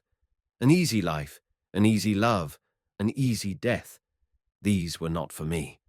From what the girls told me, I gathered that for the ball next day, or in connection with it, quite unusual delights and extravagances were on foot. Perhaps it was the climax, and perhaps Maria's suspicion was correct. Perhaps this was our last night together, and perhaps the morning would bring a new unwinding of fate. I was aflame with longing and breathless with dread. I clung wildly to Maria, and there flared within me a last burst of wild desire. I made up by day for the sleep I had lost at night. After a bath, I went home dead tired. I darkened my bedroom, and as I undressed, I came on the verses in my pocket. But I forgot them again and lay down forthwith. I forgot Maria and Hermine and the masked ball and slept the clock round. It was not till I had got up in the evening and was shaving that I remembered that the ball began in an hour and that I had to find a dress shirt. I got myself ready in very good humour and went out thereafter to have dinner. It was the first masked ball I was to participate in. In earlier days, it is true, I had now and again attended such festivities and even sometimes found them very entertaining, but I had never danced. I had been a spectator merely. As for the enthusiasm with which others had talked and rejoiced over them in my hearing, it had always struck me as comic. And now the day had come for me, too, to find the occasion one of almost painful suspense. As I had no partner to take, I decided not to go till late. This, too, Hermine had counselled me. I had seldom of late been to the Steel Helmet, my former refuge, where the disappointed men sat out their evenings, soaking in their wine and playing at bachelor life. It did not suit the life I had come to lead since. This evening, however, I was drawn to it before I was aware. In the mood between joy and fear that fate and parting imposed on me just now, all the stations and shrines of meditation in my life's pilgrimage caught once more that gleam of pain and beauty that comes from things past. And so, too, had the little tavern, thick with smoke, among whose patrons I had lately been numbered, and whose primitive opiate of a bottle of land wine had lately heartened me enough to spend one more night in my lonely bed and to endure life for one more day. I had tasted other specifics and stronger stimulus since then, and sipped a sweeter poison. With a smile I entered the ancient hostel. The landlady greeted me, and so, with a nod, did the silent company of habitués. A roast chicken was commended and soon set before me. The limpid Elsasser sparkled in the thick peasant glass. The clean white wooden tables and the old yellow wainscoting had a friendly look, and while I ate and drank there came over me that feeling of change and decay and of farewell celebrations, that sweet and inwardly painful feeling of being a living part of all the scenes and all the things of an earlier life that has never yet been parted from and from which the time to part has come. The modern man calls this sentimentality. He has lost the love of inanimate objects. He does not even love his most sacred object, his motor car, but is ever hoping to exchange it as soon as he can for a later model. This modern man has energy and ability. He is healthy, cool, and strenuous, a splendid type, and in the next war he will be a miracle of efficiency. But all that was no concern of mine. I was not a modern man, nor an old-fashioned one either. I had escaped time altogether and went my way, with death at my elbow and death as my resolve. I had no objection to sentimentalities. I was glad and thankful to find a trace of anything like a feeling still remaining in my burnt-out heart. So I let my memories of the old tavern and my attachment to the solid wooden chairs and the smell of smoke and wine and the air of use and want and warmth and homeliness that the place had carry me away. There is beauty in farewells and a gentleness in their very tone. The hard seat was dear to me, and so was the peasant glass and the cool, racy taste of the Elsasser, and my intimacy with all and everything in this room, and the faces of the bent and dreaming drinkers, those disillusioned ones whose brother I had been for so long. All this was bourgeois sentimentality, lightly seasoned with a touch of the old-fashioned romance of inns, a romance coming from my boyhood when inns and wine and cigars were still forbidden things, strange and wonderful. But no Steppenwolf rose before me baring his teeth to tear my sentiment to pieces. I sat there in peace in the glow of the past, whose setting still shed a faint afterglow. A street seller came in, and I bought a handful of roasted chestnuts. An old dame came in with flowers, and I bought a bunch of violets and presented them to the landlady. It was not till I was about to pay my bill and felt in vain for the pocket of the coat I usually wore that I realized once more that I was in evening dress. The masked ball. And Hermine. It was still early enough, however. I could not convince myself to go to the Globe Room straight away. I felt, too, as I had in the case of all the pleasures that had lately come my way, a whole array of checks and resistances. I had no inclination to enter the large and crowded and noisy rooms. I had a schoolboy's shyness of the strange atmosphere and the world of pleasure and dancing. As I sauntered along, I passed by a cinema with its dazzling lights and huge coloured posters. I went on a few steps, then turned again and went in. There, till 11, I could sit quietly and comfortably in the dark. Following the attendant with the pocket light, I stumbled through the curtains into the darkened hall, found a seat, and was suddenly in the middle of the Old Testament. The film was one of those that are nominally not shown for money. Much expense and many refinements are lavished upon them in a more sacred and nobler cause, and at midday even school children are brought to see them by their religious teachers. This one was the story of Moses and the Israelites in Egypt, with a huge crowd of men, horses, camels, palaces, splendors of the pharaohs, and tribulations of the Jews in the desert. I saw Moses, whose hair recalled portraits of Walt Whitman, a splendidly theatrical Moses, wandering through the desert at the head of the Jews, with a dark and fiery eye, and a long staff, and the stride of a wotan. I saw him pray to God at the edge of the Red Sea, and I saw the Red Sea parted to give free passage, a deep road between piled-up mountains of water. The confirmation classes conducted by the clergy to see this religious film could argue without end as to how the film people managed this.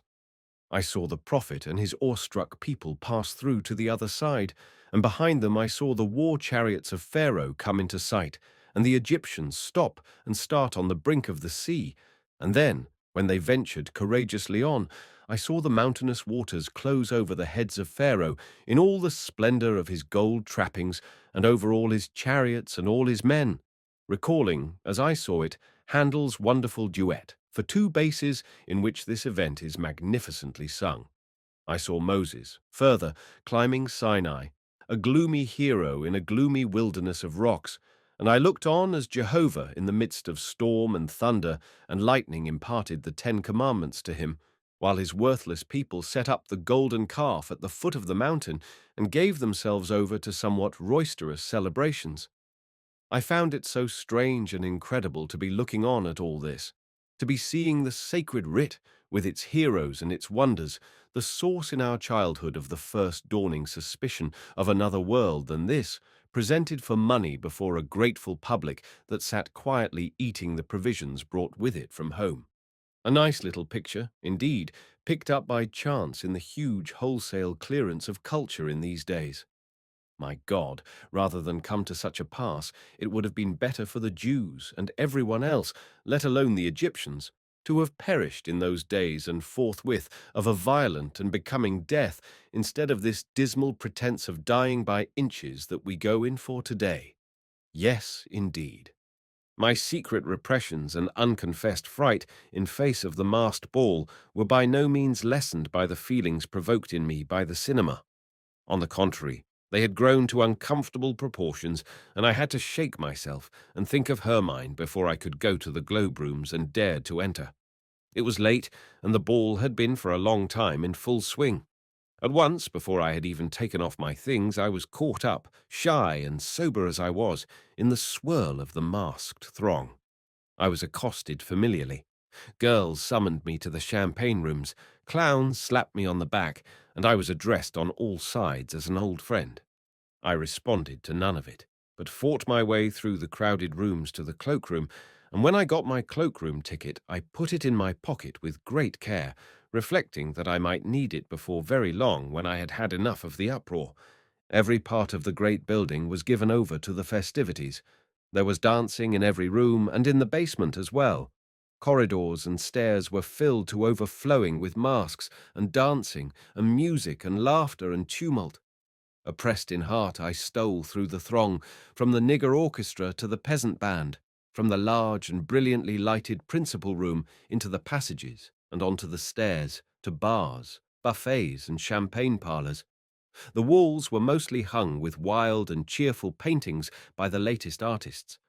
All the world was there: artists, journalists, professors, businessmen, and of course every adherent of pleasure in the town. In one of the orchestras sat Pablo, blowing with enthusiasm in his curved mouthpiece.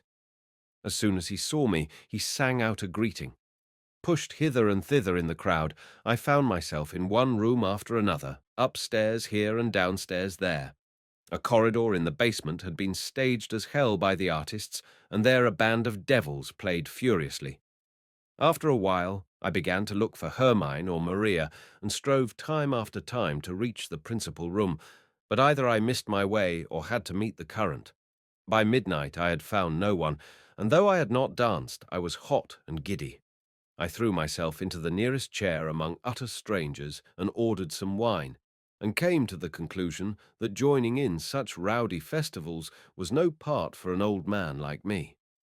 I drank my glass of wine while I stared at the naked arms and backs of the women, watched the crowd of grotesquely masked figures drifting by, and silently declined the advances of a few girls who wished to sit on my knee or get me to dance. "Old growler," one called after me, and she was right. I decided to raise my spirits with the wine, but even the wine went against me, and I could scarcely swallow a second glass. And then the feeling crept over me that the Steppenwolf was standing behind me with his tongue out. Nothing pleased me. I was in the wrong place.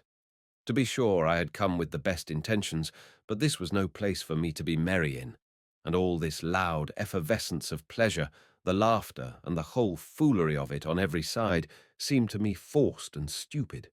Thus it was that, at about 1 o'clock, in anger and disillusionment, I steered a course for the cloakroom, to put on my coat again and go.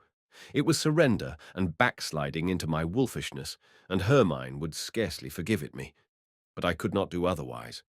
All the way, as I squeezed through the throng to the cloakroom, I still kept a careful lookout in case I might yet see one of my friends, but in vain. Now I stood at the counter.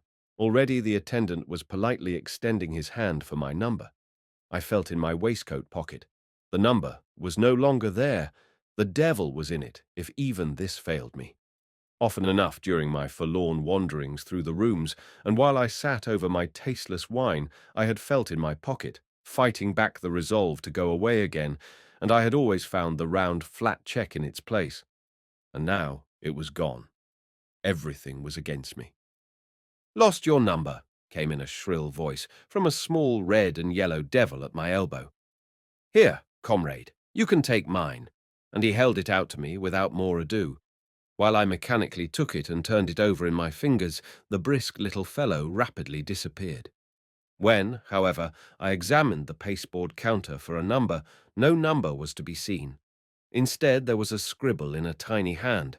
I asked the attendant to wait and went to the nearest light to read it. There, in little crazy letters that were scarcely legible, was scrawled, "T.O. night at the Magic Theatre. For madmen only.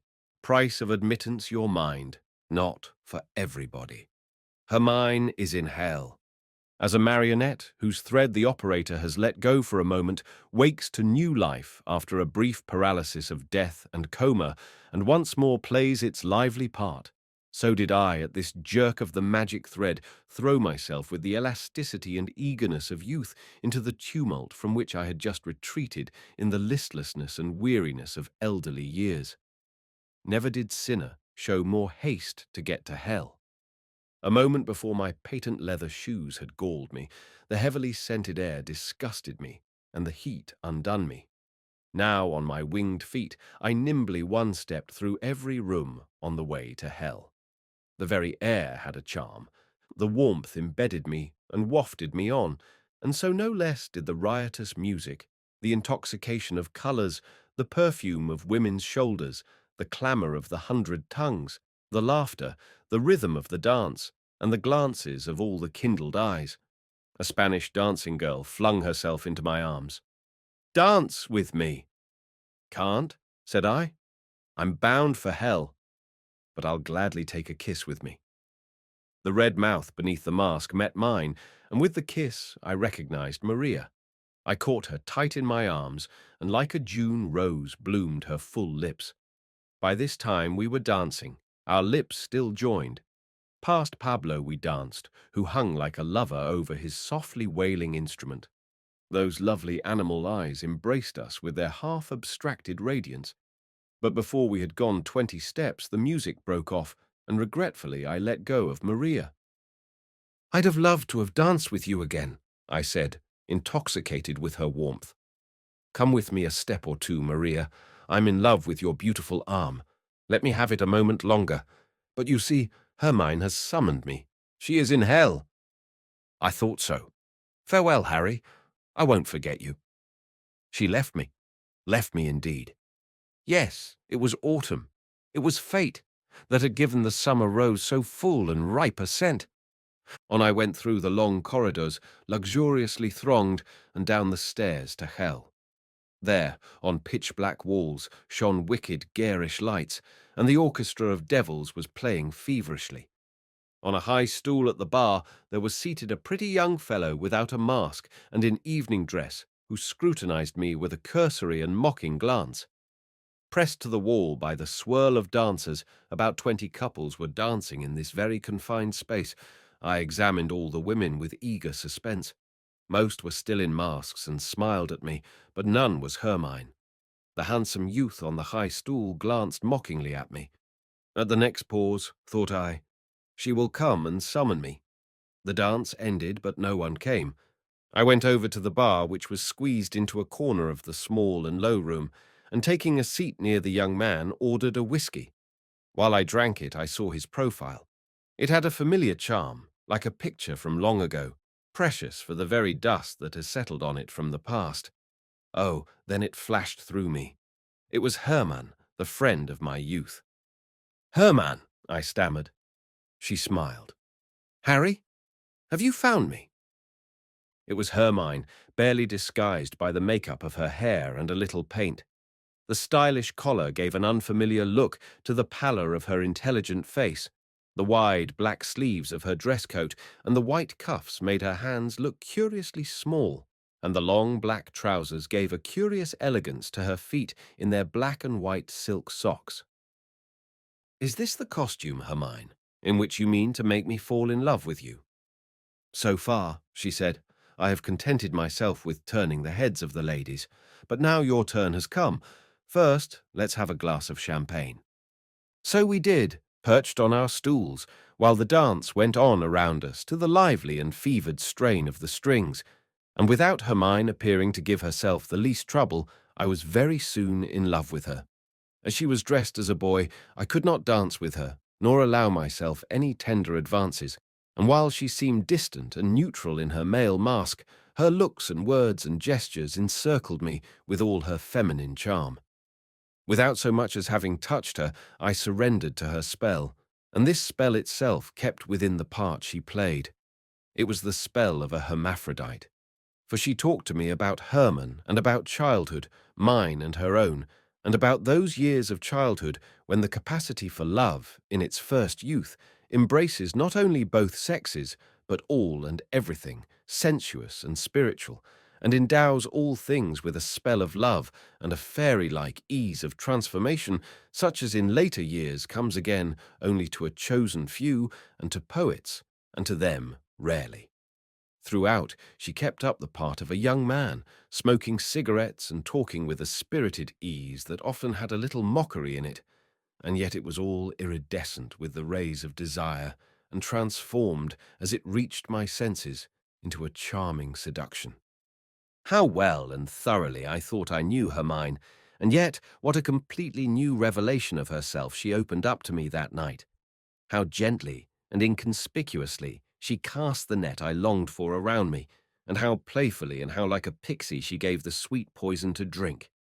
We sat and talked and drank champagne. We strolled through the rooms and looked about us. We went on voyages of exploration to discover couples whose love-making it amused us to spy upon. She pointed out women whom she recommended me to dance with and gave me advice as to the methods of attack to be employed with each. We took the floor as rivals and paid court for a while to the same girl, danced with her by turns, and both tried to win her heart. And yet it was all only a carnival, only a game between the two of us that caught us more closely together in our own passion. It was all a fairy tale. Everything had a new dimension, a deeper meaning. Everything was fanciful and symbolic. There was one girl of great beauty, but looking tragic and unhappy. Hermann danced with her and drew her out. They disappeared to drink champagne together, and she told me afterwards that she had made a conquest of her not as a man, but as a woman, with the spell of Lesbos. For my part, the whole building, reverberating everywhere with the sound of dancing, and the whole intoxicated crowd of masks, became by degrees a wild dream of paradise. Flower upon flower wooed me with its scent. I toyed with fruit after fruit. Serpents looked at me from green and leafy shadows with mesmeric eyes. Lotus blossoms luxuriated over black bogs. Enchanted birds sang allurement from the trees. Yet all was a progress to one longed-for goal, the summons of a new yearning for one and one only. Once I was dancing with a girl I did not know. I had swept her with the ardor of a lover into the giddy swirl of dancers, and while we hung in this unreal world, she suddenly remarked with a laugh, "One wouldn't know you. You were so dull and flat before." Then I recognized the girl who had called me Old Growler a few hours before. She thought she had got me now, but with the next dance, it was another for whom my ardor glowed. I danced without ceasing for 2 hours or more, every dance and some, even, that I had never danced before. Every now and then Hermann was near me, and gave me a nod and a smile as he disappeared in the throng. An experience fell to my lot this night of the ball that I had never known in all my 50 years, though it is known to every flapper and student, the intoxication of a general festivity, the mysterious merging of the personality in the mass, the mystic union of joy. I had often heard it spoken of. It was known, I knew, to every servant girl. I had often observed the sparkle in the eye of those who told me of it, and I had always treated it with a half-superior, half-envious smile. 100 times in my life I had seen examples of those whom rapture had intoxicated and released from the self, of that smile, that half-crazed absorption, of those whose heads have been turned by a common enthusiasm. I had seen it in drunken recruits and sailors, and also in great artists in the enthusiasm, perhaps, of a musical festival, and not less in young soldiers going to war. Even in recent days, I had marvelled at and loved and mocked and envied this gleam and this smile in my friend, Pablo, when he hung over his saxophone in the blissful intoxication of playing in the orchestra, or when, enraptured and ecstatic, he looked over to the conductor, the drum, or the man with the banjo. It had sometimes occurred to me that such a smile, such a childlike radiance, could be possible only to quite young persons, or among those peoples whose customs permitted no marked differences between one individual and another. But today, on this blessed night, I myself, the Steppenwolf, was radiant with this smile. I myself swam in this deep and childlike happiness of a fairy tale. I myself breathed the sweet intoxication of a common dream and of music and rhythm and wine and women. I, who had in other days so often listened with amusement or dismal superiority to its panegyric in the ballroom chatter of some student. I was myself no longer. My personality was dissolved in the intoxication of the festivity like salt in water. I danced with this woman or that, but it was not only the one I had in my arms and whose hair brushed my face that belonged to me. All the other women who were dancing in the same room and the same dance and to the same music, and whose radiant faces floated past me like fantastic flowers, belonged to me and I to them. All of us had a part in one another, and the men too. I was with them also. They too were no strangers to me. Their smile was mine, and mine their wooing, and theirs mine. A new dance, a foxtrot, with the title Yearning, had swept the world that winter. Once we had heard it, we could not have enough of it. We were all soaked in it and intoxicated with it, and everyone hummed the melody whenever it was played. I danced without stop and with anyone who came in my way, with quite young girls, with women in their earlier or their latter prime, and with those who had sadly passed them both, and with them all I was enraptured, laughing, happy, radiant. And when Pablo saw me so radiant, me whom he had always looked on as a very lamentable poor devil, his eyes beamed blissfully upon me, and he was so inspired that he got up from his chair and, blowing lustily in his horn, climbed up on it. From this elevation he blew with all his might, while at the same time his whole body and his instrument with it swayed to the tune of yearning. I and my partner kissed our hands to him and sang loudly in response.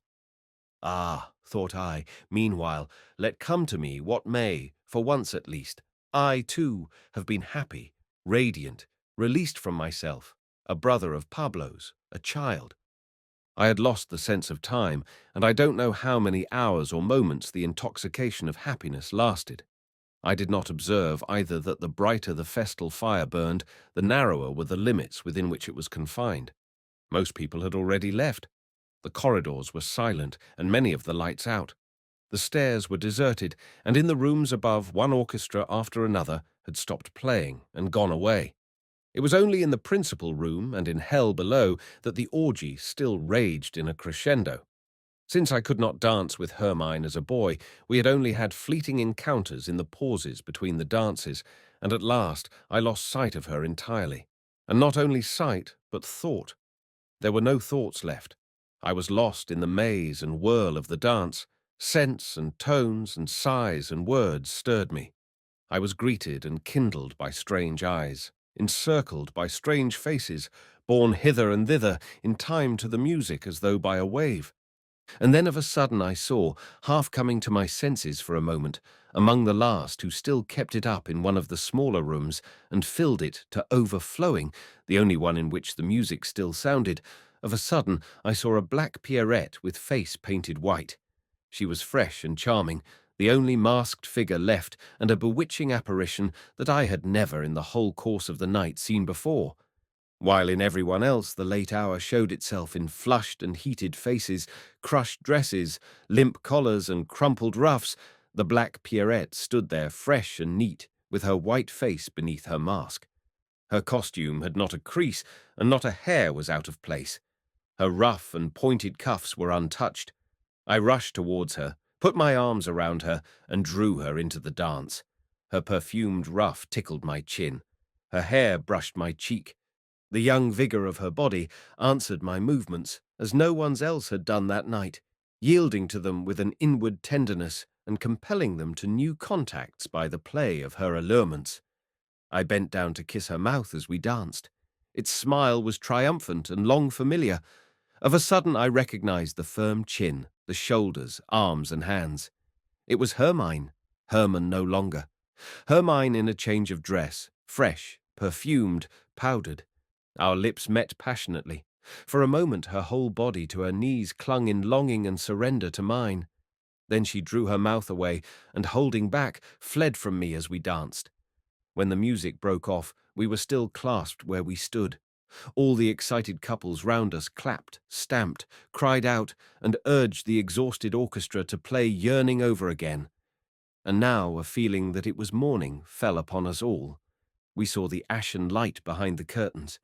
It warned us of pleasure's approaching end and gave us symptoms of the weariness to come. Blindly, with bursts of laughter, we flung ourselves desperately into the dance once more, into the music and the light that began to flood the room. Our feet moved in time to the music as though we were possessed, every couple touching, and once more we felt the great wave of bliss break over us. Hermione abandoned her triumphant air, her mockery and coolness. She knew that there was no more to do to make me in love with her. I was hers, and her way of dancing, her looks and smiles and kisses all showed that she gave herself to me. All the women of this fevered night, all that I had danced with, all whom I had kindled or who had kindled me, all whom I had courted, all who had clung to me with longing, all whom I had followed with enraptured eyes were melted together and had become one, the one whom I held in my arms. On and on went this nuptial dance. Time after time the music flagged. The wind let their instruments fall. The pianist got up from the piano. The first fiddle shook his head, and every time they were won over by the imploring persistence of the last intoxicated dancers and played once more. They played faster and more wildly. Then at last, as we stood, still entwined and breathless after the last eager dance, the piano was closed with a bang, and our arms fell wearily to our sides, like those of the wind and strings, and the flutist, blinking sleepily, put his flute away in its case. Doors opened, the cold air poured in, attendants appeared with cloaks, and the bar waiter turned off the light. The whole scene vanished eerily away, and the dancers, who a moment ago had been all on fire, shivered as they put on coats and cloaks and turned up their collars. Hermione was pale but smiling. Slowly she raised her arm and pushed back her hair. As she did so, one arm caught the light, and a faint and indescribably tender shadow ran from her armpit to her hidden breast, and this little trembling line of shadow seemed to me to sum up all the charm and fascination of her body, like a smile. We stood looking at one another, the last in the hall, the last in the whole building. Somewhere below I heard a door bang, a glass break, a titter of laughter die away, mixed with the angry, hurried noise of motor cars starting up. And somewhere, at an indeterminable distance and height, I heard a laugh ring out, an extraordinarily clear and merry peal of laughter. Yet it was eerie and strange. It was a laugh made of crystal and ice, bright and radiant, but cold and inexorable. Where had I heard this laugh before? I could not tell. We stood and looked at one another. For a moment I came to my sober self. I felt a fearful weariness descend upon me. I felt with repugnance how moist and limp my clothing hung around me. I saw my hands emerging red and with swollen veins from my crumpled and wilted cuffs. But all at once the mood passed, banished by a look from Hermione. At this look that seemed to come from my own soul, all reality fell away, even the reality of my sensuous love of her. Bewitched, we looked at one another, while my poor little soul looked at me. "You're ready?" asked Hermione, and her smile fled away like the shadows on her breast. Far up in unknown space rang out that strange and eerie laughter. I nodded. Oh, yes, I was ready. At this moment, Pablo appeared in the doorway and beamed on us out of his jolly eyes that really were animals' eyes, except that animals' eyes are always serious, while his always laughed, and this laughter turned them into human eyes. He beckoned to us with his usual friendly cordiality. He had put on a gorgeous silk smoking jacket. His limp collar and tired white face had a withered and pallid look above its red facings, but the impression was erased by his radiant black eyes. So was reality erased, for they too had the witchery. We joined him when he beckoned, and in the doorway he said to me in a low voice, "Brother Harry, I invite you to a little entertainment. For madmen only, and one price only. Your mind. Are you ready?" Again I nodded. The dear fellow gave us each an arm with kind solicitude, Hermione his right, me his left, and conducted us upstairs to a small round room that was lit from the ceiling with a bluish light and nearly empty. There was nothing in it but a small round table and 3 easy chairs in which we sat ourselves. Where were we? Was I asleep? Was I at home? Was I driving in a car? No, I was sitting in a blue light in a round room and a rare atmosphere in a stratum of reality that had become rarefied in the extreme. Why then was her mind so white? Why was Pablo talking so much? Was it not perhaps I who made him talk, spoke, indeed, with his voice? Was it not, too, my own soul that contemplated me out of his black eyes like a lost and frightened bird, just as it had out of Hermione's grey ones? Pablo looked at us good-naturedly as ever, and with something ceremonious in his friendliness, and he talked much and long. He whom I had never heard say 2 consecutive sentences, whom no discussion nor thesis could interest, whom I had scarcely credited with a single thought, discoursed now in his good-natured warm voice, fluently and without a fault. "My friends, I have invited you to an entertainment that Harry has long wished for, and of which he has long dreamed. The hour is a little late, and no doubt we are all slightly fatigued. So first, we will rest and refresh ourselves a little." From a recess in the wall he took 3 glasses and a quaint little bottle, also a small oriental box inlaid with differently coloured woods. He filled the 3 glasses from the bottle, and taking 3 long, thin yellow cigarettes from the box and a box of matches from the pocket of his silk jacket, he gave us a light. And now we all slowly smoked the cigarettes, whose smoke was as thick as incense, leaning back in our chairs and slowly sipping the aromatic liquid whose strange taste was so utterly unfamiliar. Its effect was immeasurably enlivening and delightful, as though one were filled with gas and had no longer any gravity. Thus we sat peacefully, exhaling small puffs and taking little sips at our glasses, while every moment we felt ourselves growing lighter and more serene. From far away came Pablo's warm voice. "It is a pleasure to me, my dear Harry, to have the privilege of being your host in a small way on this occasion. You have often been sorely weary of your life. You were striving, were you not, for escape? You have a longing to forsake this world and its reality, and to penetrate to a reality more native to you, to a world beyond time. You know, of course, where this other world lies hidden. It is the world of your own soul that you seek. Only within yourself exists that other reality for which you long. I can give you nothing that has not already its being within yourself. I can throw open to you no picture gallery but your own soul. All I can give you is the opportunity, the impulse, the key. I help you to make your own world visible. That is all." Again he put his hand into the pocket of his gorgeous jacket and drew out a round looking-glass. "Look, it is thus that you have so far seen yourself." He held the little glass before my eyes. A childish verse came to my mind. Little glass in the hand, and I saw, though indistinctly and cloudily, the reflection of an uneasy, self-tormented, inwardly labouring and seething being, myself, Harry Haller.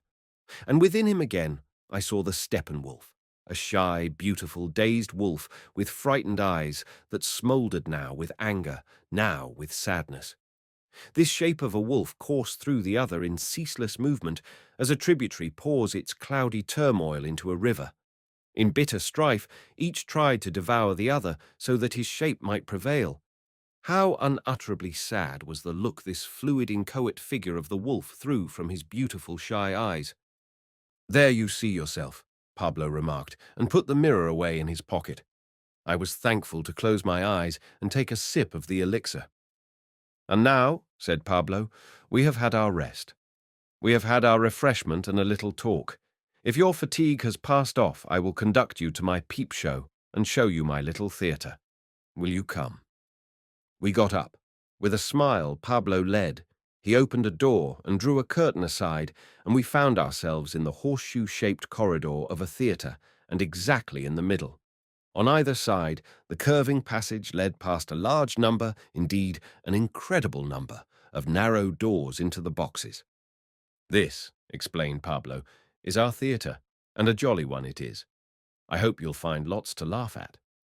He laughed aloud as he spoke, a short laugh, but it went through me like a shot. It was the same bright and peculiar laugh that I had heard before from below.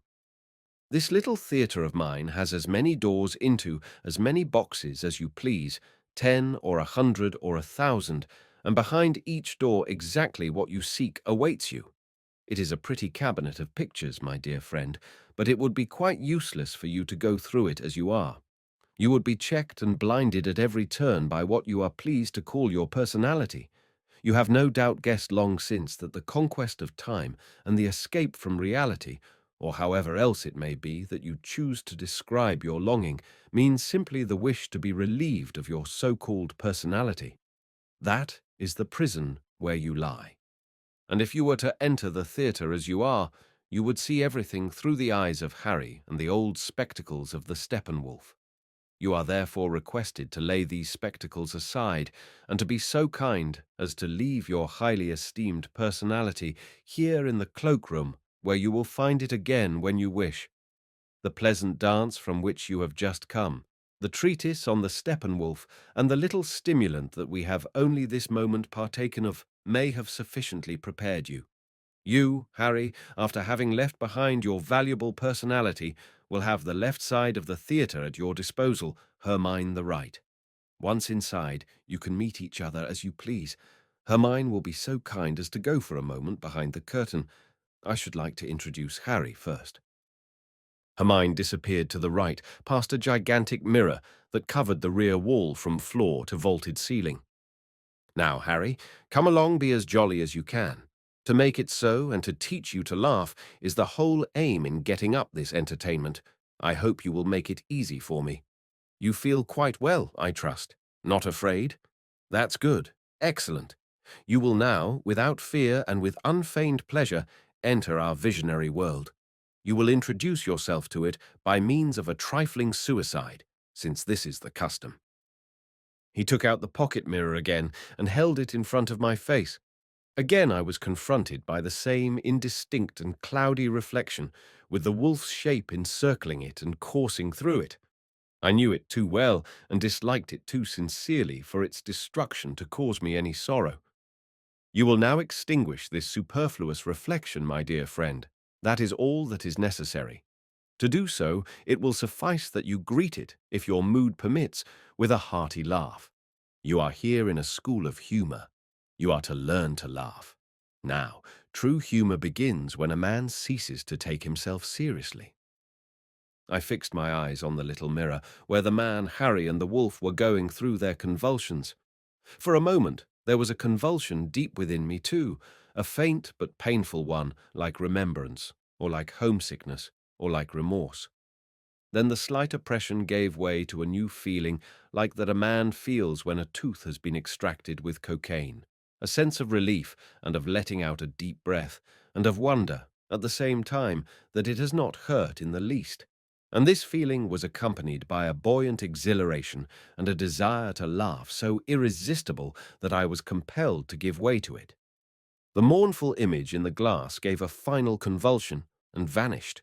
The glass itself turned grey and charred and opaque as though it had been burnt. With a laugh, Pablo threw the thing away, and it went rolling down the endless corridor and disappeared. "Well laughed, Harry," cried Pablo. "You will learn to laugh like the immortals yet. You have done with the Steppenwolf at last. It's no good with a razor. Take care that he stays dead. You'll be able to leave the farce of reality behind you directly. At our next meeting we'll drink brotherhood, dear fellow. I never liked you better than I do today. And if you still think it worth your while, we can philosophize together and argue and talk about music and Mozart and Gluck and Plato and Goethe to your heart's content. You will understand now why it was so impossible before.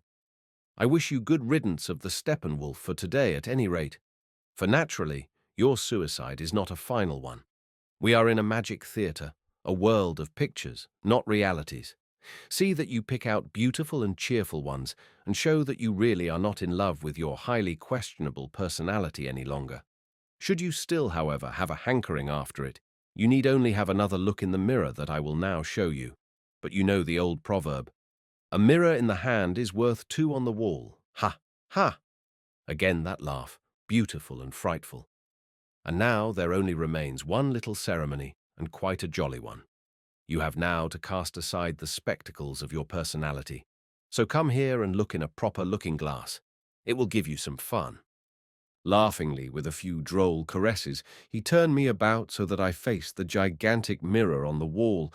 There I saw myself. I saw myself for a brief instant as my usual self, except that I looked unusually good-humored, bright and laughing. But I had scarcely had time to recognize myself before the reflection fell to pieces. A second, a third, a 10th, a 20th figure sprang from it till the whole gigantic mirror was full of nothing but Harrys or bits of him, each of which I saw only for the instant of recognition. Some of these multitudinous Harrys were as old as I, some older, some very old. Others were young.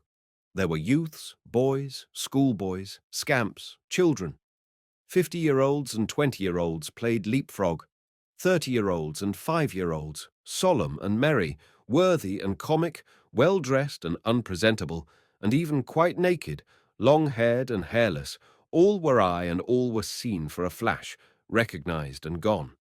They sprang from each other in all directions, left and right, and into the recesses of the mirror and clean out of it. One, an elegant young fellow, leapt laughing into Pablo's arms and embraced him, and they went off together. And one who particularly pleased me, a good-looking and charming boy of 16 or 17 years, sprang like lightning into the corridor and began reading the notices on the doors. I went after him and found him in front of a door on which was inscribed, "All girls are yours. 1/4 in the slot." The dear boy hurled himself forward, made a leap, and falling head-first into the slot himself, disappeared behind the door. Pablo, too, had vanished, so apparently had the mirror, and with it all the countless figures. I realized that I was now left to myself and to the theatre, and I went with curiosity from door to door and read on each its alluring invitation. The inscription, "Jolly hunting, great hunt in automobiles," attracted me. I opened the narrow door and stepped in. I was swept at once into a world of noise and excitement. Motor cars, some of them armored, were run through the streets chasing the pedestrians. They ran them down and either left them mangled on the ground or crushed them to death against the walls of the houses. I saw at once that it was the long-prepared, long-awaited, and long-feared war between men and machines, now, at last, broken out. On all sides lay dead and decomposing bodies, and on all sides, too, smashed and distorted and half-burnt motor cars. Aeroplanes circled above the frightful confusion and were being fired upon from many roofs and windows with rifles and machine guns. On every wall were wild and magnificently stirring placards, whose giant letters flamed like torches, summoning the nation to side with the men against the machines, to make an end at last of the fat and well-dressed and perfumed plutocrats who used machines to squeeze the fat from other men's bodies, of them and their huge, fiendishly purring automobiles. Set factories afire at last, make a little room on the crippled earth, depopulate it so that the grass may grow again, and woods, meadows, heather, stream and moor return to this world of dust and concrete. Other placards, on the other hand, in wonderful colours and magnificently phrased, warned all those who had a stake in the country and some share of prudence, in more moderate and less childish terms, which testified to the remarkable cleverness and intellect of those who had composed them against the rising tide of anarchy. They depicted in a truly impressive way the blessings of order and work and property and education and justice, and praised machinery as the last and most sublime invention of the human mind. With its aid, men would be equal to the gods. I studied these placards, both the red and the green, and reflected on them and marveled at them. The flaming eloquence affected me as powerfully as the compelling logic. They were right, and I stood as deeply convinced in front of one as in front of the other, a good deal disturbed all the time by the rather juicy firing that went on all round me. Well, the principal thing was clear. There was a war on, a violent, genuine, and highly sympathetic war where there was no concern for Kaiser or Republic, for frontiers, flags, or colours, and other equally decorative and theatrical matters, all nonsense at bottom, but a war in which everyone who lacked air to breathe and no longer found life exactly pleasing gave emphatic expression to his displeasure and strove to prepare the way for a general destruction of this iron-cast civilization of ours. In every eye I saw the unconcealed spark of destruction and murder, and in mine too these wild red roses bloomed as rank and high and sparkled as brightly. I joined the battle joyfully. The best of all, however, was that my school friend, Gustav, turned up close beside me. I had lost sight of him for dozens of years, the wildest, strongest, most eager and venturesome of the friends of my childhood. I laughed in my heart as I saw him beckon me with his bright blue eyes. He beckoned, and at once I followed him joyfully. "Good Lord, Gustav," I cried happily, "fancy seeing you again. Whatever has become of you?" "Keep quiet with your questions and chatter. I'm a professor of theology, if you want to know." "But the Lord be praised, there's no occasion for theology now, my boy. It's war. Come on." He shot the driver of a small car that came snorting towards us and leaping into it as nimbly as a monkey, brought it to a standstill for me to get in. Then we drove like the devil between bullets and crashed cars out of town and suburbs. "Are you on the side of the manufacturers?" I asked my friend. "Oh, Lord, that's a matter of taste, so we can leave it out of account, though now you mention it, I rather think we might take the other side, since at bottom it's all the same, of course. I'm a theologian, and my predecessor, Luther, took the side of the princes and plutocrats against the peasants. So now we'll establish the balance a little. This rotten car, I hope she'll hold out another mile or two." Swift as the wind, that child of heaven, we rattled on, and reached a green and peaceful countryside many miles distant. We traversed a wide plain and then slowly climbed into the mountains. Here we made a halt on a smooth and glistening road that led in bold curves between the steep wall of rock and the low retaining wall. Far below shone the blue surface of a lake. "Lovely view," said I. "Very pretty. We'll call it the Axle Way. A good many axles of one sort or another are going to crash here, Harry, my boy. So watch out." A tall pine grew by the roadside, and among the tall branches we saw something like a little hut made of boards to serve as an outlook and point of vantage. Gustav smiled with a knowing twinkle in his blue eyes.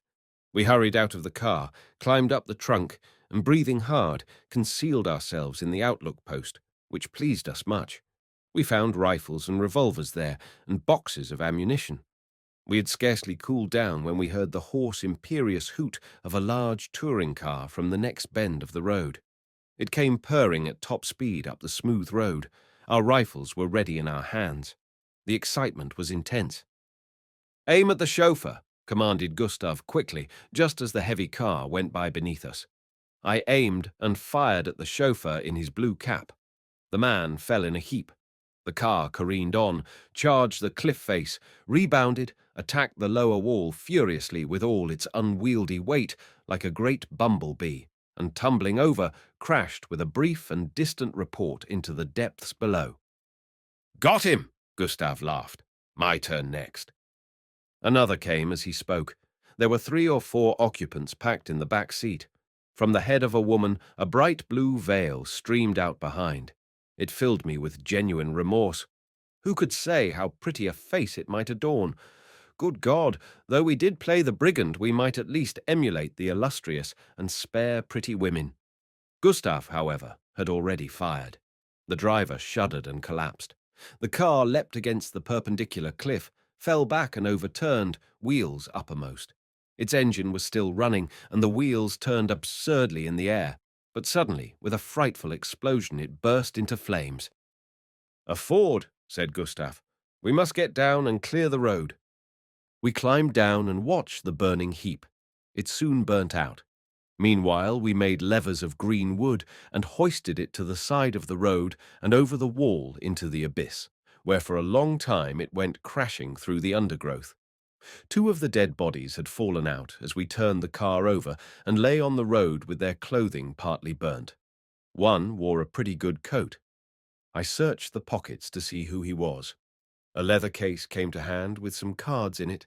I took one and read, "Tut tuam asi." "Very witty," said Gustav. "Though, as a matter of fact, it is all one what our victims are called. They're poor devils just as we are. Their names don't matter. This world is done for, and so are we. The least painful solution would be to hold it under water for 10 minutes. Now to work." We threw the bodies after the car. Already another one was tooting. We shot it down with a volley where we stood. It made a drunken swerve and reeled on for a stretch, then turned over and lay gasping. One passenger was still sitting inside, but a pretty young girl got out uninjured, though she was white and trembling violently. We greeted her politely and offered our assistance. She was too much shaken to speak and stared at us for a while, quite dazed. "Well, first let us look after the old boy," said Gustav, and turned to the occupant of the car who still clung to his seat behind the chauffeur. He was a gentleman with short grey hair. His intelligent, clear grey eyes were open, but he seemed to be seriously hurt. At least, blood flowed from his mouth, and he held his neck askew and rigid. Allow me to introduce myself. My name is Gustav.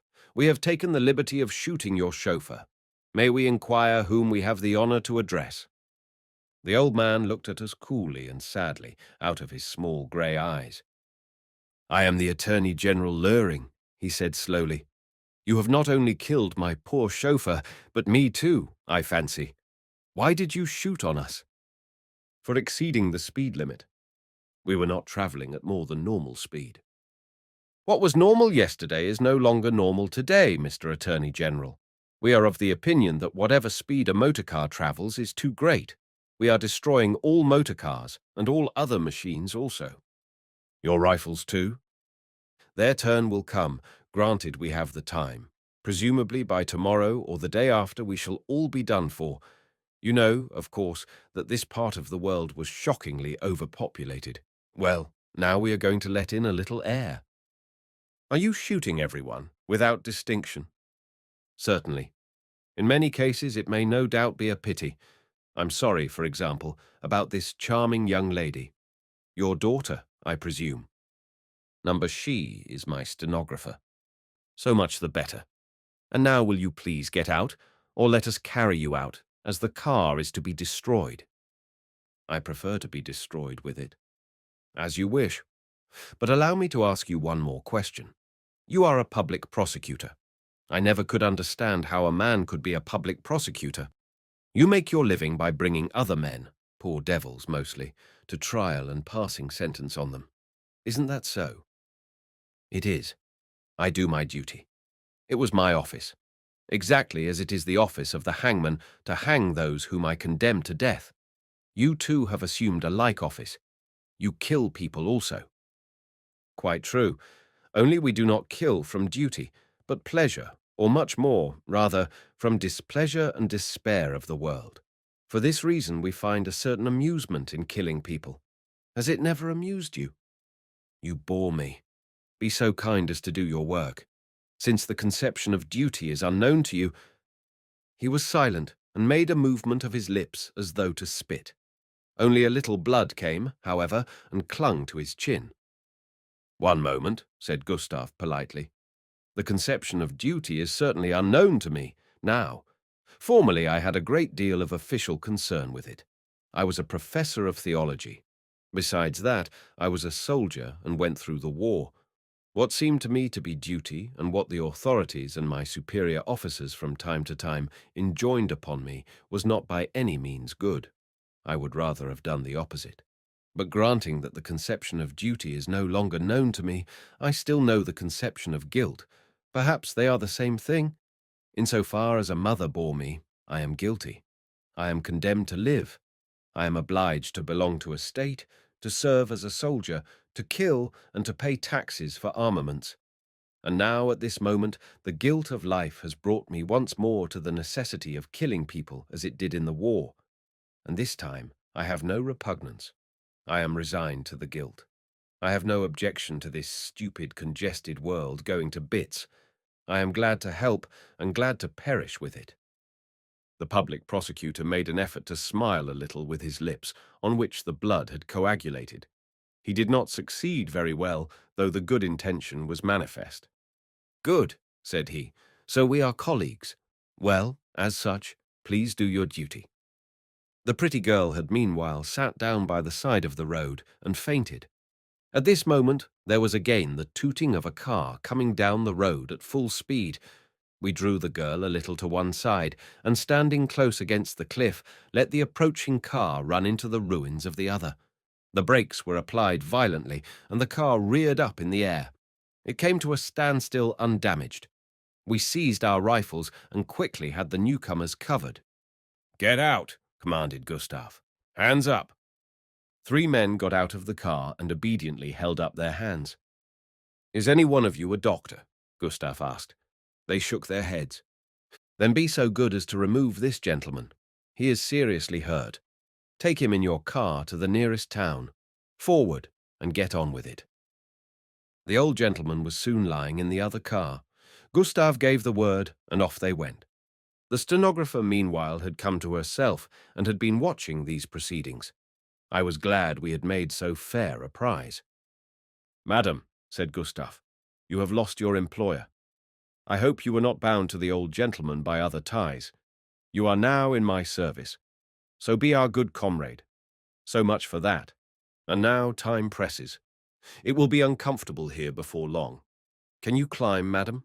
Yes? Then go ahead and we'll help you up between us." We all climbed up to our hut in the tree as fast as we could. The lady did not feel very well up there, but we gave her some brandy, and she was soon so much recovered that she was able to admire the wonderful view over lake and mountains, and to tell us also that her name was Dora. Immediately after this, there was another car below us. It steered carefully past the overturned one without stopping, and then gathered speed. "Poltroon!" laughed Gustav, and shot the driver. The car zigzagged and, dashing into the wall, stove it in and hung suspended over the abyss. "Dora," I said, "can you use firearms?" She could not, but we taught her how to load. She was clumsy at first and hurt her finger, and cried and wanted court plaster. But Gustav told her it was war and that she must show her courage. Then it went better. "But what's going to become of us?" she asked. "Don't know," said Gustav. "My friend Harry is fond of pretty girls. He'll look after you." "But the police and the soldiers will come and kill us." "There aren't any police and such like anymore. We can choose, Dora. Either we stay quietly up here and shoot down every car that tries to pass, or else we can take a car and drive off in it and let others shoot at us. It's all the same which side we take. I'm for staying here." And now there was the loud tooting of another car beneath us. It was soon accounted for and lay there, wheels uppermost. Gustav smiled. "Yes, there are indeed too many men in the world. In earlier days it wasn't so noticeable. But now that everyone wants air to breathe and a car to drive as well, one does notice it. Of course, what we are doing isn't rational. It's childishness, just as war is childishness on a gigantic scale. In time, mankind will learn to keep its numbers in check by rational means. Meanwhile, we are meeting an intolerable situation in a rather irrational way. However, the principle's correct. We eliminate." "Yes," said I. "What we are doing is probably mad, and probably it is good and necessary all the same. It is not a good thing when man overstrains his reason and tries to reduce to rational order matters that are not susceptible of rational treatment. Then there arise ideals such as those of the Americans or of the Bolsheviks. Both are extraordinarily rational, and both lead to a frightful oppression and impoverishment of life because they simplify it so crudely. The likeness of man, once a high ideal, is in process of becoming a machine-made article. It is for madmen like us, perhaps, to ennoble it again." With a laugh, Gustav replied, "You talk like a book, my boy. It is a pleasure and a privilege to drink at such a fount of wisdom. And perhaps there is even something in what you say. But now kindly reload your piece. You are rather too dreamy for my taste. Any moment may bring a few buck, and we cannot kill them with philosophy. We must have ball in our barrels." A car came and was dropped at once. The road was blocked. A survivor, a stout, red-faced man, gesticulated wildly over the ruins. Then he stared up and down, and discovering our hiding place, came for us, bellowing and shooting up at us with a revolver. "Get off with you, or I'll shoot!" Gustav shouted down. The man took aim at him and fired again. Then we shot him. After this, 2 more came and were bagged. Then the road was silent and deserted. Apparently the news had got about that it was dangerous. We had time to enjoy the beauty of the view. On the far side of the lake, a small town lay in the valley. Smoke rose from it, and soon we saw fire leaping from roof to roof. Shooting could be heard. Dora cried a little, and I stroked her wet cheeks. "Have we all got to die, then?" she asked. There was no reply. Meanwhile, a man on foot went past below. He saw the smashed-up motor cars and began nosing round them. Leaning over into one of them, he pulled out a gay parasol, a lady's handbag, and a bottle of wine. Then he sat down contentedly on the wall, took a drink from the bottle, and ate something wrapped in tinfoil out of the handbag. After emptying the bottle, he went on, well pleased, with the parasol clasped under his arm, and I said to Gustav, Could you find it in you to shoot at this good fellow and make a hole in his head? God knows, I couldn't. You're not asked to, my friend growled. But he did not feel very comfortable either. We had no sooner caught sight of a man whose behavior was harmless and peaceable and childlike, and who was still in a state of innocence, than all our praiseworthy and most necessary activities became stupid and repulsive. Pah, all that blood. We were ashamed of ourselves. But in the war, there must have been generals even who felt the same. Don't let us stay here any longer, Dora implored. Let's go down. We are sure to find something to eat in the cars. Aren't you hungry, you Bolsheviks? Down in the burning town, the bells began to peal with a wild terror. We set ourselves to climb down. As I helped Dora to climb over the breastwork, I kissed her knee. She laughed aloud, and then the planks gave way and we both fell into vacancy. Once more I stood in the round corridor, still excited by the hunting adventure, and everywhere on all the countless doors were the alluring inscriptions, Mutabor, transformation into any animal or plant, you please, Kamasutram, instruction in the Indian arts of love, course for beginners, 42, different, methods and practices, Kairakuteki Jisatsu. You laugh yourself to bits. Do you want to be all spirit? The wisdom of the East, downfall of the West, moderate prices, never surpassed, compendium of art, transformation from time into space, by means of music, laughing tears, cabinet of humor, solitude made easy, complete substitute for all forms of sociability. The series of inscriptions was endless. One was guidance in the building up of the personality, success guaranteed. This seemed to me to be worth looking into, and I went in at this door. I found myself in a quiet, twilit room where a man with something like a large chessboard in front of him sat in Eastern fashion on the floor. At the first glance, I thought it was friend Pablo. He wore at any rate a similar gorgeous silk jacket and had the same dark and shining eyes. "Are you Pablo?" I asked. "I am not anybody," he replied amiably. "We have no names here, and we are not anybody. I am a chess player. Do you wish for instruction in the building up of the personality?" "Yes, please." "Then be so kind as to place a few dozen of your pieces at my disposal." "My pieces?" "Of the pieces into which you saw your so-called personality broken up. I can't play without pieces."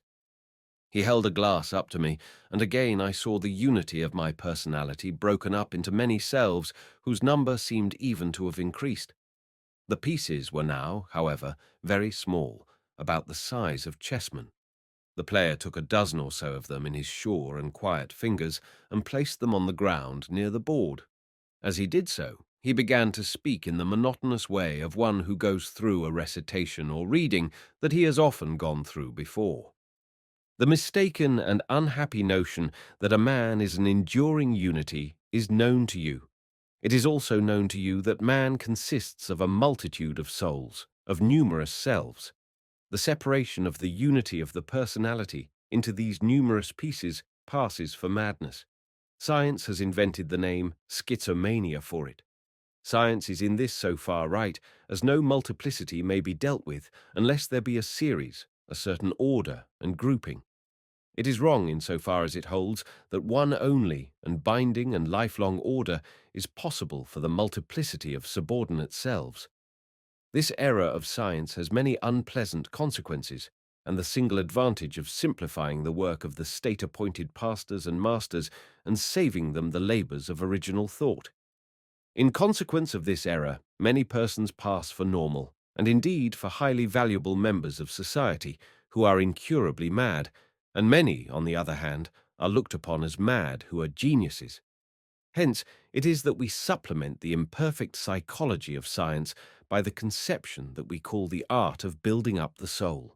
We demonstrate to anyone whose soul has fallen to pieces that he can rearrange these pieces of a previous self in what order he pleases, and so attain to an endless multiplicity of moves in the game of life. As the playwright shapes a drama from a handful of characters, so do we from the pieces of the disintegrated self build up ever new groups, with ever new interplay and suspense, and new situations that are eternally inexhaustible. Look, with the sure and silent touch of his clever fingers, he took hold of my pieces, all the old men and young men and children and women, cheerful and sad, strong and weak, nimble and clumsy, and swiftly arranged them on his board for a game. At once they formed themselves into groups and families, games and battles, friendships and enmities, making a small world.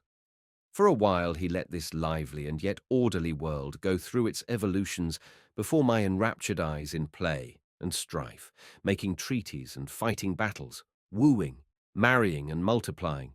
It was indeed a crowded stage, a moving, breathless drama.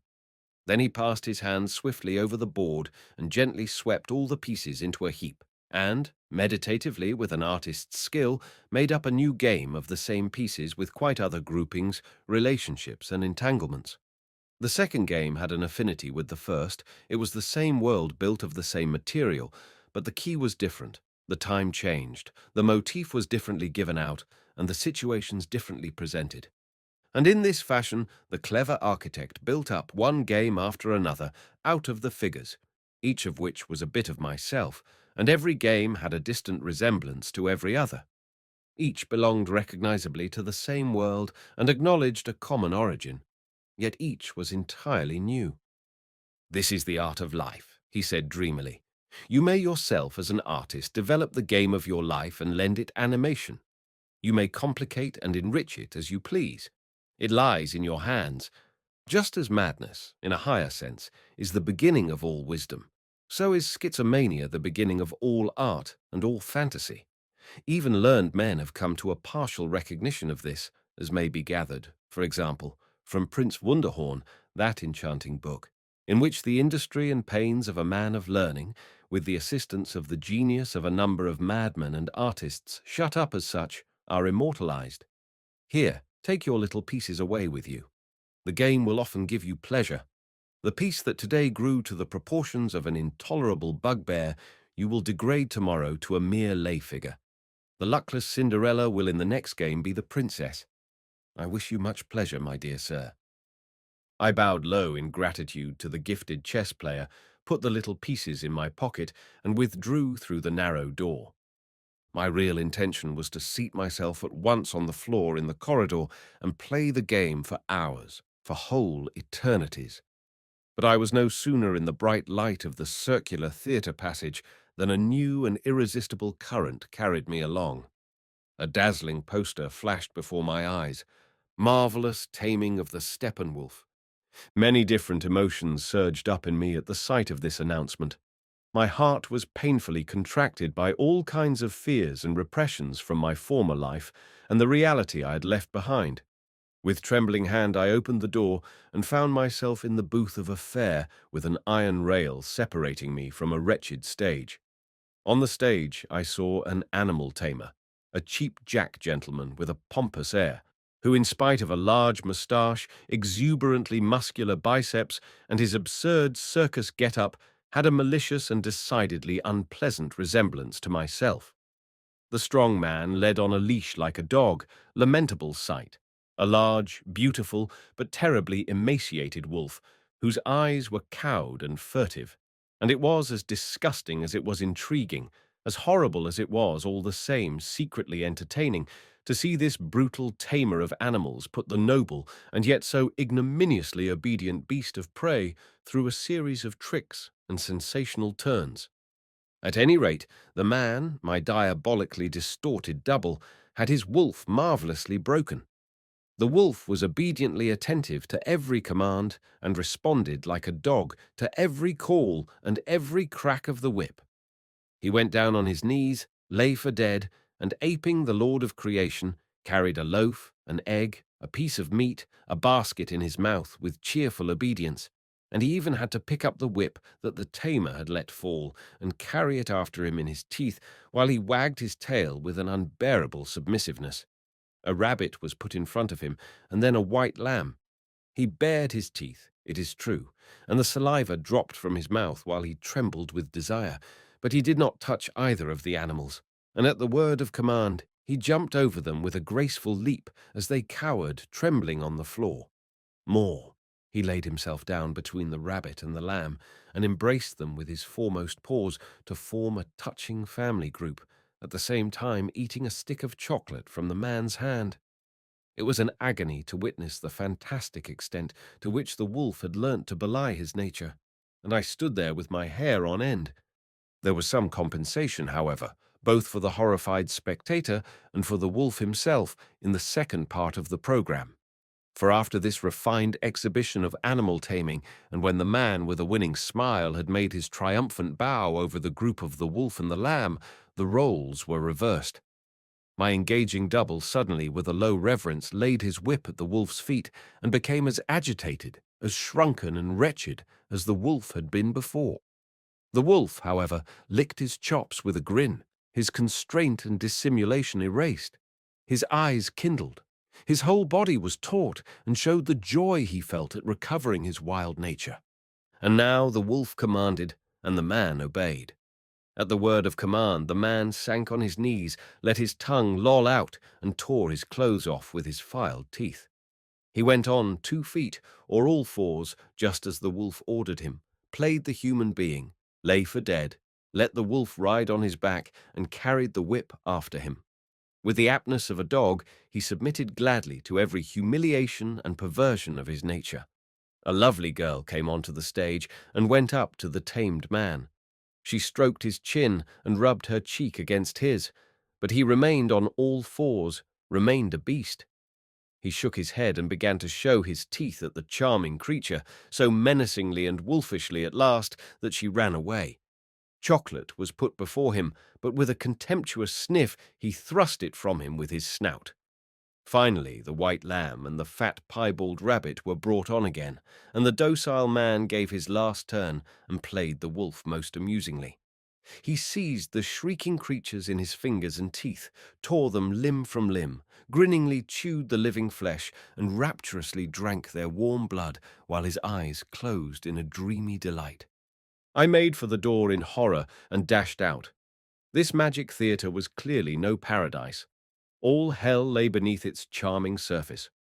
Oh God, was there even here no release?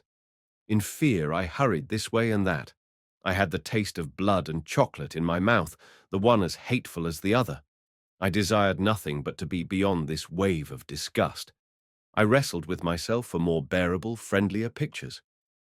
Oh, friend, not these notes, sang in my head, and with horror I remembered those terrible photographs from the front that one saw occasionally during the war, those heaps of bodies entangled with each other, whose faces were changed to grinning ghouls by their gas masks. How silly and childish of me, a humanely minded opponent of war though I was, to have been horrified by those pictures. Today I knew that no tamer of beasts, no general, no insane person could hatch a thought or a picture in his brain that I could not match myself with one every bit as frightful, every bit as savage and wicked, as crude and stupid. With an immense relief I remembered the notice I had seen on first entering the theatre, the one that the nice boy had stormed so furiously. All girls are yours. And it seemed to me, all in all, that there was really nothing else so desirable as this. I was greatly cheered at finding that I could escape from that cursed wolf world, and went in. The fragrance of springtime met me. The very atmosphere of boyhood and youth, so deeply familiar and yet so legendary, was around me, and in my veins flowed the blood of those days. All that I had done and thought and been since fell away from me, and I was young again. An hour, a few minutes before, I had prided myself on knowing what love was, and desire and longing, but it had been the love and the longing of an old man. Now I was young again, and this glowing current of fire that I felt in me, this mighty impulse, this unloosening passion like that wind in March that brings the thaw, was young and new and genuine. How the flame that I had forgotten leaped up again, how darkly stole on my ears the tones of long ago. My blood was on fire and blossomed forth as my soul cried aloud and sang. I was a boy of 15 or 16, with my head full of Latin and Greek and poetry. I was all ardour and ambition, and my fancy was laden with the artist's dreams. But far deeper and stronger and more awful than all there burned and leapt in me the flame of love, the hunger of sex, the fever and the foreboding of desire. I was standing on a spur of the hills above the little town where I lived. The wind wafted the smell of spring and violets through my long hair. Below in the town I saw the gleam of the river and the windows of my home, and all that I saw and heard and smelt overwhelmed me, as fresh and reeling from creation, as radiant in depth of colour, swayed by the wind of spring in as magical a transfiguration as when once I looked on the world with the eyes of youth. First youth and poetry. With wandering hand I pulled a half-opened leaf bud from a bush that was newly green. I looked at it and smelt it. With the smell, everything of those days came back in a glow, and then I put it between my lips, lips that no girl had ever kissed, and began playfully to bite it. At the sour and aromatically bitter taste, I knew at once, and exactly what it was that I was living over again. It all came back. I was living again an hour of the last years of my boyhood, a Sunday afternoon in early spring, the day that on a lonely walk I met Rosa Chrysler and greeted her so shyly and fell in love with her so madly. She came, that day, alone and dreamingly up the hill towards me. She had not seen me, and the sight of her approaching filled me with apprehension and suspense. I saw her hair tied in two thick plaits, with loose strands on either side, her cheeks blown by the wind. I saw for the first time in my life how beautiful she was, and how beautiful and dreamlike the play of the wind in her delicate hair, how beautiful and provocative the fall of her thin blue dress over her young limbs, and just as the bitter spice of the chewed bud coursed through me with the whole dread pleasure and pain of spring, so the sight of the girl filled me with the whole deadly foreboding of love, the foreboding of woman. In that moment was contained the shock and the forewarning of enormous possibilities and promises, nameless delight, unthinkable bewilderments, anguish, suffering, release to the innermost and deepest guilt. Oh, how sharp was the bitter taste of spring on my tongue, and how the wind streamed playfully through the loose hair beside her rosy cheeks. She was close now. She looked up and recognized me. For a moment she blushed a little and looked aside, but when I took off my school cap, she was self-possessed at once, and raising her head, returned my greeting with a smile that was quite grown up. Then, entirely mistress of the situation, she went slowly on, in a halo of the thousand wishes, hopes, and adorations that I sent after her. So it had once been on a Sunday 35 years before, and all that had been then came back to me in this moment. Hill and town, March wind and buddy taste, Rosa and her brown hair, the welling up of desire, and the sweet suffocation of anguish. All was as it was then, and it seemed to me that I had never in my life loved as I loved Rosa that day. But this time it was given me to greet her otherwise than on that occasion. I saw her blush when she recognized me, and the pains she took to conceal it, and I knew at once that she had a liking for me, and that this encounter meant the same for her as for me. And this time, instead of standing ceremoniously cap in hand till she had gone by, I did, in spite of anguish bordering on obsession, what my blood bade me do. I cried, "Rosa!" Thank God you've come, you beautiful, beautiful girl. I love you so dearly. It was not perhaps the most brilliant of all the things that might have been said at this moment, but there was no need for brilliance, and it was enough and more. Rosa did not put on her grown-up air, and she did not go on. She stopped and looked at me, and growing even redder than before, she said, "Heaven be praised, Harry. Do you really like me?" Her brown eyes lit up her strong face, and they showed me that my past life and loves had all been false and perplexed, and full of stupid unhappiness from that very moment on a Sunday afternoon when I had let Rosa pass me by. Now, however, the blunder was put right. Everything went differently, and everything was good. We clasped hands, and hand in hand walked slowly on, as happy as we were embarrassed. We did not know what to do or to say, so we began to walk faster from embarrassment, and then broke into a run, and ran till we lost our breath and had to stand still. But we did not let go our hands. We were both still children and did not know quite what to do with each other. That Sunday we did not even kiss, but we were immeasurably happy. We stood to get our breath. We sat on the grass and I stroked her hand while she passed the other one shyly over my hair.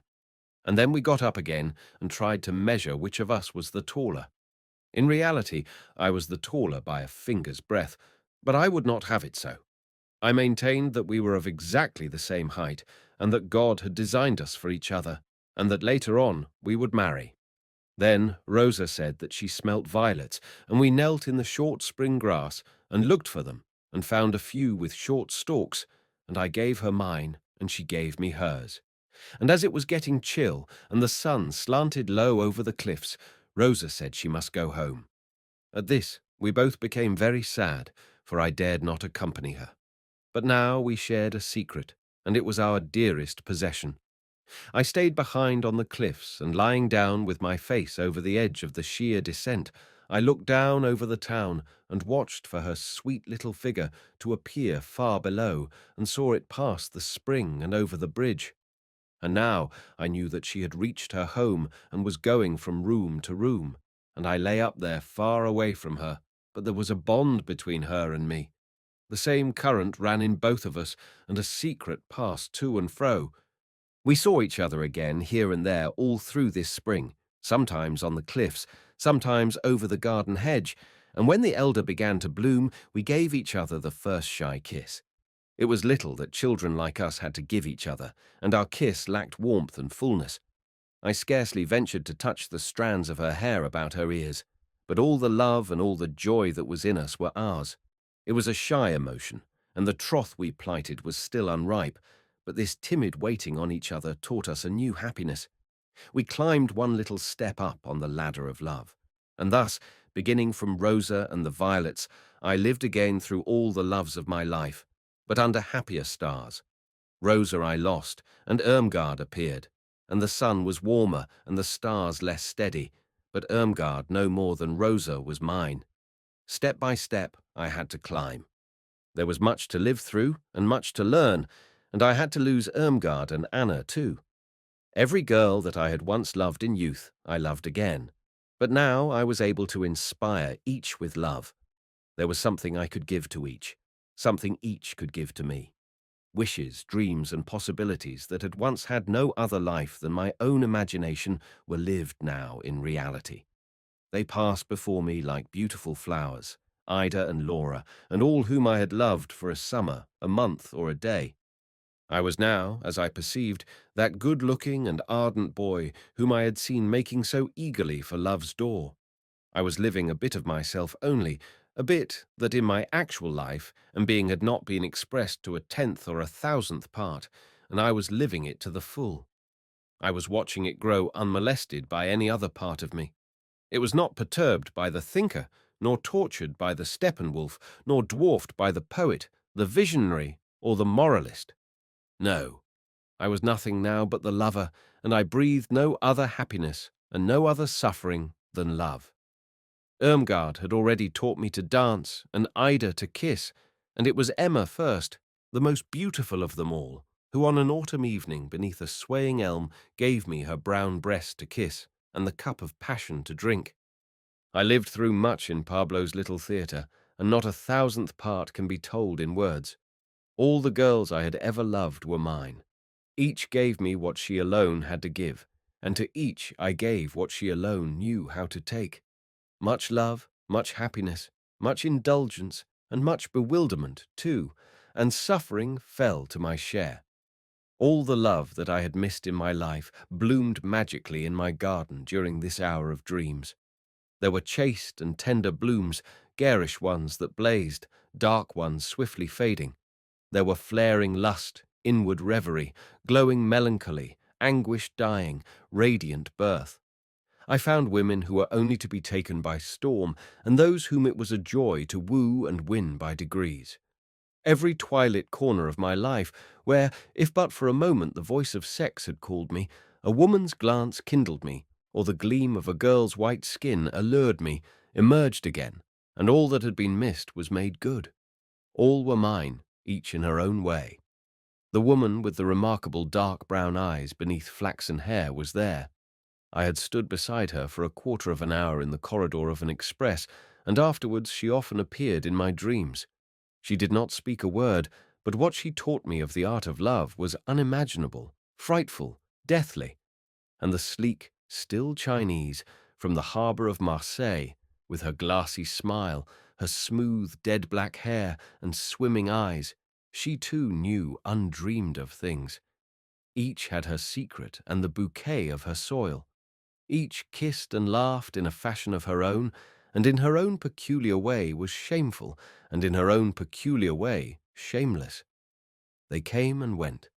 The stream carried them towards me and washed me up to them and away. I was a child in the stream of sex at play, in the midst of all its charm, its danger and surprise. And it astonished me to find how rich my life, the seemingly so poor and loveless life of the Steppenwolf, had been in the opportunities and allurements of love. I had missed them. I had fled before them. I had stumbled on over them. I had made haste to forget them. But here they all were stored up in their hundreds, and not one missing. And now that I saw them, I gave myself up to them without defence, and sank down into the rosy twilight of their underworld. Even that seduction to which Pablo had once invited me came again, and other earlier ones, none of which at the time I had even fully grasped, fantastic games for 3 or 4, caught me into their gambols with a laugh. Many things happened and many games were played not to be said in words. When I rose once more to the surface of the unending stream of allurement and vice and entanglement, I was calm and silent. I was equipped, far gone in knowledge, wise, expert, ripe for Hermann. She rose as the last figure in my populous mythology, the last name of an endless series, and at once I came to myself and made an end of this fairy tale of love, for I did not wish to meet her in this twilight of a magic mirror. I belonged to her not just as this one piece in my game of chess, I belonged to her wholly. Oh, I would now so lay out the pieces in my game that all was centred in her and led to fulfilment. The stream had washed me ashore. Once again I stood in the silent theatre passage. What now? I felt for the little figures in my pocket, but already this impulse died away. Around me was the inexhaustible world of doors, notices, and magic mirrors. Listlessly I read the first words that caught my eye and shuddered. "How one kills for love," was what it said. Swiftly a picture was flashed upon my memory with a jerk and remained there one instant. Hermine at the table of a restaurant, turning all at once from the wine and food, lost in an abyss of speech, with a terrifying earnestness in her face, as she said that she would have one aim only in making me her lover, and it was that she should die by my hand. A heavy wave of anguish and darkness flooded my heart. Suddenly, everything confronted me once more. Suddenly, once more, the sense of the last call of fate gripped my heart. Desperately, I felt in my pocket for the little figures so that I might practice a little magic and rearrange the layout of the board. The figures were no longer there. Instead of them, I pulled out a knife. In mortal dread, I ran along the corridor, past every door. I stood opposite the gigantic mirror. I looked into it. In the mirror there stood a beautiful wolf, as tall as myself. He stood still, glancing shyly from unquiet eyes. As he leered at me, his eyes blazed and he grinned a little so that his chops parted and showed his red tongue. Where was Pablo? Where was Hermine? Where was that clever fellow who had discoursed so pleasantly about the building up of the personality? Again I looked into the mirror. I had been mad. I must have been mad. There was no wolf in the mirror, lolling his tongue in his maw. It was I, Harry. My face was grey, forsaken of all fancies, fordone with all vice, horribly pale. Still it was a human being, someone one could speak to. "Harry," I said, "what are you doing there?" "Nothing," said he in the mirror. "I am only waiting. I am waiting for death." "Where is death, then?" "Coming," said the other. And I heard from the empty spaces within the theatre the sound of music, a beautiful and awful music, that music from Don Giovanni that heralds the approach of the guest of stone. With an awful and an iron clang, it rang through the ghostly house, coming from the other world, from the immortals. Mozart, I thought, and with the word conjured up the most beloved and the most exalted picture that my inner life contained. At that, there rang out behind me a peal of laughter, a clear and ice-cold laughter out of a world beyond unknown to men, a world born of sufferings, purged and divine humor. I turned about, frozen through with the blessing of this laughter, and there came Mozart. He passed by me laughing as he went, and, strolling quietly on, he opened the door of one of the boxes and went in. Eagerly I followed the god of my youth, the object, all my life long, of love and veneration.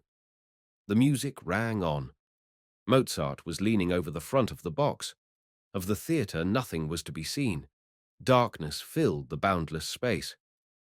"You see," said Mozart, "it goes all right without the saxophone, though to be sure I shouldn't wish to tread on the toes of that famous instrument." "Where are we?" I asked. "We are in the last act of Don Giovanni. Leporello is on his knees. A superb scene, and the music is fine too. There is a lot in it, certainly, that's very human, but you can hear the other world in it. The laughter, eh?" "It is the last great music ever written," said I with the pomposity of a schoolmaster. Certainly, there was Schubert to come, Hugo Wolf also, and I must not forget the poor, lovely Chopin either. You frown, maestro. Oh yes, Beethoven. He is wonderful too. But all that, beautiful as it may be, has something rhapsodical about it, something of disintegration. A work of such plenitude and power as Don Giovanni has never since arisen among men. "Don't overstrain yourself," laughed Mozart, in frightful mockery. "You're a musician yourself, I perceive. Well, I have given up the trade and retired to take my ease. It is only for amusement that I look on at the business now and then." He raised his hands as though he were conducting, and a moon, or some pale constellation, rose somewhere. I looked over the edge of the box into immeasurable depths of space. Mist and clouds floated there. Mountains and seashores glimmered, and beneath us extended worldwide a desert plain.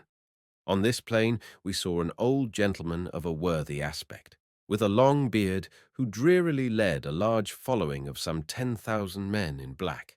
He had a melancholy and hopeless air, and Mozart said, "Look, there's Brahms. He is striving for redemption, but it will take him all his time." I realized that the thousands of men in black were the players of all those notes and parts in his scores, which according to divine judgment were superfluous. "Too thickly orchestrated, too much material wasted," Mozart said with a nod. And thereupon we saw Richard Wagner marching at the head of a host just as vast, and felt the pressure of those thousands as they clung and closed upon him. Him, too, we watched as he dragged himself along with slow and sad step. "In my young days," I remarked sadly, "these two musicians passed as the most extreme contrasts conceivable." Mozart laughed. "Yes, that is always the way. Such contrasts, seen from a little distance, always tend to show their increasing similarity. Thick orchestration was in any case neither Wagner's nor Brahms' personal failing. It was a fault of their time." "What? And have they got to pay for it so dearly?" I cried in protest. "Naturally. The law must take its course. Until they have paid the debt of their time, it cannot be known whether anything personal to themselves is left over to stand to their credit." "But they can't either of them help it." "Of course not. They cannot help it either that Adam ate the apple, but they have to pay for it all the same." "But that is frightful." "Certainly. Life is always frightful. We cannot help it, and we are responsible all the same. One's born, and at once one is guilty. You must have had a remarkable sort of religious education if you did not know that." I was now thoroughly miserable. I saw myself as a dead, weary pilgrim, dragging myself across the desert of the other world, laden with the many superfluous books I had written, and all the articles and feuilletons, followed by the army of compositors who had had the type to set up, by the army of readers who had had it all to swallow. My God, and over and above it all there was Adam and the apple, and the whole of original sin. All this, then, was to be paid for in endless purgatory. And only then could the question arise whether, behind all that, there was anything personal, anything of my own, left over, or whether all that I had done and all its consequences were merely the empty foam of the sea and a meaningless ripple in the flow of what was over and done. Mozart laughed aloud when he saw my long face. He turned a somersault in the air for laughter's sake and played trills with his heels. At the same time, he shouted at me, "Hey, my young man, you're biting your tongue, man, with a gripe in your lung, man. You think of your readers, those carrion feeders, and all your typesetters, those wretched abettors and sabre-wetters. You dragon, you make me laugh till I shake me and burst the stitches of my breeches. O heart of a gull, with printer's ink dull and soul sorrow full, a candle I'll leave you, if that'll relieve you. Betittled, betattled, spectacled and shackled, and pitifully snagged, and by the tail wagged, with shilly and shally no more shall you dally. For the devil, I pray, will bear you away, and slice you, and splice you, till that shall suffice you for your writings, and rotten plagiarizings ill-gotten." This, however, was too much for me. Anger left me no time for melancholy. I caught hold of Mozart by the pigtail, and off he flew. The pigtail grew longer and longer like the tail of a comet, and I was whirled along at the end of it. The devil! But it was cold in this world we traversed. These immortals put up with a rarefied and glacial atmosphere. But it was delightful all the same, this icy air. I could tell that, even in the brief moment that elapsed before I lost my senses. A bitter sharp and steel-bright icy gaiety coursed through me, and a desire to laugh as shrilly and wildly and unearthily as Mozart had done. But then breath and consciousness failed me. When I came to myself, I was bewildered and done up. The white light of the corridor shone in the polished floor. I was not among the immortals, not yet. I was still, as ever, on this side of the riddle of suffering, of wolf-men and torturing complexities. I had found no happy spot, no endurable resting place. There must be an end of it. In the great mirror, Harry stood opposite me. He did not appear to be very flourishing. His appearance was much the same as on that night when he visited the professor and sat through the dance at the Black Eagle, but that was far behind, years, centuries behind. He had grown older. He had learnt to dance. He had visited the magic theatre. He had heard Mozart laugh. Dancing and women and knives had no more terrors for him. Even those who have average gifts, given a few 100 years, come to maturity. I looked for a long time at Harry in the looking-glass. I still knew him well enough, and he still bore a faint resemblance to the boy of 15 who one Sunday in March had met Rosa on the cliffs and taken off his school cap to her. And yet he had grown a few centuries older since then. He had pursued philosophy and music, and had his fill of war and his Elsasser at the steel helmet, and discussed Krishna with men of honest learning. He had loved Erica and Maria, and had been Hermann's friend, and shot down motor cars, and slept with the sleek Chinese, and encountered Mozart and Goethe, and made sundry holes in the web of time and rents in reality's disguise, though it held him a prisoner still. And suppose he had lost his pretty chessman again, still he had a fine blade in his pocket. On then, old Harry, old weary loon. Bah, the devil! How bitter the taste of life! I spat at Harry in the looking-glass. I gave him a kick and kicked him to splinters. I walked slowly along the echoing corridor, carefully scanning the doors that had held out so many glowing promises. Not one now showed a single announcement. Slowly I passed by all the 100 doors of the Magic Theatre. Was not this the day I had been to a masked ball? Hundreds of years had passed since then. Soon years would cease altogether. Something, though, was still to be done. Hermine awaited me.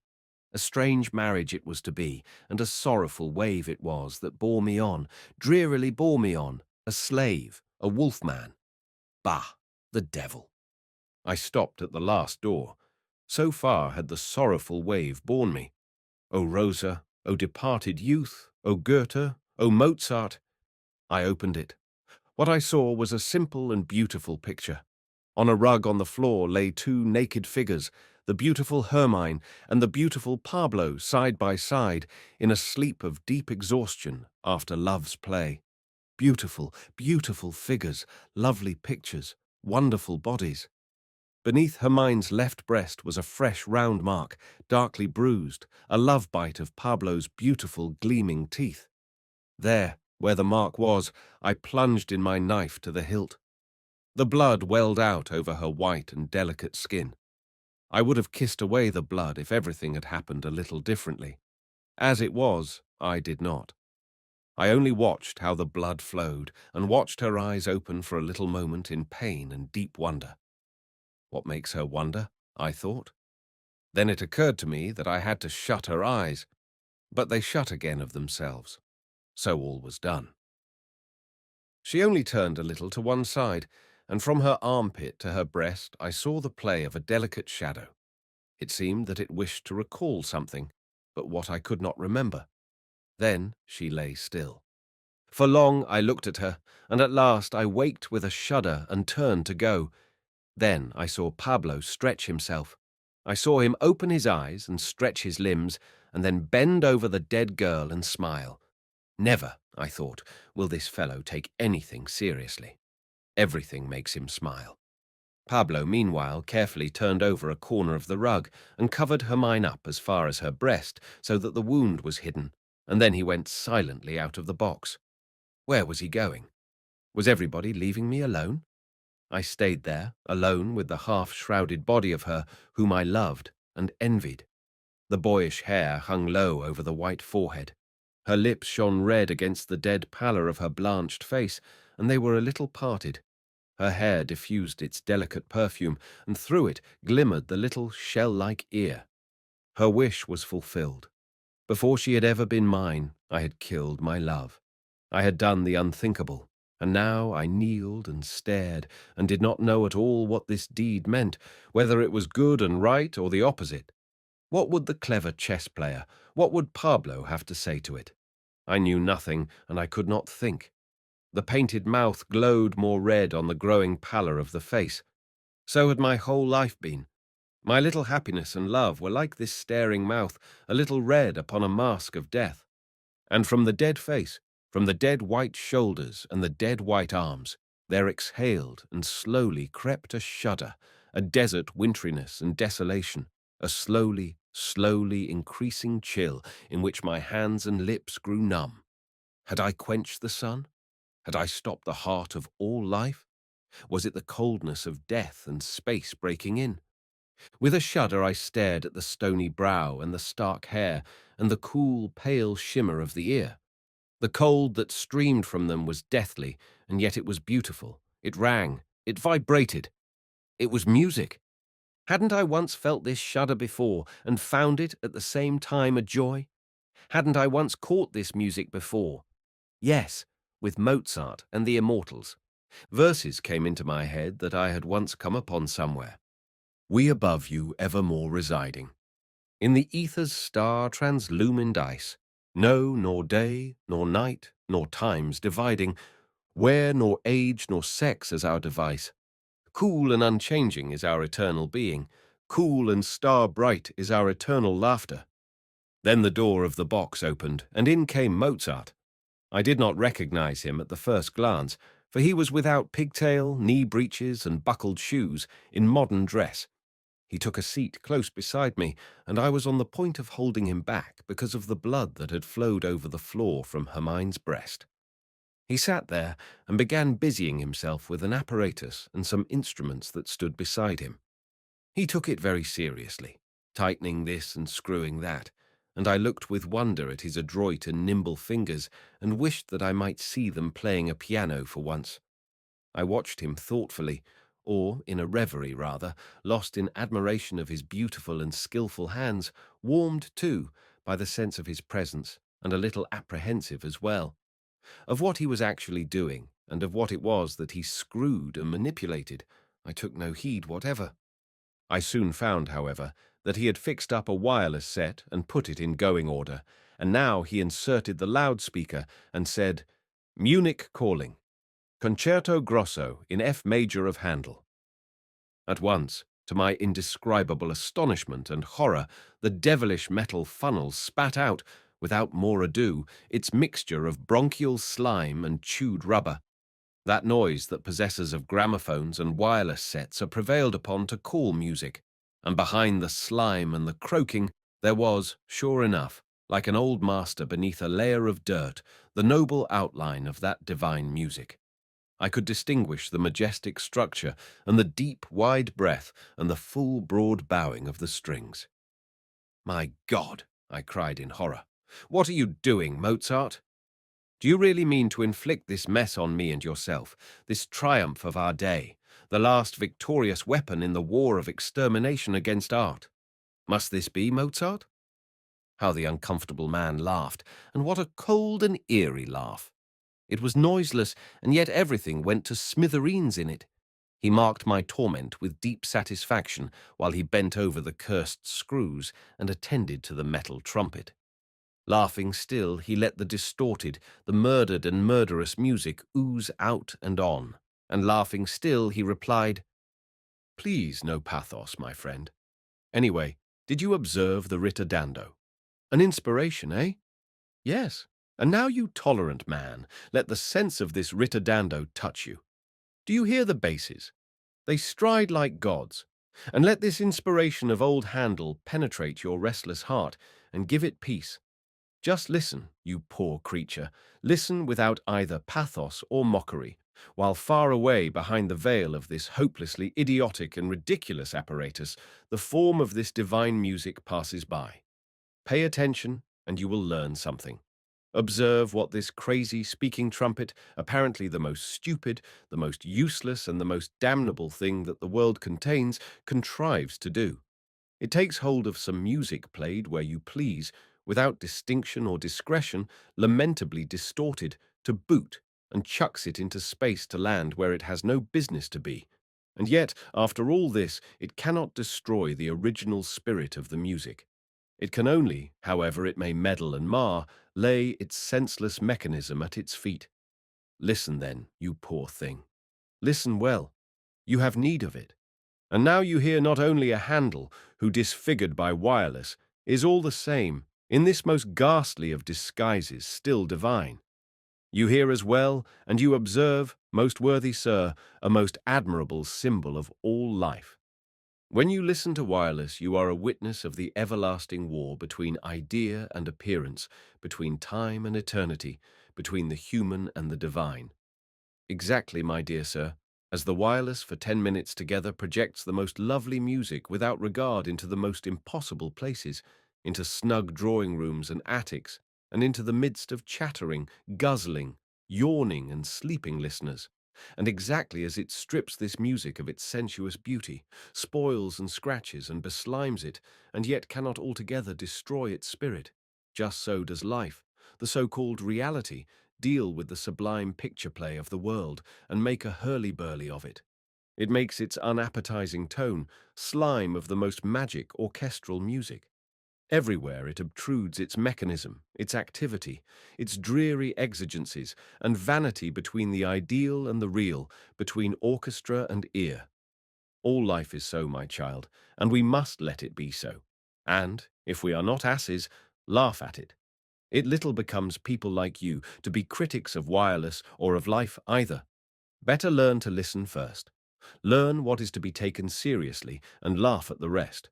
Or is it that you have done better yourself, more nobly and fitly, and with better taste? Oh no, Mr. Harry, you have not. You have made a frightful history of disease out of your life, and a misfortune of your gifts. And you have, as I see, found no better use for so pretty, so enchanting a young lady than to stick a knife into her body and destroy her. Was that right, do you think? Right, I cried in despair. No. My God, everything is so false, so hellishly stupid and wrong. I am a beast, Mozart, a stupid, angry beast, sick and rotten. There you're right 1,000 times. But as for this girl, it was her own desire. I have only fulfilled her own wish. Mozart laughed his noiseless laughter, but he had the great kindness to turn off the wireless. My self-extenuation sounded unexpectedly and thoroughly foolish, even to me who had believed in it with all my heart. When Hermine had once, so it suddenly occurred to me, spoken about time and eternity, I had been ready forthwith to take her thoughts as a reflection of my own. That the thought, however, of dying by my hand had been her own inspiration and wish, and not in the least influenced by me, I had taken as a matter of course. But why on that occasion had I not only accepted that horrible and unnatural thought, but even guessed it in advance? Perhaps because it had been my own. And why had I murdered Hermine just at the very moment when I saw her lying naked in another's arms? All-knowing and all-mocking rang Mozart's soundless laughter. "Harry," said he, "you're a great joker. Had this beautiful girl really nothing to desire of you but the stab of a knife? Keep that for someone else. Well, at least you have stabbed her properly. The poor child is as dead as a mouse, and now perhaps would be an opportune moment to realize the consequences of your gallantry towards this lady. Or do you think of evading the consequences?" "No," I cried. "Don't you understand at all? I evade the consequences. I have no other desire than to pay and pay and pay for them, to lay my head beneath the axe and pay the penalty of annihilation." Mozart looked at me with intolerable mockery. "How pathetic you always are! But you will learn humour yet, Harry. Humour is always gallows humour, and it is on the gallows you are now constrained to learn it. You are ready? Good. Then off with you to the public prosecutor, and let the law take its course with you till your head is coolly hacked off at break of dawn in the prison yard. You are ready for it." Instantly, a notice flashed before my eyes. Harry's execution, and I consented with a nod. I stood in a bare yard enclosed by 4 walls with barred windows and shivered in the air of a grey dawn. There were a dozen gentlemen there in morning coats and gowns and a newly erected guillotine. My heart was contracted with misery and dread, but I was ready and acquiescent. At the word of command, I stepped forward, and at the word of command, I knelt down. The public prosecutor removed his cap and cleared his throat, and all the other gentlemen cleared their throats. He unfolded an official document and held it before him and read out, "Gentlemen, there stands before you Harry Haller, accused and found guilty of the willful misuse of our magic theatre. Haller has not alone insulted the majesty of art in that he confounded our beautiful picture gallery with so-called reality and stabbed to death the reflection of a girl with the reflection of a knife. He has, in addition, displayed the intention of using our theatre as a mechanism of suicide and shown himself devoid of humour. Wherefore we condemn Haller to eternal life, and we suspend for 12 hours his permit to enter our theatre. The penalty also of being laughed out of court may not be remitted. Gentlemen, all together, 1, 2, 3. On the word 3, all who were present broke into one simultaneous peal of laughter, a laughter in full chorus, a frightful laughter of the other world that is scarcely to be borne by the ears of men. When I came to myself again, Mozart was sitting beside me as before. He clapped me on the shoulder and said, "You have heard your sentence. So, you see, you will have to learn to listen to more of the wireless music of life. It'll do you good. You are uncommonly poor in gifts, a poor blockhead, but by degrees you will come to grasp what is required of you. You have got to learn to laugh. That will be required of you. You must apprehend the humour of life, its gallows humour. But of course you are ready for everything in the world except what will be required of you. You are ready to stab girls to death. You are ready to be executed with all solemnity. You would be ready, no doubt, to mortify and scourge yourself for centuries together. Wouldn't you?" "Oh, yes, ready with all my heart," I cried in my misery. "Of course, when it's a question of anything stupid and pathetic and devoid of humour or wit, you're the man, you tragedian. Well, I am not. I don't care a fig for all your romantics of atonement. You wanted to be executed and to have your head chopped off, you berserker. For this imbecile ideal you would suffer death 10 times over. You are willing to die, you coward, but not to live. The devil! But you shall live. It would serve you right if you were condemned to the severest of penalties." "Oh, and what would that be?" We might, for example, restore this girl to life again and marry you to her. No, I should not be ready for that. It would bring unhappiness. As if there were not enough unhappiness in all you have designed already. However, enough of pathos and death-dealing. It is time to come to your senses. You are to live and to learn to laugh. You are to listen to life's wireless music and to reverence the spirit behind it and to laugh at the bim-bim in it. So there you are. More will not be asked of you. Gently from behind clenched teeth I asked, "And if I do not submit? And if I deny your right, Mozart, to interfere with the Steppenwolf and to meddle in his destiny?"